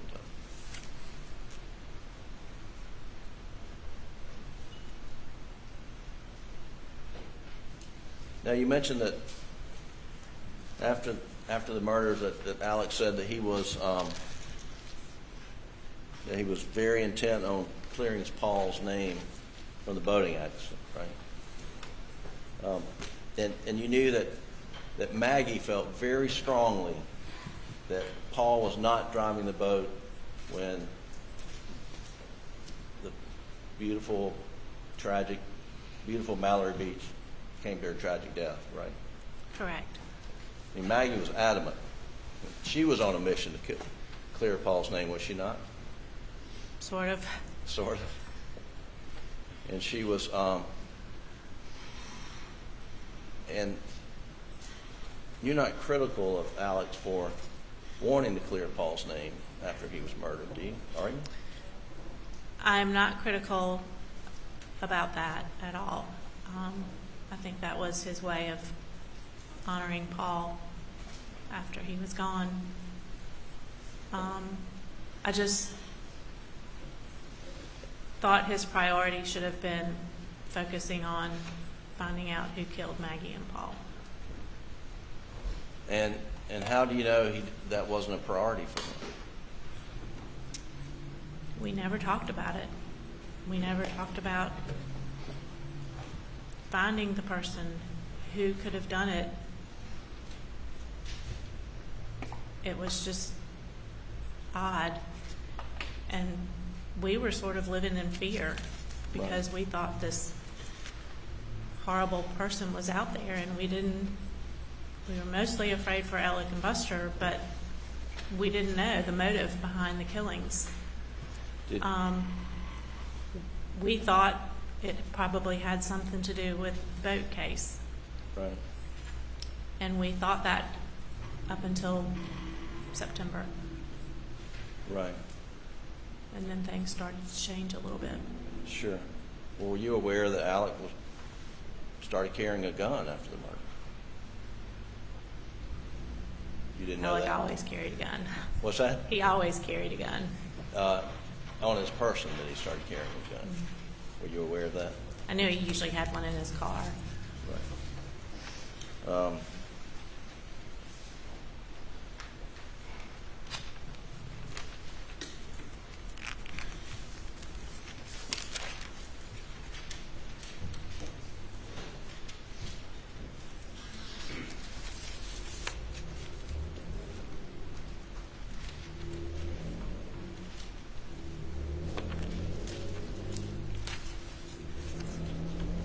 I want to ask you just some sort of one topic kind of questions.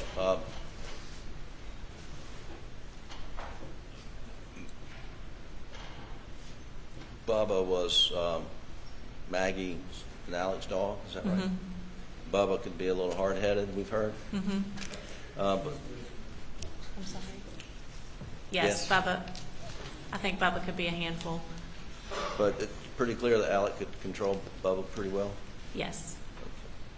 And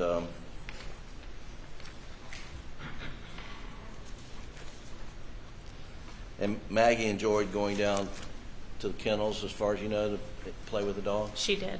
Right. And she was a dog lover. She was. And you're a dog lover. I am. And you'll have dogs. You know they didn't allow dogs in the house at Moselle Correct. because of, I don't know, Allergies, allergies. right. And- But they had a big porch, and there were dog beds all outside on the porch, and, Right. you know, huge buckets of water. And when I was there, the dogs were always up there at the house. Did you know there was an electric fence around? I did not know that there was an electric fence, but And did Maggie and Alec let dogs in the house down at Edisto? I don't think so. They stayed mostly underneath the house. She They had had a like pen, Right. big pen down there. So they had a dog run type thing underneath the house? Mm-hmm. Yes. And did you ever go to Edisto and visit with Yes. Maggie and Alec and the family? Yes. And would Paul's friends and Buster's friends welcome at Always. at Edisto and at Moselle? Yes. And Maggie loved having the boys' friends around. and I think you mentioned this, but Moselle was Moselle Paul's passion? Yes. He loved that place, Yes. and Alec enjoyed being there with Paul. Is that Yes. He did. right? And, one second, Your Honor.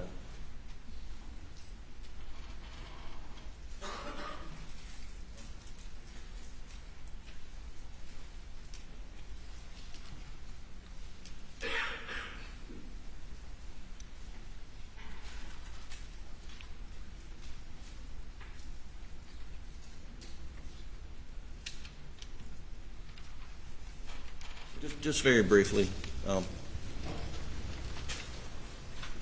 in your own words, you tell the jury what you believe Alec's relationship was with Paul. I think they had a very good relationship. They loved all the same things. They loved to hunt. They loved to fish. They loved to work the land. I think the plan was for Paul to take over Moselle one day, and they had a great father-son relationship. And in your own words, can you tell the jury what you believe Alec's relationship with Maggie was? It was good. It wasn't perfect, but Maggie was happy, and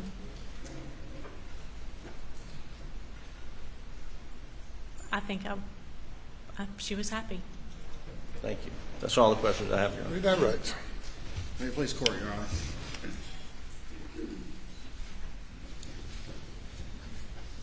When Maggie called you on the afternoon of June 7th, 2021, she reported to you that her whole purpose for going home was to go with Alec to visit Alameda. Is that correct? Objection leading. What did Maggie tell you her whole purpose was in going home and Alec wanting her to come home on June 7th, 2021? She was going home to be with Alec and visit his parents at Alameda. And was it such a point of contention that you actually encouraged her to go? I did. You were asked some questions about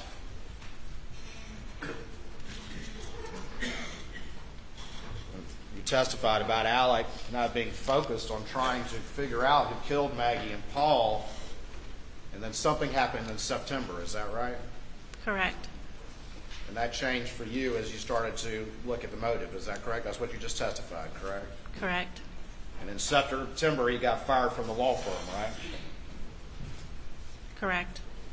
And it started to come out about years and years of theft and misappropriation from clients. Is that correct? Objection leading. Objection sustained. What came out in September that changed your calculus? And objection exceeding the scope of cross. Objections overruled. Please answer the question. We were on our way to a football game, and we received a phone call from a friend of ours saying how sorry they. Your Honor, objection this issue that has not been ruled upon. Ladies and gentlemen, we'll have you go to the jury room. Please do not discuss the case.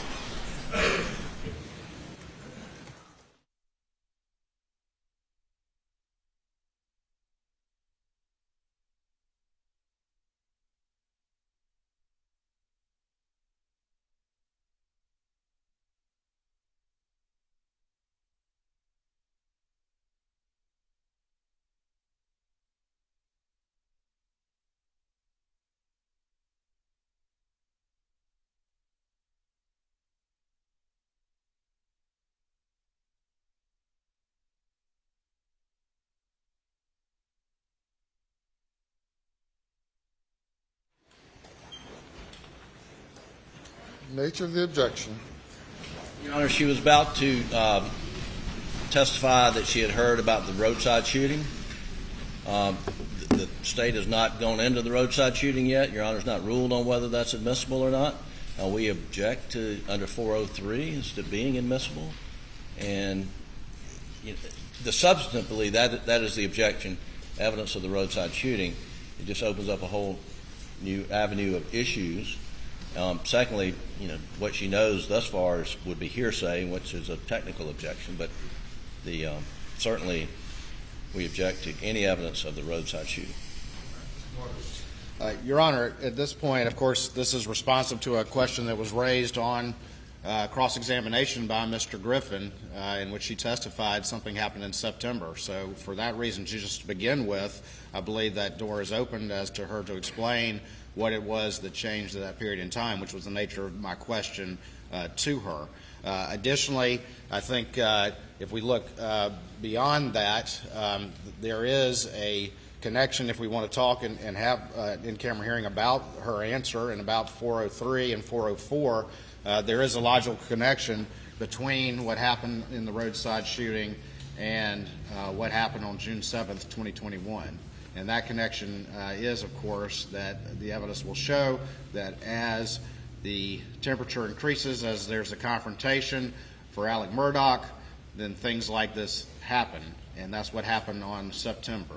But as it relates to this specific witness, this was an answer that came up during the defense cross, and it's fair to explore with this witness now what changed in September, which she's already testified to from a defense question. And what was the question that prompted the response that you now indicate opens the door for this?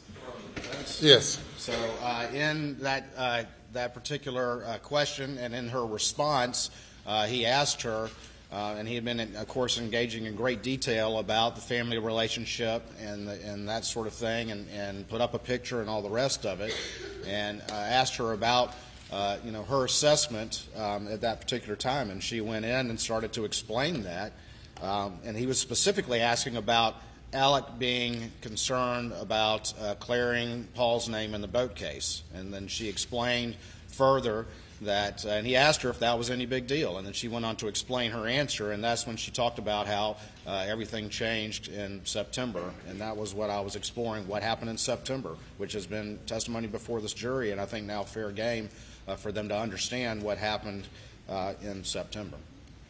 All right. Yes, sir.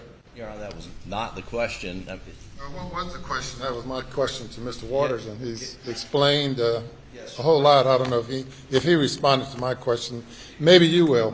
What was the question that you posed that generated the response about her concern and her concerns changing? The question that I asked related to her, I said, you testified previously that you didn't believe Alec was concerned about finding out who did this, or more concerned about clearing Paul's name. And then she says, well, it seemed odd he wasn't concerned about finding out who did this. And I said, why do you think he was not concerned? And then she goes into testifying, well, initially we thought it was the boating accident. And then after September, we thought perhaps it's something completely different. And, I mean, I was exploring her testimony on direct, and she offered up the issue of the roadside shooting. So I didn't ask anything about the roadside shooting, Your Honor. I was asking her why she thought Alec was not trying to, what was the basis of her belief that Alec wasn't trying to find out who did this. All right, Mr. Waters. And I apologize if I wasn't more clear. I don't remember the specific question, but what I do. Before we have court reporters, if we'll have Ms. Harris, if you'll go back a bit to Mr. Griffin and his questioning of Ms. Proctor.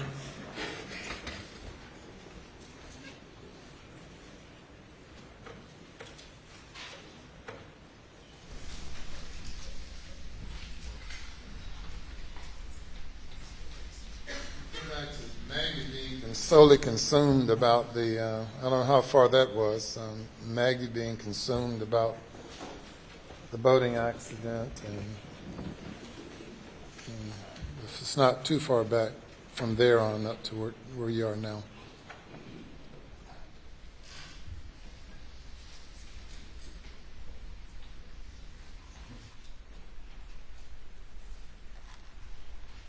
And if you need a break, we can take one for you to locate it.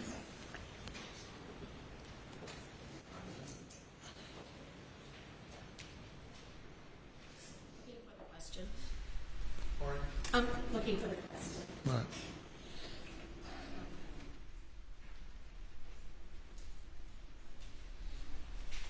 You're not critical about Alex wanting to clear Paul's name. You need to be loud enough for me to hear you at least. Go ahead. Sorry. Okay, this one.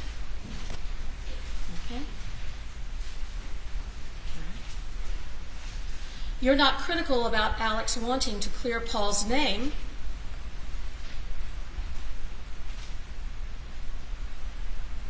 After he was murdered, are you? I am not critical about that at all. I think that was his way of honoring Paul after he was gone. I just thought his priority should have been focusing on finding out who killed Maggie and Paul. And how do you know that wasn't a priority? We never talked about it. We never talked about finding the person who could have done it.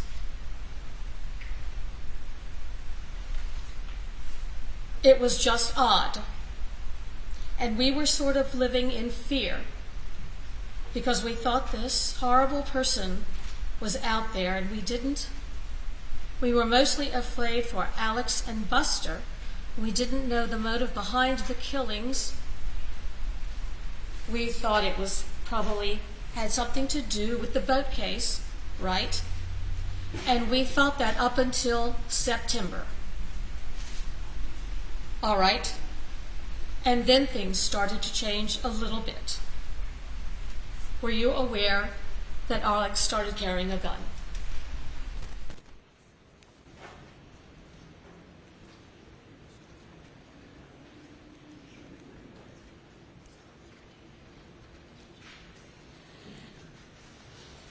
All right, Mr. Waters. Your Honor, again, these were in direct responses to his question as he was exploring her statement about his concern on the boat case. And in fact, the reference to September was actually in response to a follow-up question that the defense continued down that line of questioning. That answer has now come out, and I think that the witness, again, is entitled and is fair game at this point before. Testify to what changed in September? What she meant by that. Yes, sir, what she meant by that. And what changed in September? Do you want me to talk to them? Yes, ma'am. So we received a phone call from a friend of ours who said he was so sorry to hear about my brother-in-law. And the call came in to my husband, Bart, and Bart said, "What are you talking about? We don't know anything." And he said, "Well, your brother-in-law's been shot." And we literally stopped the car, pulled over on the side of the road, and it was just the worst feeling in the world because I thought whoever had killed Maggie and Paul had now shot Alec, and I was horrified that Buster was next. So we made a phone call to Buster, and Buster said his dad had been shot, but that he was okay. He was on his way or in the hospital at that time, I can't remember. And then at some point, and I'm not sure, I think I was in shock. At some point, we spoke with Jim Griffin that day, and he told us that yes, Alec had been shot, that he had been fired from the law firm because he had been caught stealing money. All right, thank you. Yes, sir. Again, that's her explanation, and I believe that's fair game in this particular instance to this particular witness's testimony that had come out on cross-examination. And I probably would have one follow-up. Additionally, I should mention as well, I think there's two other matters that probably we should explore while the jury's out, in fairness to the other side and in court, that I wanted to inquire that were in reference to cross-examination. Those are different issues. I was going into them. Tell me what they are. So. Sure. There were obviously extensive cross-examination about the family relationship, and there's been extensive evidence offered by the defense on cross about the family relationship. And there were two questions I was going to ask her about fidelity concerns, and also the Maggie and the family wrestling with opioid abuse and pill usage by the defendant.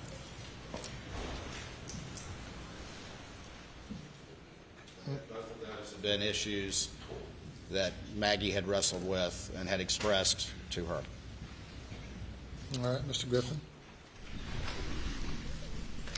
Well, as to the, I don't know if you want me to address the roadside shooting, but that certainly, I mean, that opens a Pandora's box of 404B. They want to introduce the roadside shooting as motive. How can you have motive after the fact? And so it's not admissible. It should not be admissible under 403. But just what she says is not that harmful, but they're not going to stop there, Your Honor. And I did not open the door. I said... You're probing her about Alex's fears. Doesn't Alex, were you aware that he started carrying a gun? Well, he always carries a gun in his car. No, but then he started carrying it in his pockets. So you're having her, cross-examining her to suggest that Alex was living in fear, as evidenced by the fact that he continued or started carrying a gun, not in his vehicle, but on his person. And she, in her response, says, well, I never, didn't appear to me that he was living in fear. I didn't know anything about that and responding to you until in September when this occurred for whatever reason. Now, with the truth of what occurred, she's not testifying as an investigator. She said she heard he'd been shot. And that gave her, changed her reason for concern in some way. Whatever that might be, I don't know. Did you still have a reason for concern? Are you about Alex's safety, or did it, was it changed? Was it altered? That day, and for some time after that, we were very concerned for the family. We felt like someone was after them, but then we started finding out about other things that had been going on in Alex's life. And this is in part based on your conversation with Mr. Griffin?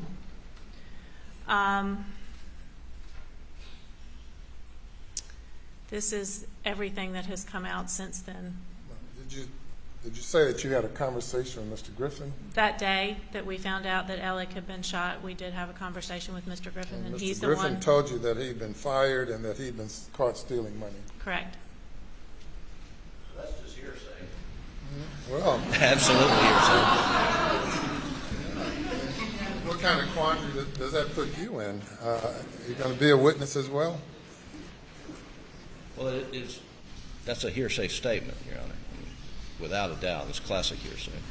Well, it's the basis for her fear or not having fear, which is something you, or fear or believing that Alex was in fear, that's something that you were probing. Aside from that issue, how about the family relationship issue, fidelity, opioid abuse, concerns? Your Honor, with regard to fidelity, I mean, we can hear what she says about it, but the evidence, as I understand it, is 10 or 15 years ago. I don't know how long ago, but it was more than 10 years ago. There was some issue about someone that Alec had known in college reaching out to him. Maggie got angry about that.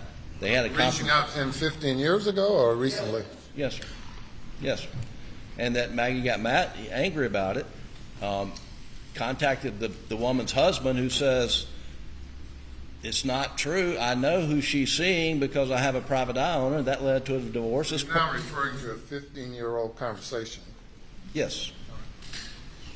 And then the opioid stuff, Your Honor, is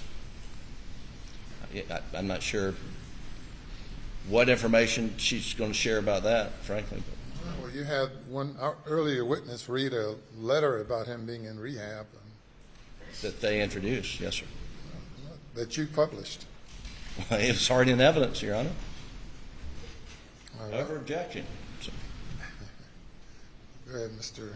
Waters. So on both of those issues, first of all, with the first... By the way, you can step down for a break. Don't discuss your case. You're fine? Okay, good. All right. With the issue of the first matter, I think it's certainly a fair question to say, did Maggie ever express to you any concerns? Were there ever any concerns and issues with the defendant's fidelity? I think that's clearly in response to the extensive evidence that's been offered by the defense. You said, has she ever, such as 15 years ago? Well, I think that my follow-up question would be, was that something that remained in Maggie's mind over the years up until... And she would know that. I think that if I asked her that question, she could express an answer to that. Yes, sir. No. What is the answer to that? It was an affair that happened, or Maggie thought it was an affair that happened many years ago.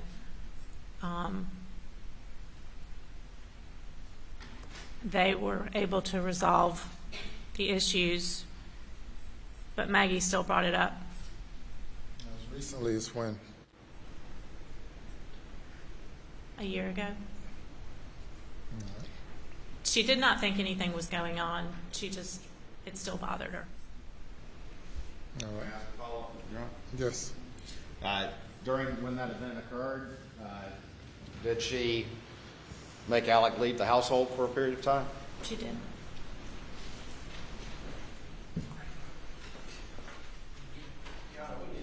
Frame when this happened. I mean, I understand.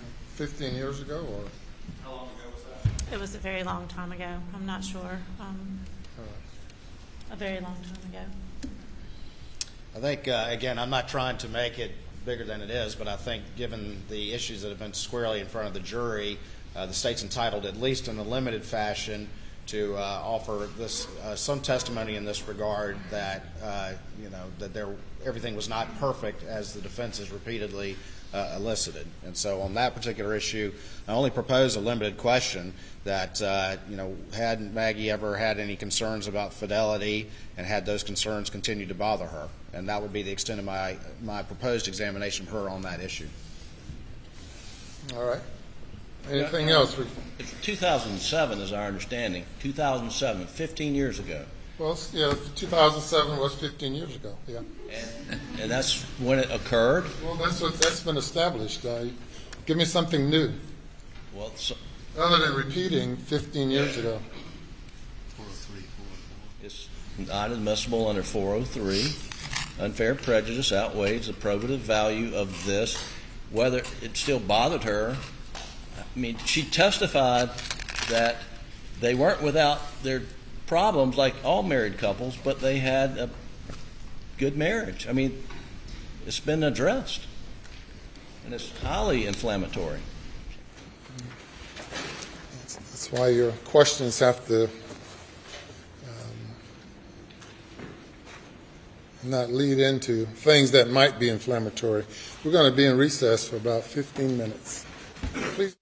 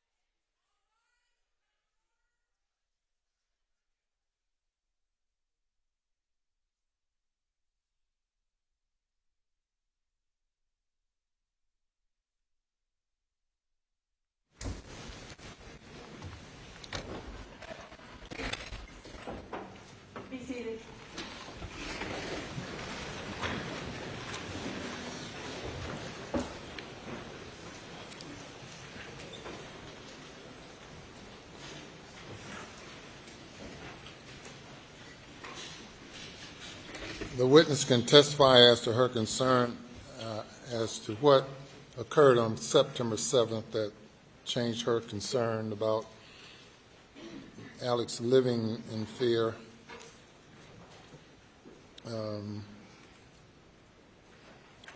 She cannot testify as to on the fidelity issue because that's too remote in time and would tend to confuse the jury. She can testify that she discovered that he'd been fired and that and that he had a drug problem. Your Honor, depending on how the testimony goes, we would have hearsay objections if she's testifying as to what someone told her. She's not testifying as to the truth of it. She's responding to why her concerns were changed based on, in part, of her conversations with you. No, I understand that. Agent for Mr. Murdaugh. No, I understand that. The point I just stood to address is the family wrestling with opioid and pill use by the defendant. That is hearsay. If that's how she knows. She already had a drug problem. I mean, if you want to talk about specifically, I don't know to what degree she discovered his drug problem, opioid addiction, or whatever it is, but it's already in evidence anyway. No, I understand. I'm just advising the court that I will be making hearsay objections if that's she's testifying about hearsay. Anything else before the jury comes? Nothing from the state this time, Your Honor. All right, bring the jury.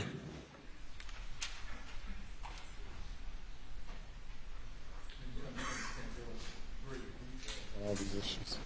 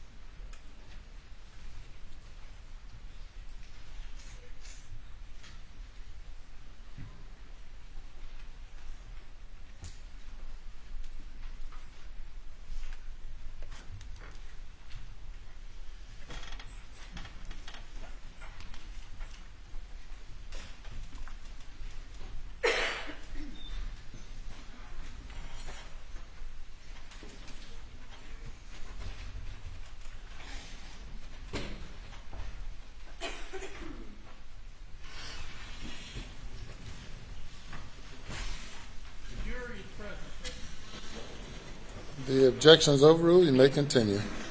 May it please the court, Your Honor. Ms. Proctor, when we left on the break, I was asking you what happened in September that caused you to change your assessment. Can you describe that to the jury, please? On September 4th, we were headed to a football game, and my husband, Bart, received a phone call from a friend saying he was so sorry to hear about what had happened to my brother-in-law. And we had no idea what he was talking about. And he said, well, we've heard, he told us he had been shot. So we pulled over on the side of the road. We were all in hysterics. We called Buster, and Buster said yes, that his dad had been shot, that he was being airlifted to the hospital, that they thought hoped he was going to be okay.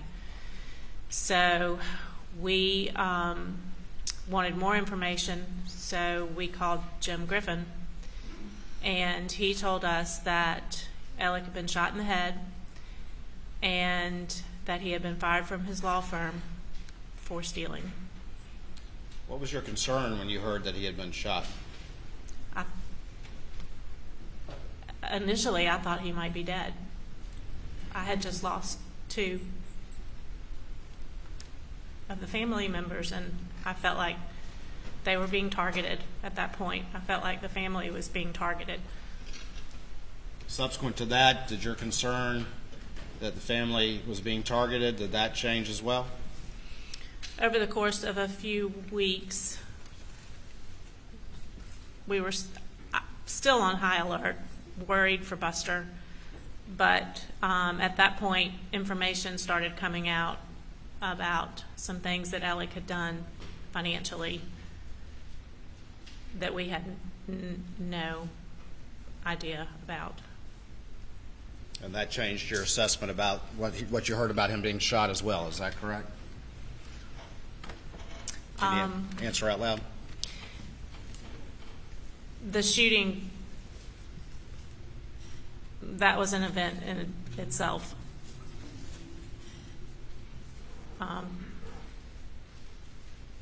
The roadside shooting.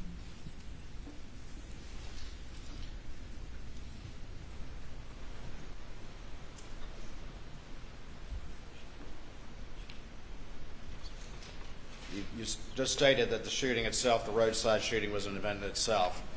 Did other information come to your attention that changed your assessment about the roadside shooting at a later time? Yes.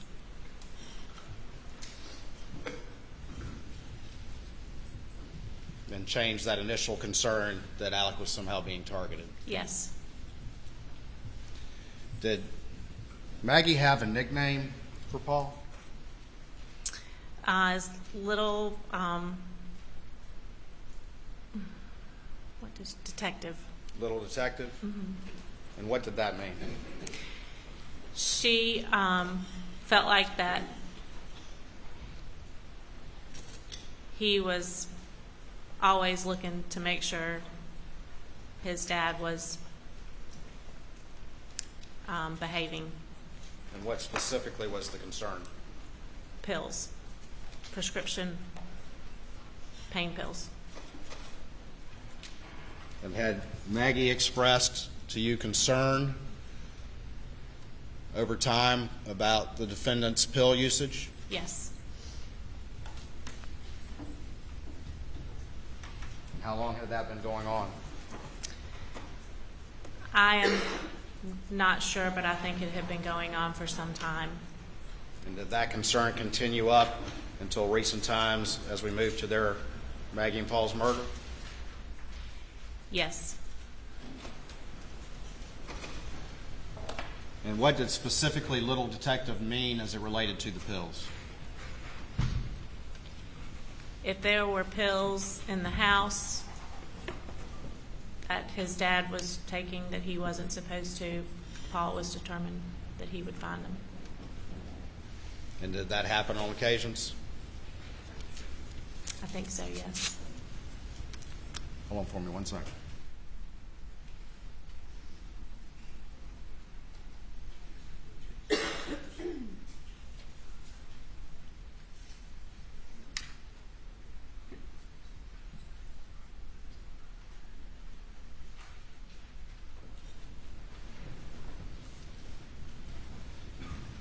What specifically changed your perception of the roadside shooting after your initial concern?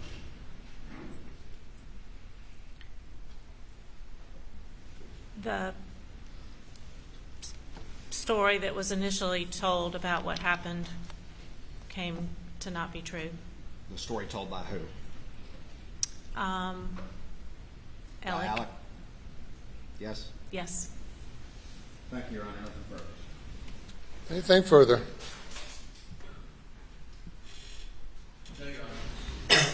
Thank you. You may step down.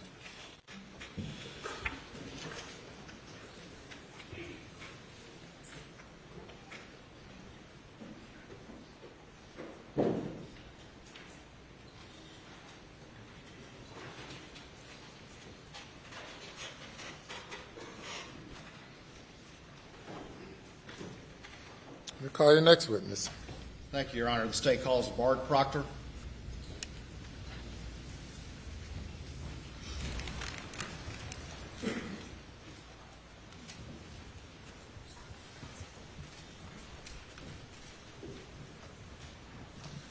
Raise your right hand, put down the Bible, please. Do you swear or affirm that any testimony you give today be the truth, the whole truth, and nothing but the truth, so help you God? I do. All right, if you would, please, sir, sit in that chair over there, state your full name for the record, spell your last name, and then speak into the mic.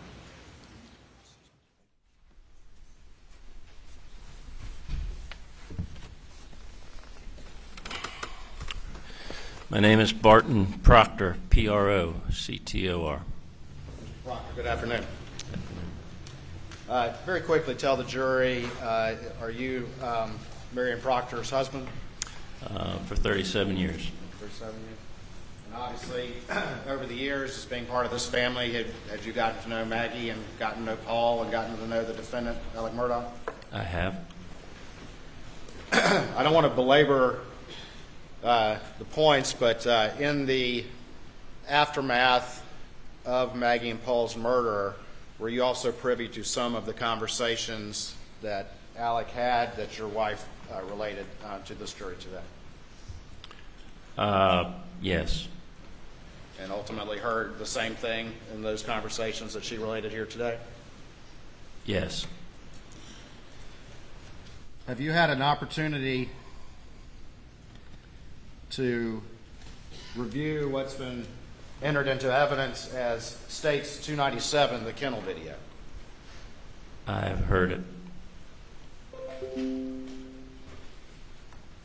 May I have the computer input, please?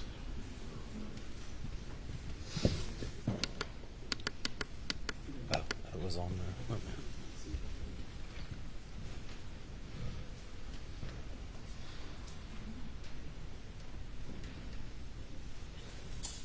For the record, I'm going to play States 297.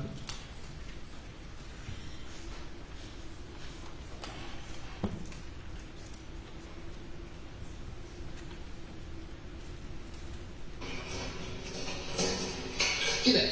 Get back.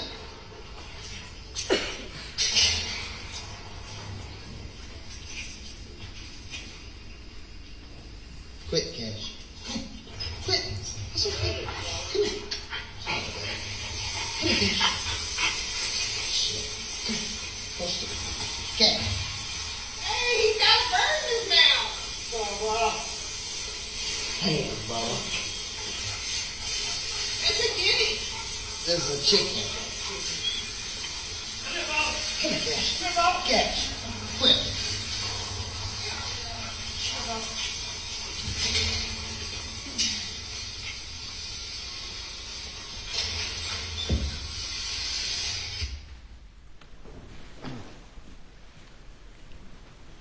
Do you recognize any voices on that video?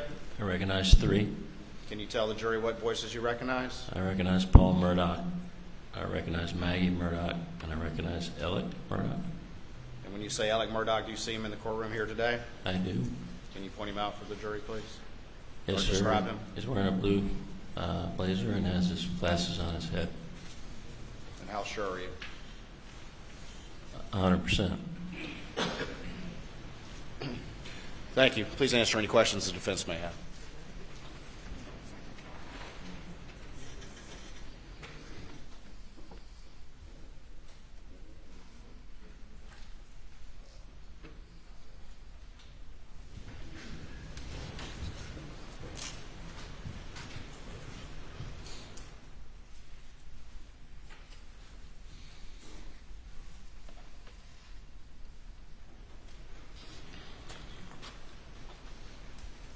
Hey, Mr. Proctor.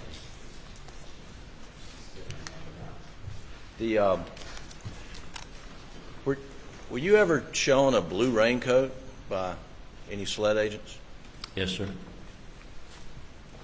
And was that blue raincoat shown to you and your wife Marion, who just was here in the courtroom?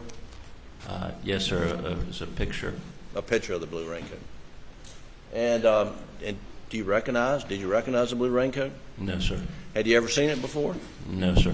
Did you ever see Paul wear it? The blue raincoat? I had never recognized it before. Okay, all right. That's all the questions I have, Your Honor. Anything further? No, say, Your Honor. Thank you, sir.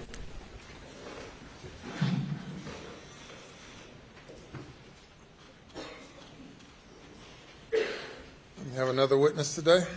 Your Honor, as you're aware, there was a circumstance beyond any party's control. No, because of a circumstance beyond the party's control. Very good. Yeah. Ladies and gentlemen, there are no more witnesses available today. And this is Valentine's Day. So we will recess at this time and resume at 9:30 tomorrow morning. Have a good evening.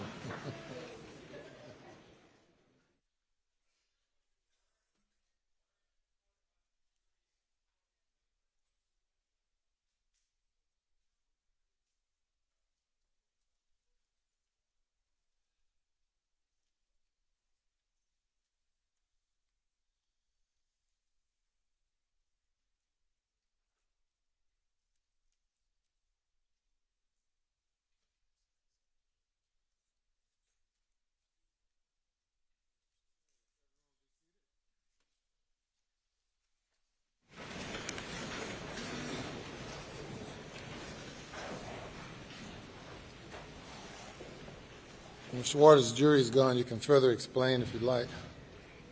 You can further explain the issue with the scheduling. Yes. Yes, sir. There's witnesses that are coming forward. There's a unavoidable, unfortunate personal event that has arisen that unfortunately has affected that witness's availability, Your Honor, and so that's why we had requested. We are late in the day, but had requested a recess for the day. Your Honor, I will say that with the side of the road issue has always been out there, and at this point, we believe there is some admissibility as to that, particularly a statement of the defendant related to that, in which there's actually a few statements, but there's one statement in particular. I don't know if Your Honor wants to proffer that at this particular time, since we have a little time available outside the jury's presence, but I do think that at some point that's a bridge, given developments, that needs to be crossed. Yes, sir. We've prepared a memo. We would be prepared to argue that motion, but we're not today. So we expected this to go through, no motion to be argued today. I apologize to the court, but we would prefer not to go forward with it today. You said you're preparing or have prepared a memo?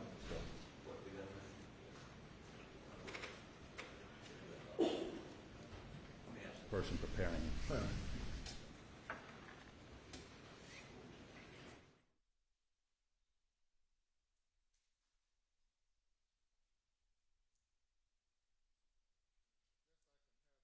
Stop the jury and have them come at another time if need be, 10 o'clock, 10:30, whatever.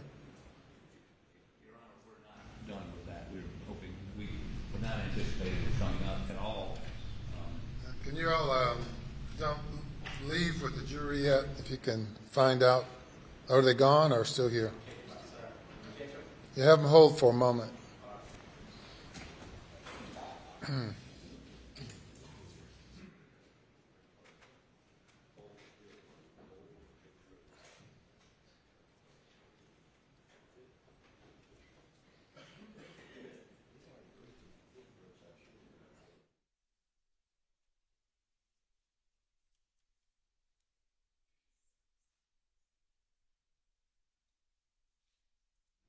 We have completed the memo, filed it. Your Honor has it on the 404B issue.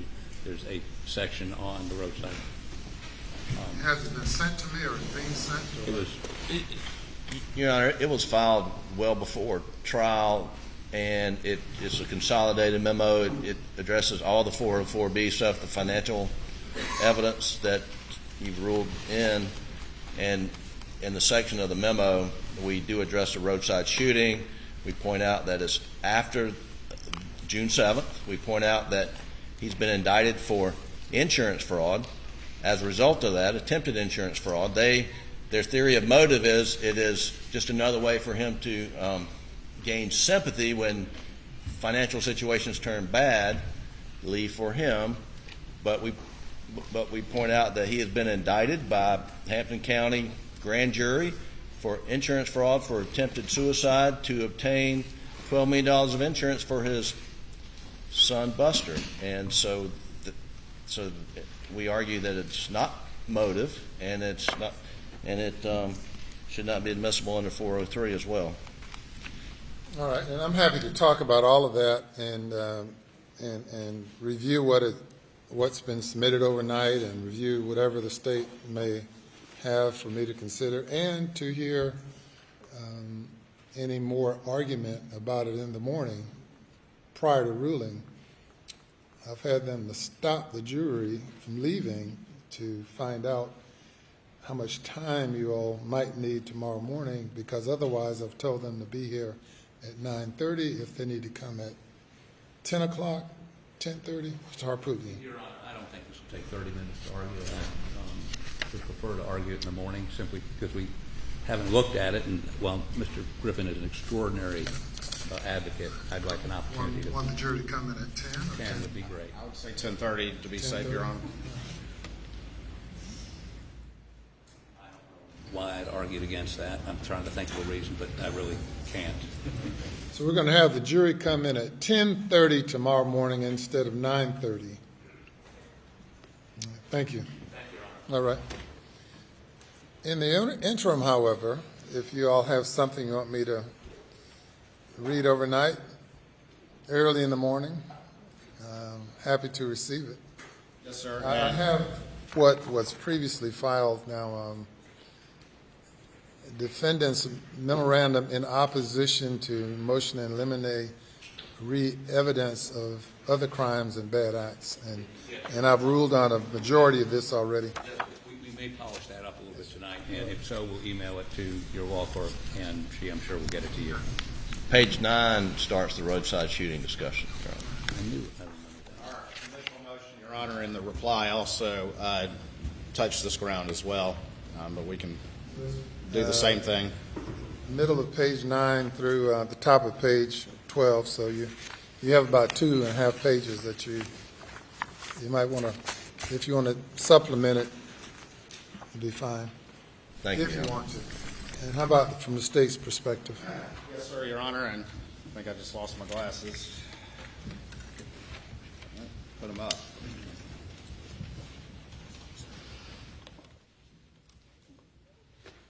Your Honor, if you look at our response in opposition that was filed on December 8th, we, on page 19, in the factual recitation, we talk about specifically the shooting on the side of the road in response to the confrontation with Chris Wilson. And then, of course, from that point on, and prior to that, there is analysis, general analysis on 404 and 403. I believe our reply, which I'm trying to put my hands on, also addresses those issues, but we can also polish up some things as well for Your Honor. There is, thank you, Mr. James. There is, starting at page 15 in the reply, it is addressed as well, the reply to their response or in that particular series of filings. It's in there, and again, we can polish that up.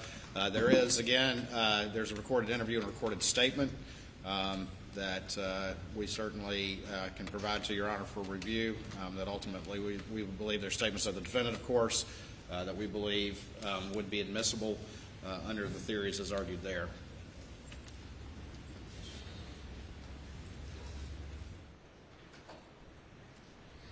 And what is the state's theory of admissibility of the roadside shooting? Yes, sir, Your Honor. As we argued back in December, and as argued in those particular briefs, what we see is a chain of circumstances that are connected for an extended period of time that particularly highlight and start in June 7th. We've gone into, obviously, Your Honor, moving into the financial situation as it went into July and the efforts to shore up that particular money, the loans. Mr. Burney testified to that today. But, of course, Mr. Murdaugh, there's already been evidence admitted that he was $192,000 short and that Chris Wilson covered that. The evidence goes on that in that particular interim of time, and again with the state's theory, that he's able to do his best to try to cover things up in that interim period. But then everything comes to a head, as already been testified to, in September 4th. Chris Wilson, of course, has also already testified that that particular day, on September 4th, that he finally got the defendant to agree to meet with him, and confronted him about that 192, which again is right at the heart of the Ferris feeds, which are right at the heart of June 7th, 2021, and had that confrontation with him. The admissions that were made have already been testified to, and then with a short period of time in response to that, that the side of the road shooting happened. You've already heard testimony here from Ms. Proctor that, of course, the initial reaction of everyone is, oh my gosh, the real killers are back. And that's precisely, under the state's theory, the effect that the defendant intended. And there will be, from these recorded statements, ultimately evidence offered that that was not true, and he had told lies, Your Honor, about that particular. And that would be the recorded statement that we would offer about when he admitted that he had been untruthful to law enforcement about the circumstances of that shooting. I don't intend to go into great detail about that. I'm just trying to get from point A to point B and then get out. I'm not trying to use the term that I've used before, gild the lily. The statement that you referenced, that you say you want to put in a recorded statement? That's correct, Your Honor. Yes, sir. What's the length of that recorded statement? I don't know off the top of my head. I think it's less than 15 minutes, Your Honor. No, it's longer than that. No more than 30. Mr. Griffin and I were there when he gave the recorded statement. We called them to give the recorded statement. And the gist of the recorded statement is what, Mr. Your Harper? Honor, okay, so Mr. Murdaugh had somebody shoot him in the head on the roadside to have a $10 or $12 million insurance policy paid to his son Buster. Now, he believed it was a suicide contestability cause, so he had somebody shoot him in the head. No question they shot him in the head. No question the intent was to kill him. He fractured his skull, had a brain bleed, was airlifted to Savannah Hospital. It didn't kill him. He intended to die. And the recorded statement, he immediately went to detox because he was planning to go to detox anyway. Mr. Griffin and I went down to Atlanta. We met with him in detox. He'd been through a horrible experience, shot in the head, and then detox. And we informed him the police were looking for whoever shot him. And he, at that point, said, look, this is what happened. And I don't want them wasting, and literally he said, I don't want them wasting resources trying to solve this shooting when those resources could be used to find who killed Maggie and Paul. We picked up the phone. We called SWED. We put him on the phone with SWED to have him explain exactly what happened. This wasn't a result of a SWED interrogation. This was a voluntary statement. So they quit wasting resources looking for, and he told them who shot him in the head, and a guy named Eddie Smith, who was his drug dealer. So that's... And you all have brought his name up a couple of times through cross-examination. Yes. Is he on the state's witness list? He is, Your Honor. But, Your Honor, one aspect of that, and I think this is what highlights the relevance and the connection with this particular case, is that in the wake of the side of the road shooting, Mr. Murdaugh's initial claim was that some unknown individual had a flat tire, and some unknown individual, supposedly under the guise of stopping for help, then suddenly shot him in the head. He went so far as to draw have with a composite artist to draw a composite photograph. Again, I'm not trying to get into too much with the detail, but that, of course, the immediate effect of that is that he's been targeted by some unknown individual. That was a complete lie, and that's the point of that statement. If the issue here is that Mr. Murdaugh lies, I mean, really, are we at that? I mean, we've come $10 million through lies, and now this piece of evidence becomes relevant because it proves he lied again months after the murder. There's no, he didn't do it, and I think they will concede he didn't do it to get some sort of sympathy. He did it to be dead. That's why he did it. And unfortunately, Eddie Smith, at 4 feet, couldn't shoot somebody in the head and kill him. He meant to. And that's what Mr. Smith would say? Mr. Smith has given no less, I'm set up to cross-examine him, I know this, 6 different explanations for that and any other event you ask him about, from wasn't there to I was there and I saw Alec, he'd been shot, to I was there and I tried to stop Alec, to yes, I shot him in the head. But the fact of the matter is, the cross-examination of Mr. Smith is something I'm looking forward to now. But this particular event had nothing to do with what happened on June 7, other than he lied about something else. And 404, unless there's a specific, it's not motive. I mean, I don't understand what the 404, 403 analysis would be on this. I know what the 403 analysis is. The prejudice outweighs the probative. The 404 is what of the 4 things that 404 is admitted for, which one is this? Your Honor.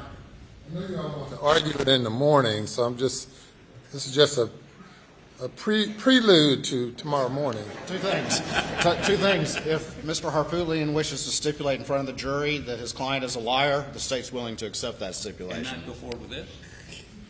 The second thing is, Your Honor, is that what actually happened on the side of the road is not what's important to this particular case. What is important, Your Honor, is that it's in reaction to the confrontation with Chris Wilson about the fares fees that came to the head on June 7th, 2021, and it's about what the defendant said, that he was attacked by an unknown assailant as he was trying to change a tire, and went so far as to do a composite drawing, and it created the effect, as this investigation had gone on, that, oh my gosh, the real killers are back to finish the job. And that's precisely what he intended, and he ultimately admitted that was a lie. So the circumstances of what happened on the side of the road are not what the state is focused on. What is important is what the defendant said, how he attempted to use that, and that it was actually a falsehood.